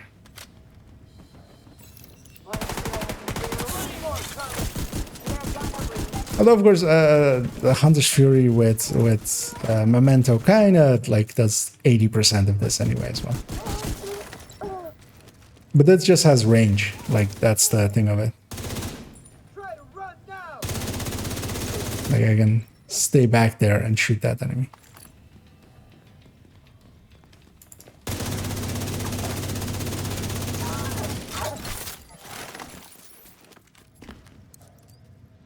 So yeah, we're gonna make it up to the room before the boss room, because yeah, that's where I want to do my intro.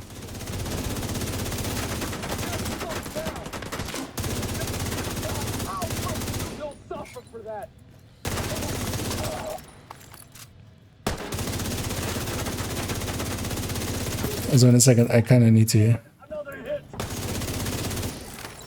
look at my list of videos and actually make sure that I remember which video is following up this one. Where did this one go?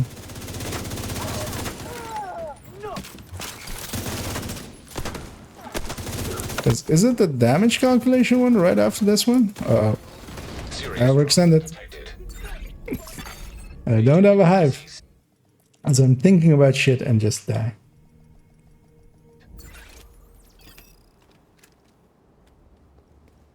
We can do the same thing with Heartbreaker. Yeah, I mean, I like the Heartbreaker better than this one, but this character has the Striker one. I don't mind the Striker one though. It's not too bad.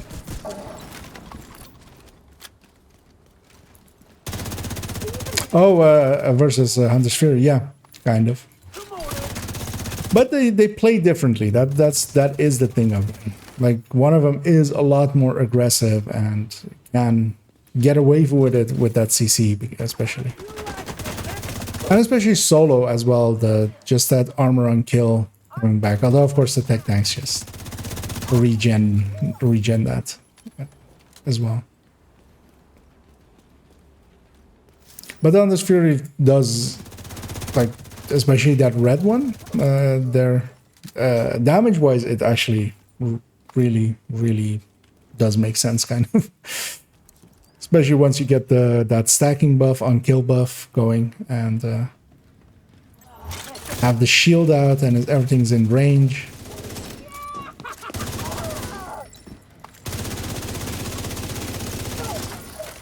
As I'll just slow it down a little bit and get out of that mindset of Hunter's Fury as well. Because I didn't need to be in the middle of all those people. I just chose to be with an uncharged up tech tank, which you would think I would know better.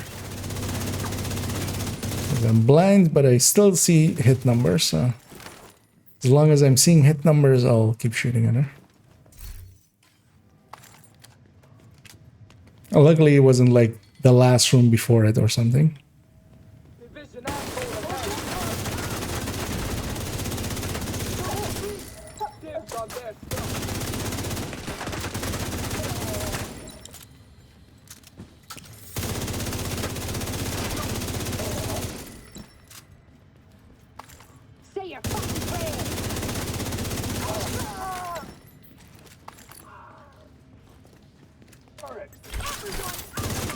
And I'm in their face again. What am I doing?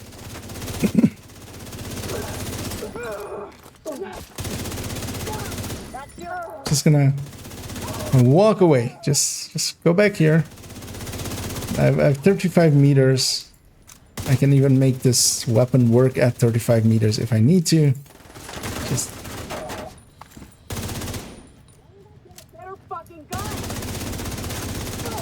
there we go.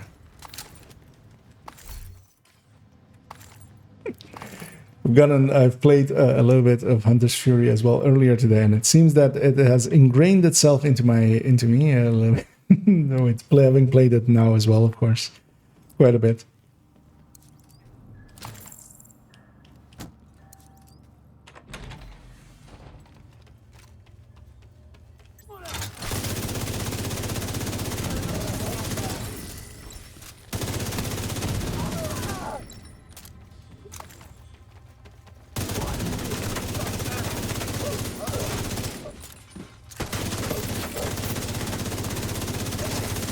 I do like me some M4s.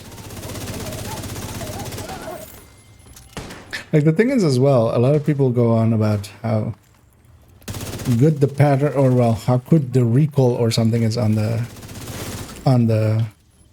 Elmo, and like that it has that 20 round or the 20 weapon handling. Doesn't feel as good as an M4. Really doesn't to me. Like an M4, even without like both of them on Striker, which already as well has, of course, that weapon handling buff. 15% just from the gear set. I feel that the M4 does better with just that 15% than the Elmo with its extra 20% on top of that 15%. Local power offline. And it's mostly that like first shot of it, like the first two shots just go straight up almost, and it just pushes you off target. It's really annoyingly inconsistent, so it's hard to compensate for.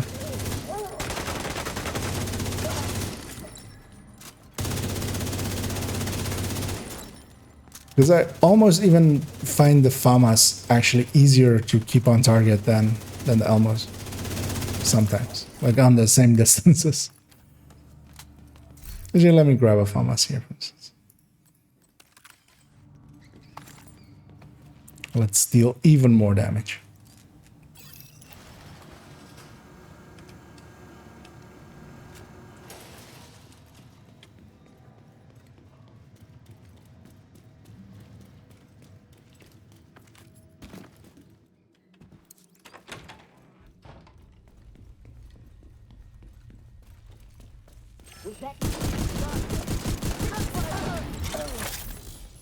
As I'm playing way too aggressive once again, but here at least I can get away with it.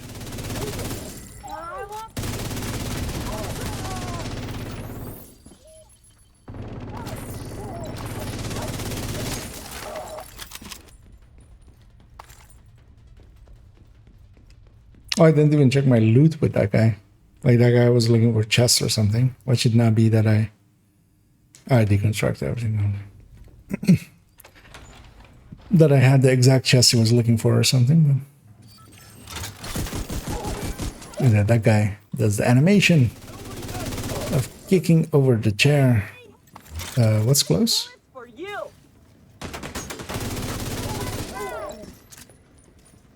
Oh.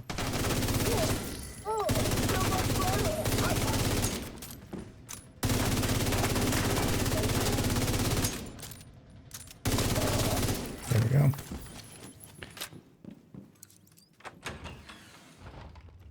You should have just put this on normal. Like, I don't even show the game world. I could have just... Like, I don't even go outside of the menus usually in intros or outros. Really, ever. So nobody would even notice that it's, like, not on heroic. But... also, it doesn't really matter. Like, it's not like this is a... Like, this is a struggle, except that I died once, of course. Which means this isn't the meta build. We know now. Somebody died with it.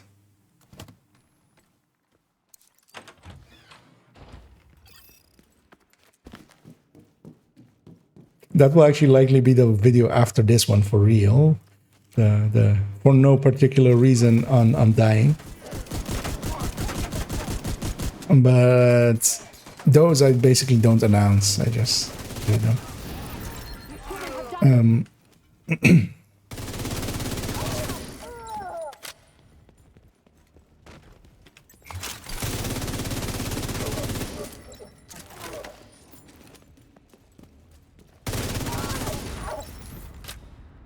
Really? This thing shot... Oh, wait. Is its owner still alive? No.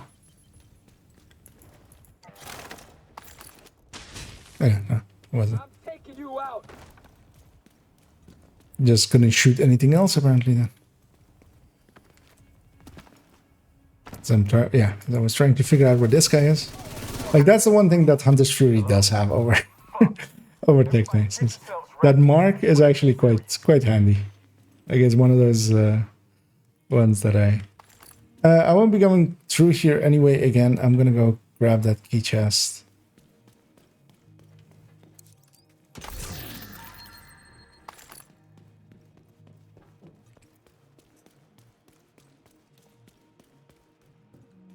As I mute out the yawn, as it is starting to get late. But also, all we need to do is an outro, and I'll likely do like a mission or two Eclipse afterwards, or just to round out the evening. 6:12. That's too much to optimize. Because yeah, it could have become a free talentable one, but it would have also be very expensive. Like, it would have just cost 4 optimizations on the damage to dark side of cover alone. Essentially, it's all about the damage on the front bullets.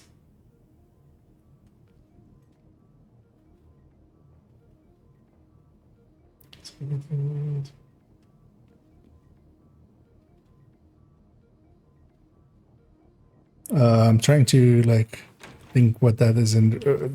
Oh, is that? Do you mean the for no particular reason on the firing range one, or essentially it's all about the damage on the final bullet?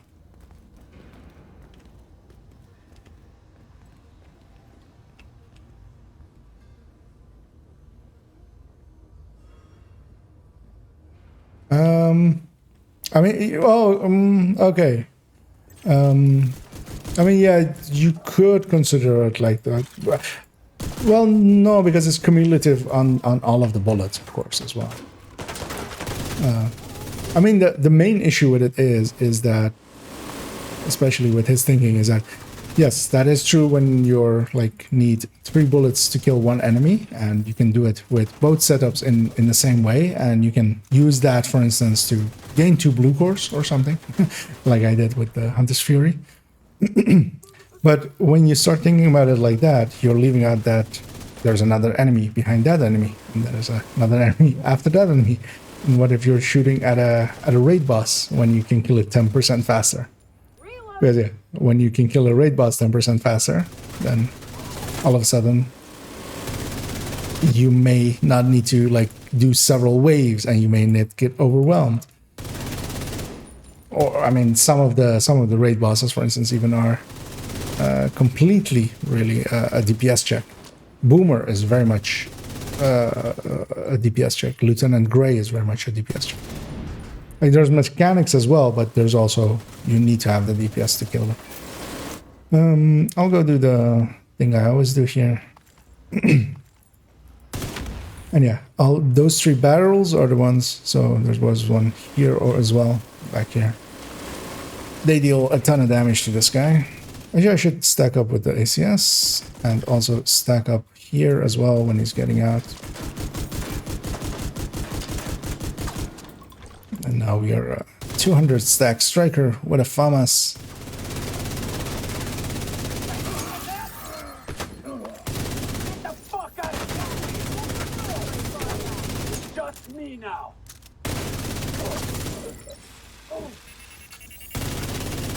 Diesel, what's going on down there? Diesel, are you dead too, you inbred son of a bitch? Everybody get to the arena, now! There we go. Overkill damage is only row. I mean, overkill is always a thing. That's also why in some games it's better to have high rate of fire weapons over, like when you have real high weapon damage. Like, yeah, for snipers, but also for snipers it isn't, because you're just going for the kill. Like, well, headhunter snipers. Like, the kill is the only thing that matters. How much you're overkilling by doesn't matter, because you're basically it's Failing. once headhunter snipers get going, it's just how many enemies there are and how fast you can get your weapon on target. That really only matters. Listen up. We got devils But to kill us all. Stand and overkill is one of those things that, yeah, if you like try to min max, you want to have, if you can, a weapon that is, if you can choose between a weapon that is hitting like one every second, or you have one weapon that hits 100 every 100 seconds, then you're better off with the one hitting one for every second. Because then if you have an enemy that is like 55 health or something, or 50 health, then you can kill them in 50 seconds, where the other one would still need 100 seconds to reload, basically.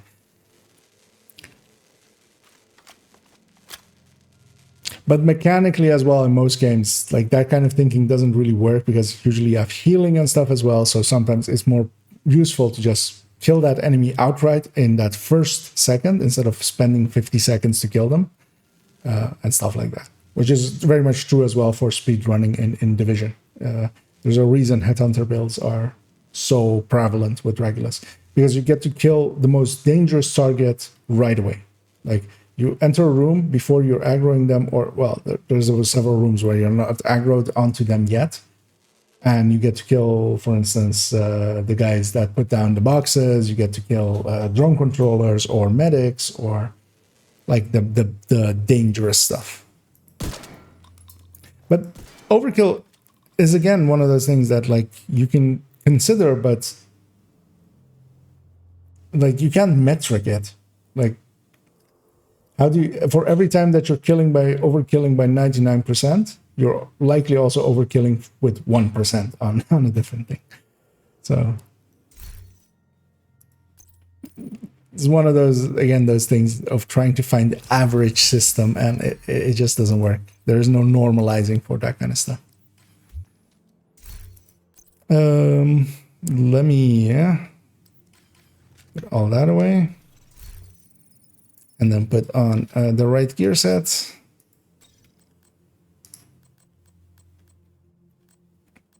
And we'll do an outro. As I grab my grade 20 weapons. Let's look good. Everything else is looking fine. 22. I got turned around, actually. Okay, so it's over here somewhere. This, there we go.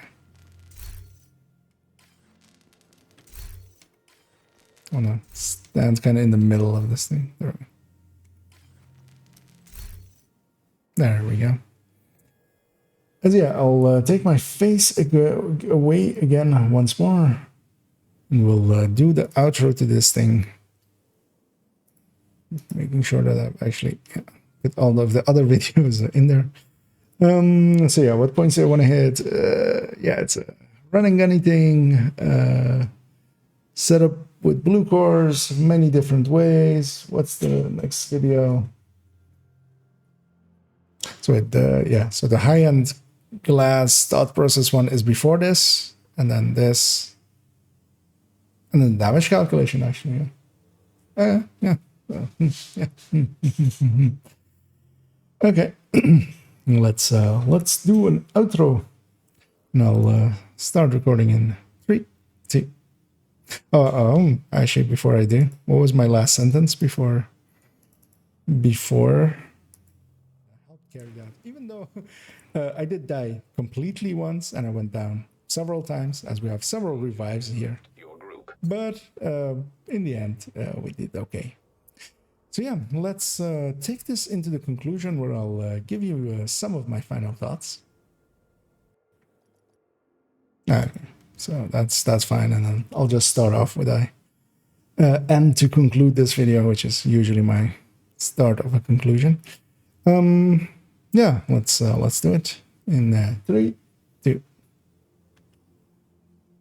And to conclude this video, the Hunter's Fury gear set is very much one that I quite enjoy for its run and gun playstyle.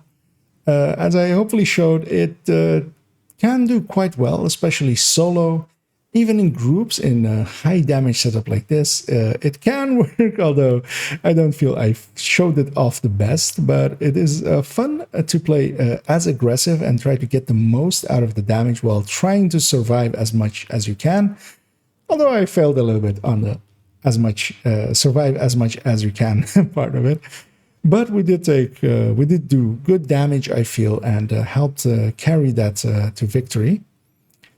And of course, there are many ways to set up the Hunter's Fury gear set, as here we've mostly shown some SMGs, and there are even more really effective ways to set up SMGs, as we talked about with the Ridgeway, or even Intimidate with the Memento.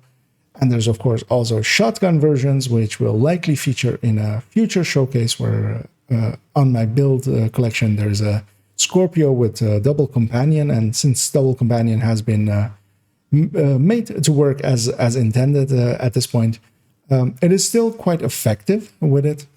And of course the famous one of Hunter's Fury with Headhunter with the Regulus and double shotguns is very well known for very good reasons, as it is very much the top meta build for a lot of farming and speed running as well.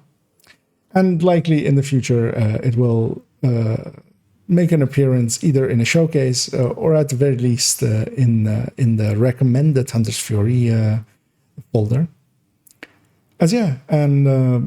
For upcoming videos, it's going to be on the damage calculations, which is one that I'm very much looking forward to making the in-depth guide for, and really going in-depth into it, as especially of course the calculation itself is well known, I feel, at this point, but I feel I can add some insights and some quirks of the system and explain them a little bit. And that's mostly there as well to lead into an in-depth guide into burst and sustain, because I feel we need to be on the same level of understanding a little bit before we can start talking about those. Especially the damage calculation one will be very much based in giving information that already exists a lot. But I feel in especially the burst and sustain video, I can give a lot of insights that may not be ones that everybody has. And yeah, so I very much hope you join me for those, or over on Twitch where I stream daily. And as always, have a good night. I kind of want to hear that back because I feel my voice is very raspy, and I also kind of messed up in the middle there. Into an in-depth guide into bursts of insights that may not be ones that everybody has. And yeah, so I very much hope you join me for those. That's fine. Over on to victory. And of course, there are many ways to set up the Hunter showcase where on my build collection there's a intended at this point. It is still quite effective with it, and very good reasons, as it is very much the top meta. Make an appearance either in a showcase or at the recommended Hunter's Fury for upcoming videos. Yeah, that's the part I really stumbled on. But I'm also okay with that, actually. I'm perfectly fine with that thing. I don't feel I did it too horribly, so I'll stick with that one. Worst case, I'll come back and redo it if I really feel too bad about it. I'm just going to make sure that I actually did say everything that needed to be said in that one. I feel I gave it a conclusion and talked about future stuff. So yeah, that was a build showcase. Now, of course, this one won't go up until like several days from now, likely Thursday or Friday, because yeah, I'll be doing the finishing up the high-end red glass thought process one that I did a part 1 on, giving it a part 2, which I feel it deserves. I'm gonna take this character back to White House and take away their shiny graded till 20 weapons. And likely, yeah, I'll do 1 or 2 missions just to round out the evening. I just want to eclipse something, so let's go do that. Just to wind down a little bit. So I'll put those away. I don't feel I had any other things that were in her inventory that were grabbed just for this. Just check. No. Shoddy. Yeah, no. As yes, we'll go back to being an eclipse. And I'll just... oh yeah, actually I'll turn on the global event as well. Because yeah, we're 1 star further, meaning we've gotten 8 caches from stars so far. Well, once I get this one, actually. Agent Polarity. Which I'll grab now. Weapon switch and reload. Might as well. As a treat for ourselves for finishing that. We got a lady death. Please do not run outside the safe area. Agent, good to be seeing you. Which will become an exotic component. Yeah, I'm gonna go matchmake for 1 or 2. Likely only 1 actually. Just You have received an invite to another agent's group. I will actually check where we're going. Aerospace, and he's a red build. Oh. I always forget that coming out of inspect, you don't keep on that name.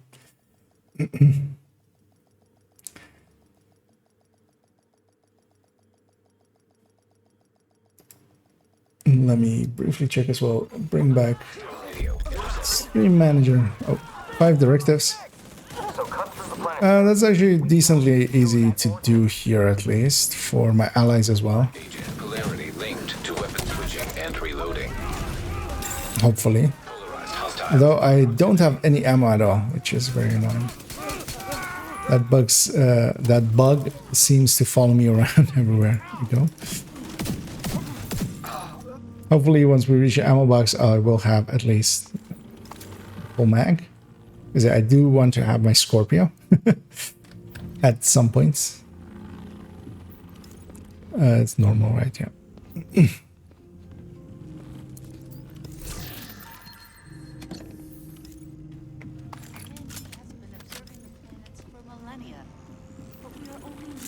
As we reach around that time again where the camera, of course, runs out, but I'll fix that up right away as my allies are rushing it, but that's fine. Air space is at least very carryable. Oh, my ammo fixed itself, luckily.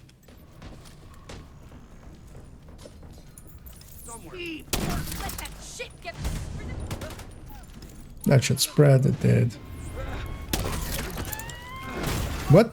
Immediate medical assistance. What did that hit? I saw it kind of like veer off, but I didn't think, like, I thought it was just a visual thing or something. But there I killed myself with that cam, according to the game. I don't feel it went far, like, it might have hit something there, but I didn't even, like, really see it hit the ground or expand underneath me, which you normally would see. So that's a good start.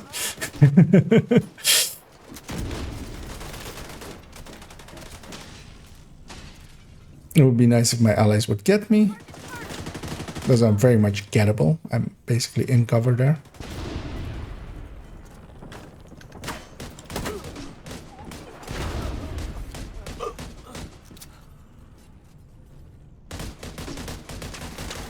Well, with a heavy there at least. I kind of understand.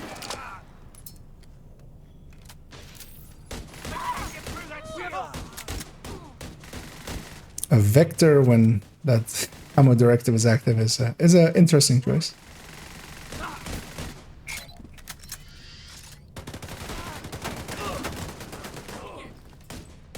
At this point, I feel like I'm gonna stand up and I'm gonna press backspace once I stand up.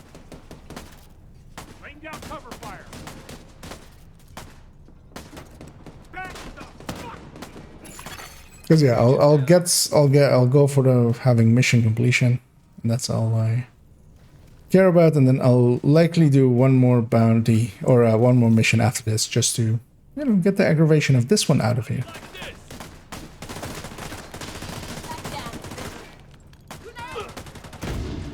I'm mostly curious to like even see like how long it takes them to like finish this. Like there's a 25k here and a 10k. Like how is it? How are you guys this bad? Yes, yeah. What's going to happen here is I'm pressing backspace, and that's not coming off anymore. As yet, that's horrible. I don't actually notice, but this is a focus build. Why would you run that in a normal mission?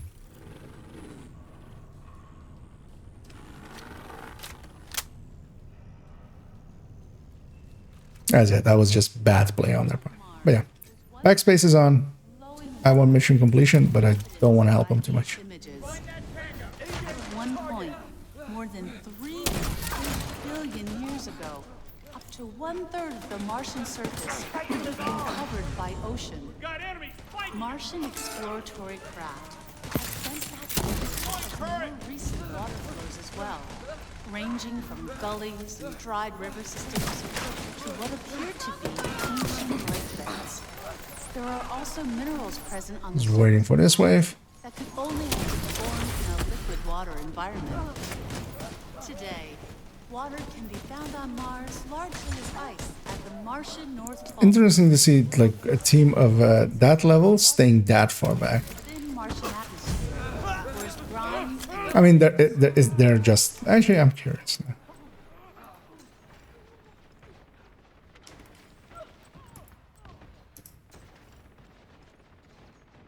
Ah, okay. I get the feeling that they very much are. Well, one of them especially is very much of a time played, or yeah, they have done quite a lot of floor 10 most likely.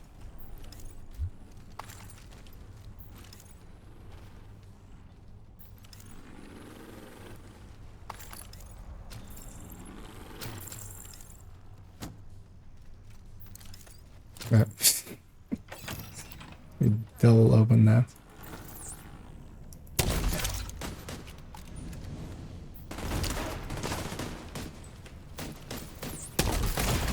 They're not even spreading my fire, because why would they? At 25k, it's very rare to have played within the clips.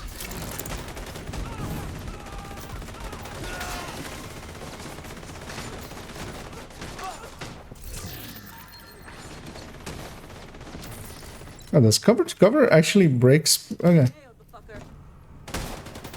There you go. Ah, okay. that was what was happening. But then when I stop, does it go back? I actually, yeah, I don't use backspace that much. Components detected. Yeah, let's just be normal. I just want to be done with these people.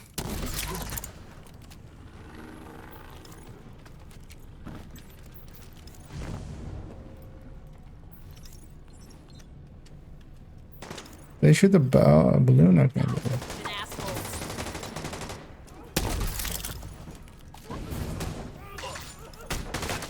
Which one knew about it? Okay, the 10k knew about it.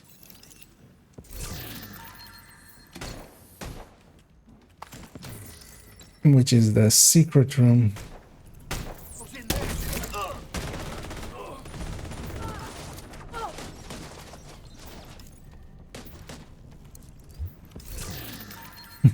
Yeah, this is weird indeed.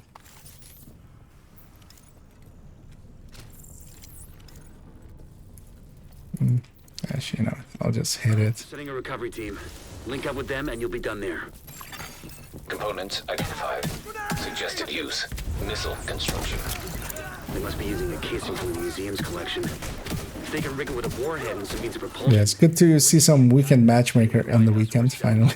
Kind of goes without saying, but if you see any missiles lying around, It's still true to its purpose.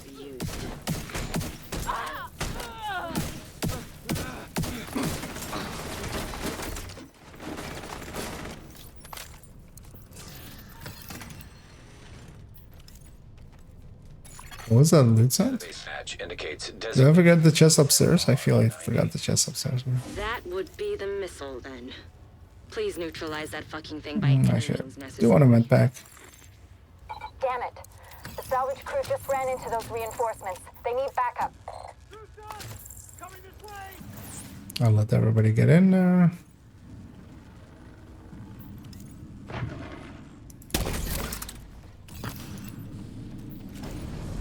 I can catch them all.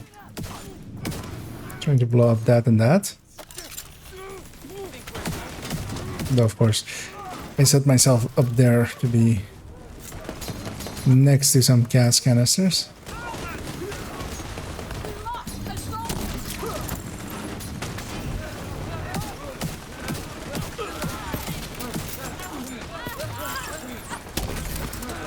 Yeah, I feel for a focus build in here as well. Like this is like not much stuff is dying, which leads me to believe, of course, that like they're not playing the global events correctly. Although that boss is dying pretty fast.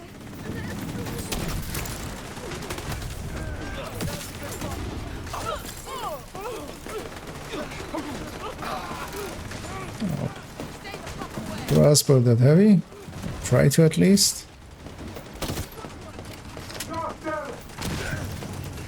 Did that strip him completely? What happened there? That was weird on the heavy. Like I hit the thing behind him, it exploded. Buddy. But it looked like he got completely stripped of all of his armor pieces.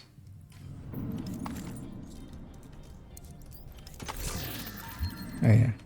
What happens at ends of these kinds of missions is this. Vital signs critical. And leave.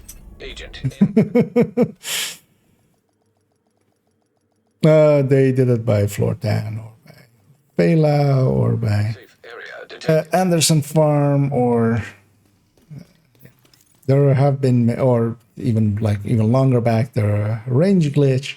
There are many ways to get very high SHD levels without having, or well, even the more recent one where people got banned over with Descent. And even some existing ones that I won't go into because they haven't been fixed yet. But they're not as bad as like those. Especially the Descent one was very, very egregious. Because yeah, I likely even having joined late. Although of course, like the damage numbers you can't look at, but the kill wise, like yeah, I feel like one other person was killing, which kind of is the story of that end screen as well. I'll go matchmake for one more. That one was frustrating. Let's get the frustration out, hopefully, with a different group. Or add to it. Deja vu. I have been to this place before.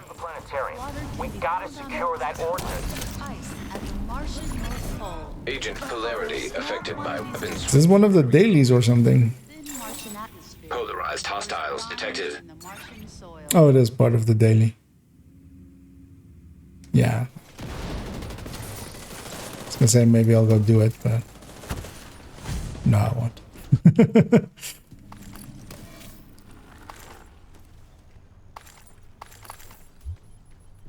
Although actually, well, let me see. Projects. Named enemies in a smaller. Well, we should get that here. And if he has green ones, okay. After the mission, I will fast travel to one of his CPs and resupply them because yeah, then we get the daily anyway. I've looted already, of course, so I can't loot no more. Mechanical components detected. Wait for this fire to run its course and send out a fresh one. Although, of course, we gotta spread the second that like that happened. Cool skills isn't active. My half can go downstairs there. Catch the next wave.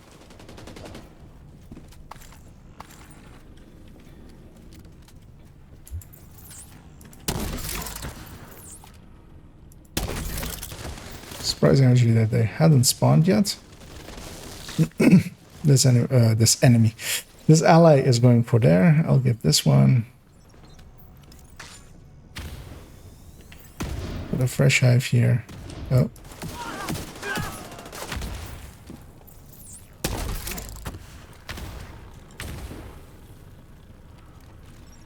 I'm setting a recovery team. Link up with them and you'll be done there. Is it not? The cam was there to catch this wave, of course. They must be using a casing from the museum's collection. If they can rig it with a warhead and some means of propulsion, they wouldn't even need a guidance system to hit the White House or a settlement. Kinda goes without saying, but if you see any missiles lying around, make sure they can never... Looking for crossbows. Oh yeah, picked up some already. Turns out. Base match indicates designated There's 4 heavies in here. 90. That would be the missile, then. Please neutralize that fucking thing by any means necessary. Damn it. The salvage crew just ran into those reinforcements. They need backup.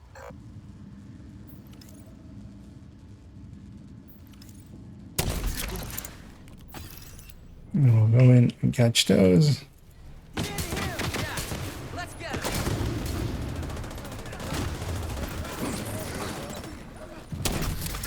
So there is a heavy on the back end of that wave. Although somebody got their backpack, which is nice.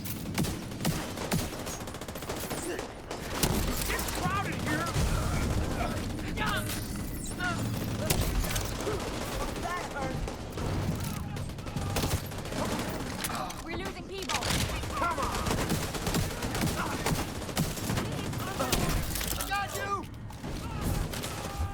Let's just keep setting everything on fire.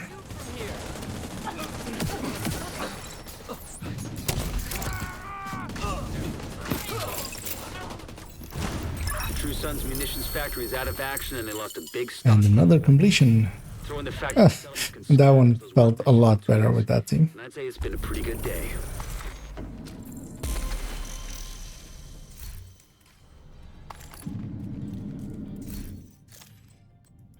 And this is all under 1K. And they're much better looking than some of the others. Yeah, so they are even doing unstoppable force there, though.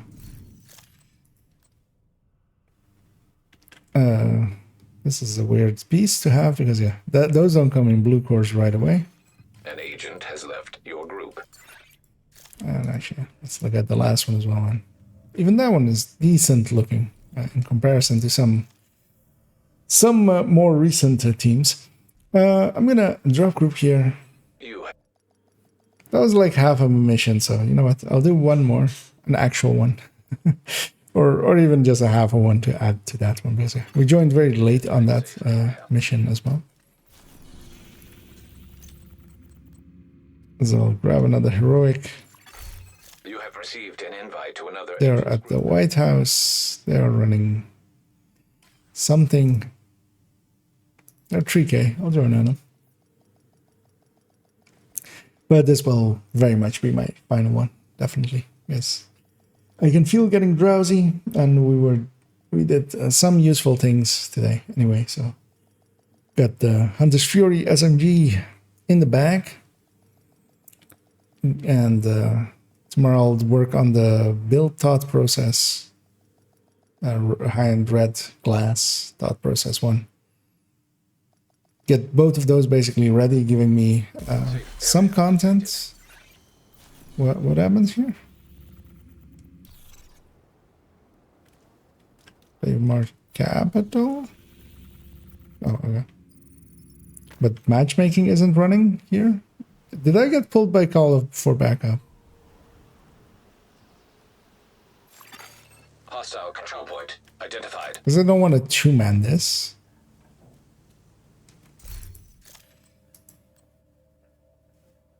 What is this blue armor region? Okay. I mean, no foxes already is dangerous. Yeah, he knows how to matchmake. I think he's swapped. Okay. A Black Tusk transport just dropped So off it's a drone build. the plaza behind the building. I should go something red. They're in charge of the I'm office. smart.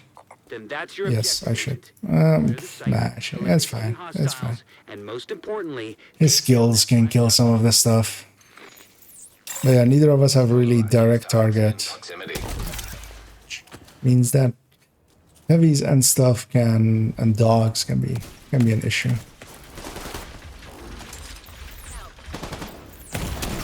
Immediate medical assistance needed. Do I have crossbows? I do not. I'm trying to get my hive out. This was with no directive, so I don't have to deal with those. So I'll go for the direct impact.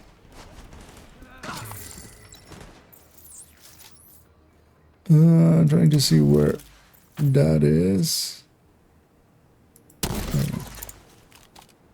It's been a while since I've done invaded outside here, but pretty sure they still spawn there.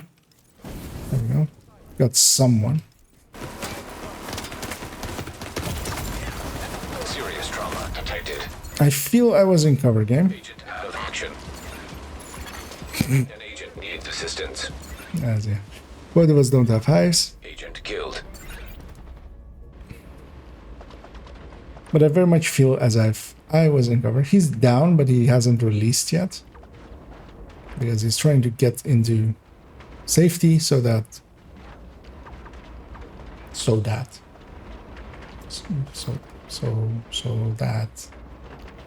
might get someone join on us and res us, but also like we're literally at the start. Just weapon going again.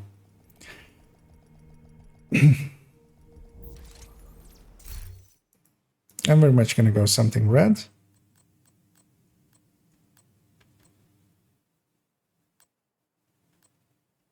You know what? I'll just take a tech tank. If I have to carry someone, I'll just do it here with this tech tank. But yeah, Eclipse at its core is a support build. You need something to support. He isn't that.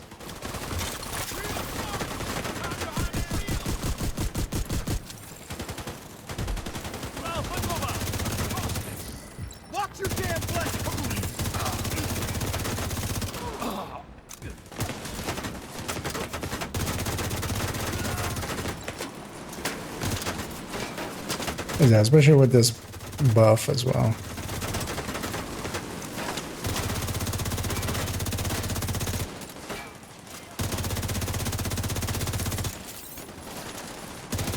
I wonder actually, yeah, because I was in between two cement blocks and maybe there's like a gap between there.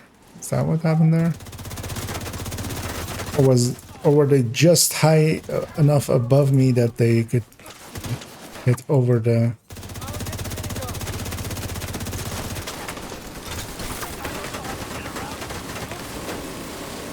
Everything's negative, of course, when I'm positive.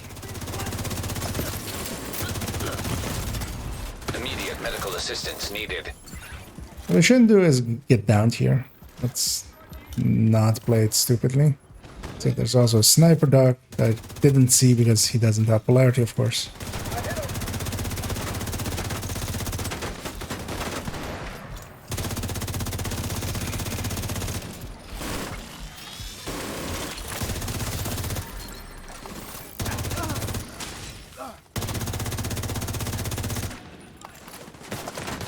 And yeah, here very much the global event is doing the heavy carrying.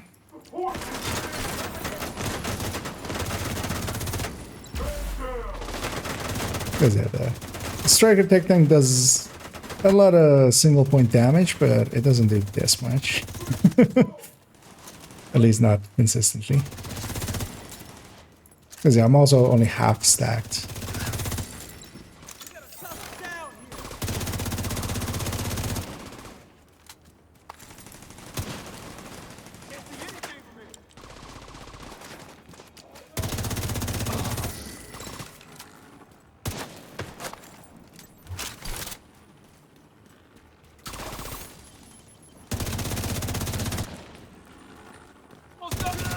There we go.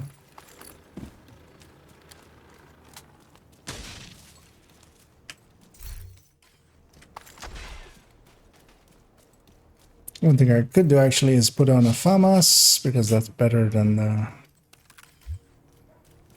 the M4 that I had.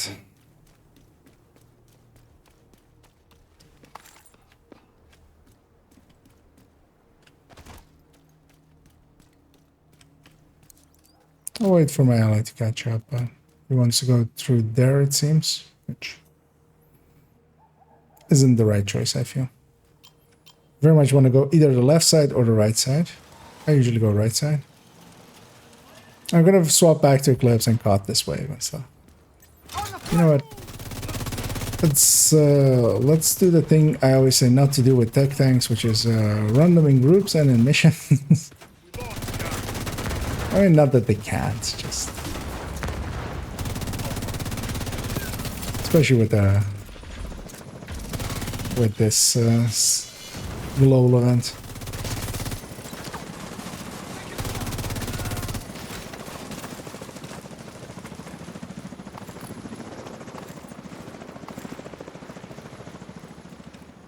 So we're waiting for these guys to jump down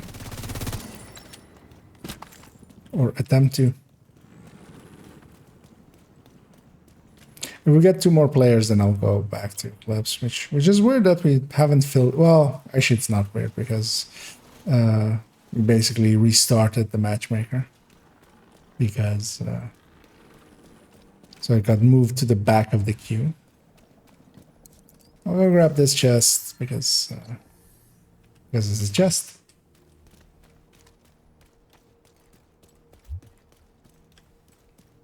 I'll stick to being this striker tech tank. By the southern end of the building. Roger that. Let's get that south wing cleared. Do we even get a jammer here? Don't remember. We do. System functioning. Been a while. Invaded capital.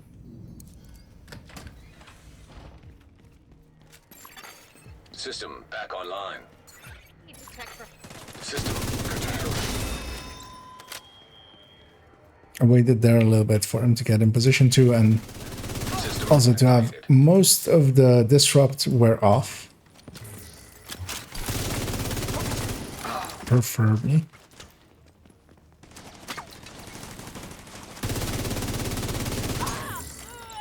And these spawns are very, very randomized, so let's go telling where they come from. Dangos are trying to flank us!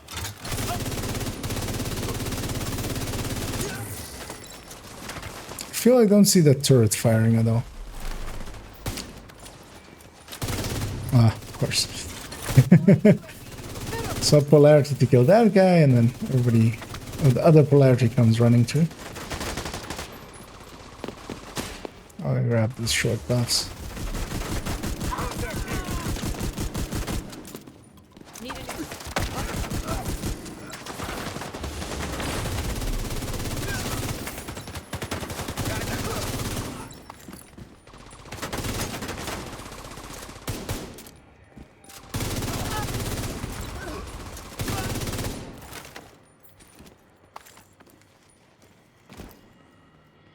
And yeah, with playing the global event to the right a little bit, we can still deal good damage. Even on a somewhat weaker build. Well, at least damage-wise, weaker.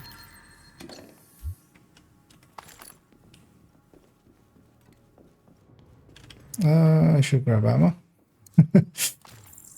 Busy. Some resources over there, but I'm gonna skip those. It's to really run in here and just really take it to the stock. System malfunctioning.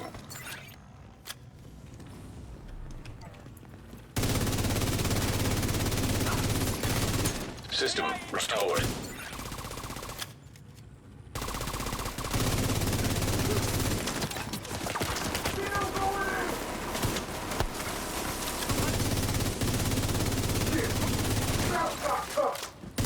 Surprised nobody's joined yet.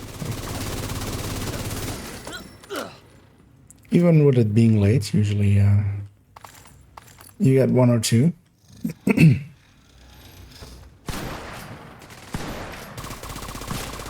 Just wait out all 3 shots of that sniper dog.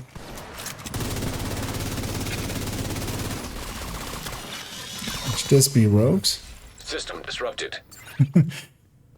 That wouldn't have mattered. I have a PFE on this character as well, so. System. Do I push up? This is dumb of me to do, but I will. I won't go spawn camp them, but what I will do is go sit on the left side here. Vital signs critical. Going in. I'm trying to reload. Let me.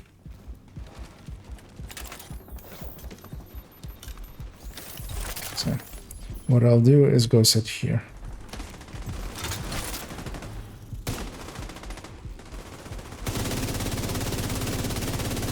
Oh, really? I was positive?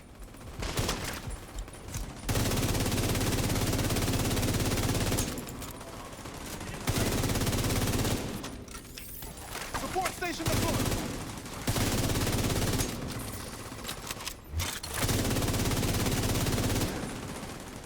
The annoying thing is I'm not stacked. I'm not gonna get a good chance to stack until this next wave spawns.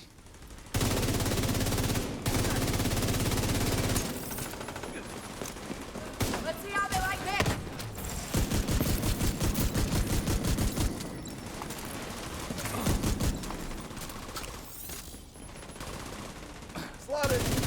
And yeah, I should be aware of my back, but also fog of war isn't that. So I can see when they spawn.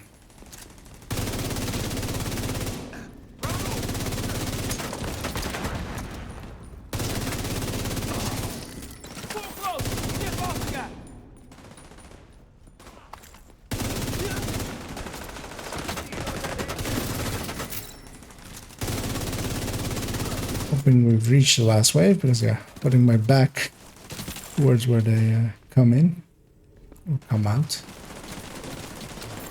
There we go. We have loot over there. What was that targeted here? Badger. I don't care about Badger.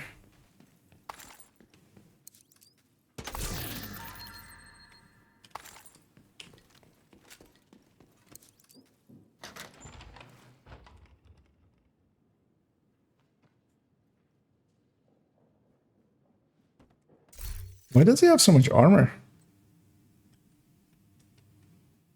Oh, because really, it's just one blue bar. Okay. Look like more almost. Oh, it's also some grading. So he's getting skill damage from here. He's getting skill damage from here. He's getting skill damage from here. But even then, like just like leaving out the skill efficiency is like the worst one. Like that skill efficiency is like the prize you want to go after.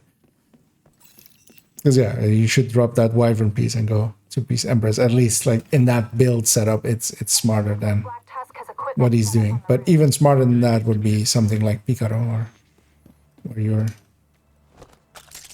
I'm hoping he does hit the button. He doesn't.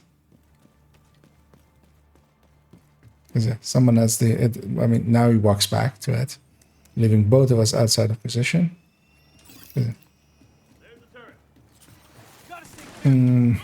I can't. I'll shoot this guy in the wrong polarity, just so I can stack up on him, because I can still stack up on him. As a box went down, and this is the reason why you spawn camp them. I need to watch out because they can spawn next to me in any second.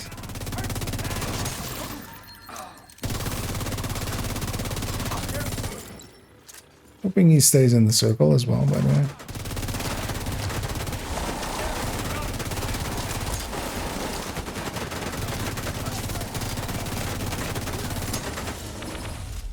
Speaking of which...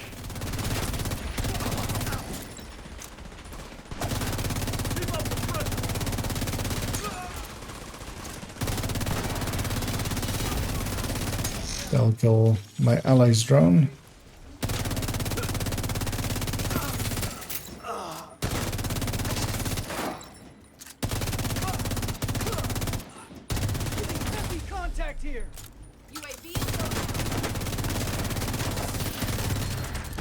course, they're basically overlapping there. That's dangerous.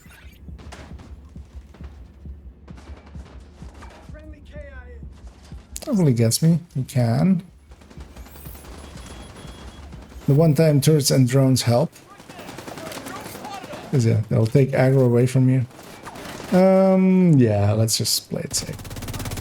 It'll be slower, but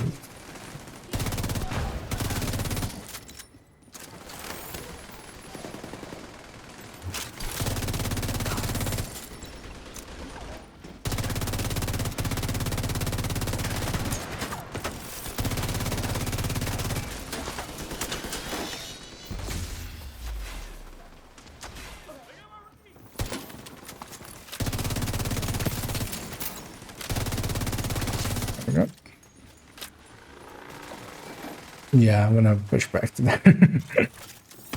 It's just so much more damage here. I was expecting us to be done with waves. For 2-man, it spawns this much. At least as long as I don't get surrounded. I just got surrounded on the last one. Although that's heavy.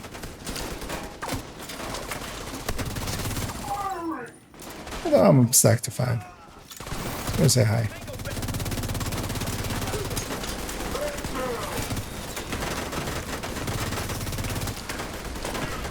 We need this dog to leave us. System malfunctioning.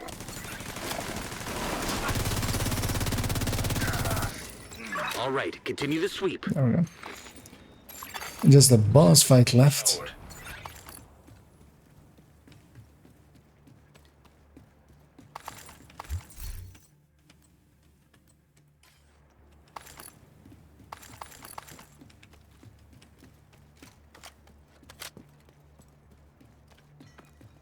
It's weird that we didn't get anyone.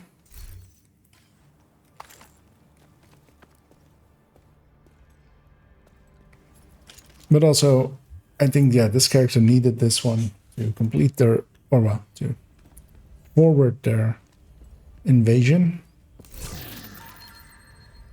So that's fine. Still get something useful out of it.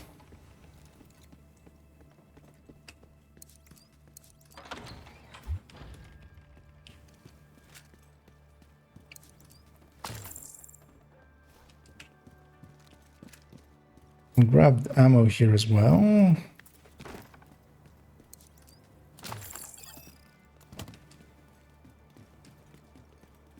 yeah, this part is very much run and gunny, which is kind of fun.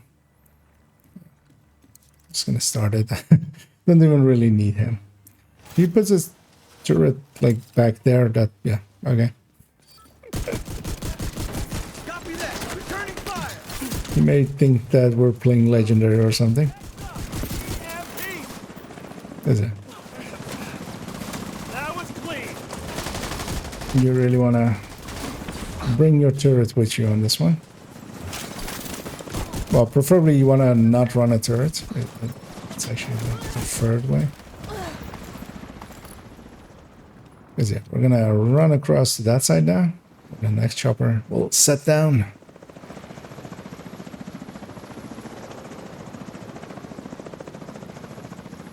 Yeah, especially catching this wave before they scatter to the winds is very important.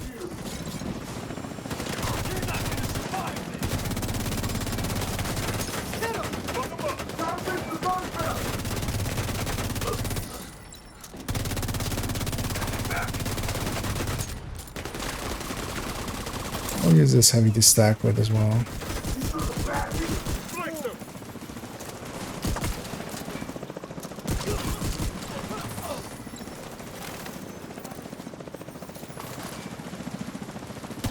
Been quite a while since I've last had actually escapees from choppers. Yeah, normally, like, it's not hard to keep them captured. Although, of course, usually I'm also eclipsed. So that's quite a bit.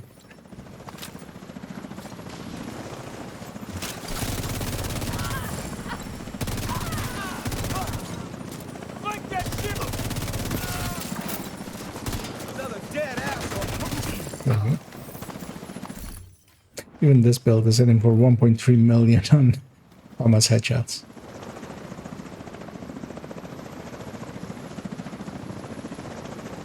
Oh, where's the other chopper actually?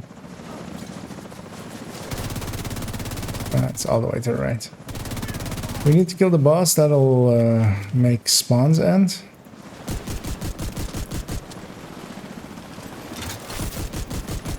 So let's just focus him down.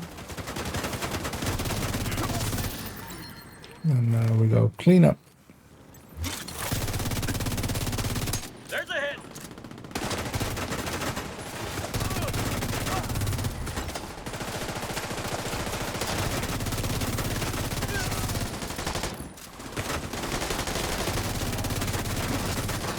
So just looking for people with the right polarities.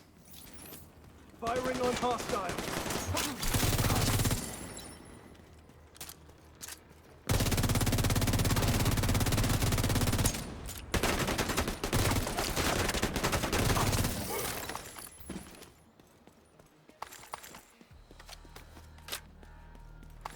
Get our bus loot and let's get out of here.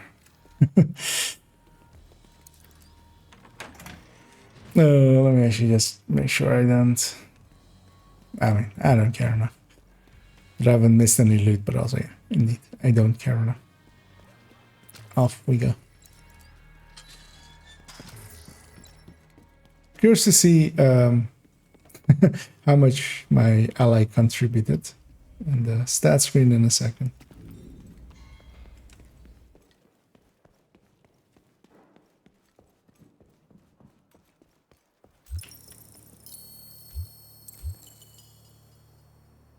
They got a scalpel, they got a swap chain. I'll give them a GGC around.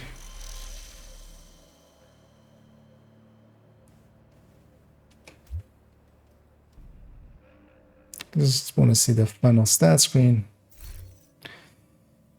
That is about how that felt. But they were there. They were emotional support. As yes, I'll take this character over to the White House after the game insists on telling me Stronghold is unlocked and shows it and hangs on it way too long and makes it unskippable. We'll go over there. I'll clean up this character and that will be it for me for this evening.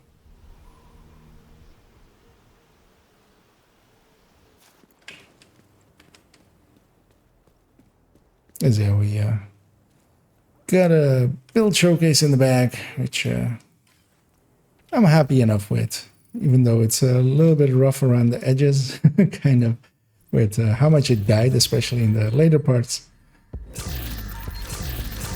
But also, you know, you have to die 5 times an hour. That's the meta thing to do, so let's do that. Though I think I averaged more than that in that one. But no keepers. Just gonna check what my stars are up to as we're moving towards our 9th cache. I'm really impressed with how well everyone. And I haven't even really farmed this global event that hard, but decently hard. And yeah, I still also have, of course, on most of these characters, the weird tech tanks that we still have to kind of play with. But I'm keeping those mostly as well for after the global event. I'll do the manhunts on those characters with them as well. So they'll see some use there because yeah, during the global event itself, like I want to kind of play the global event, get some stars out of it, and all the even the bad tech tanks kind of feel overpowered with the global event. Just because yeah, you can tank while you wait to swap. But yeah, the Heartbreaker one would then like do that so much better than the rest. And yeah, for the coming days, we'll just do some stuff. Maybe for tomorrow, although likely I will. Actually, he may even be in the chat. He isn't. Xander was interested in doing some very deep descending into actual madness. But likely he wanted to do that tomorrow. But one thing I noticed is that I should actually maybe get a ton of those upgrades in before we attempt that, just to, they help to have all of the permanent upgrades basically done.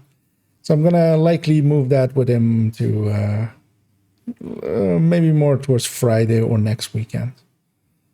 Meaning that tomorrow I'll just run around and do some stuff. And I hope you guys enjoyed this one, and you enjoy it well enough to join me in the future. As I always enjoy hanging out and messing about and hearing some ideas from chat and maybe giving some ideas to chat. So,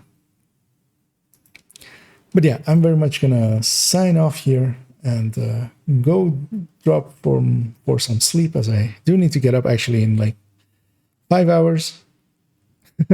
Although I just need to just go open a building and say hello and grab a coffee, and then I can come back and then sleep for real. So I will do that. So yeah, hope you guys all enjoyed, and thanks for all of the company there. And as said several times in there, indeed, have a good night.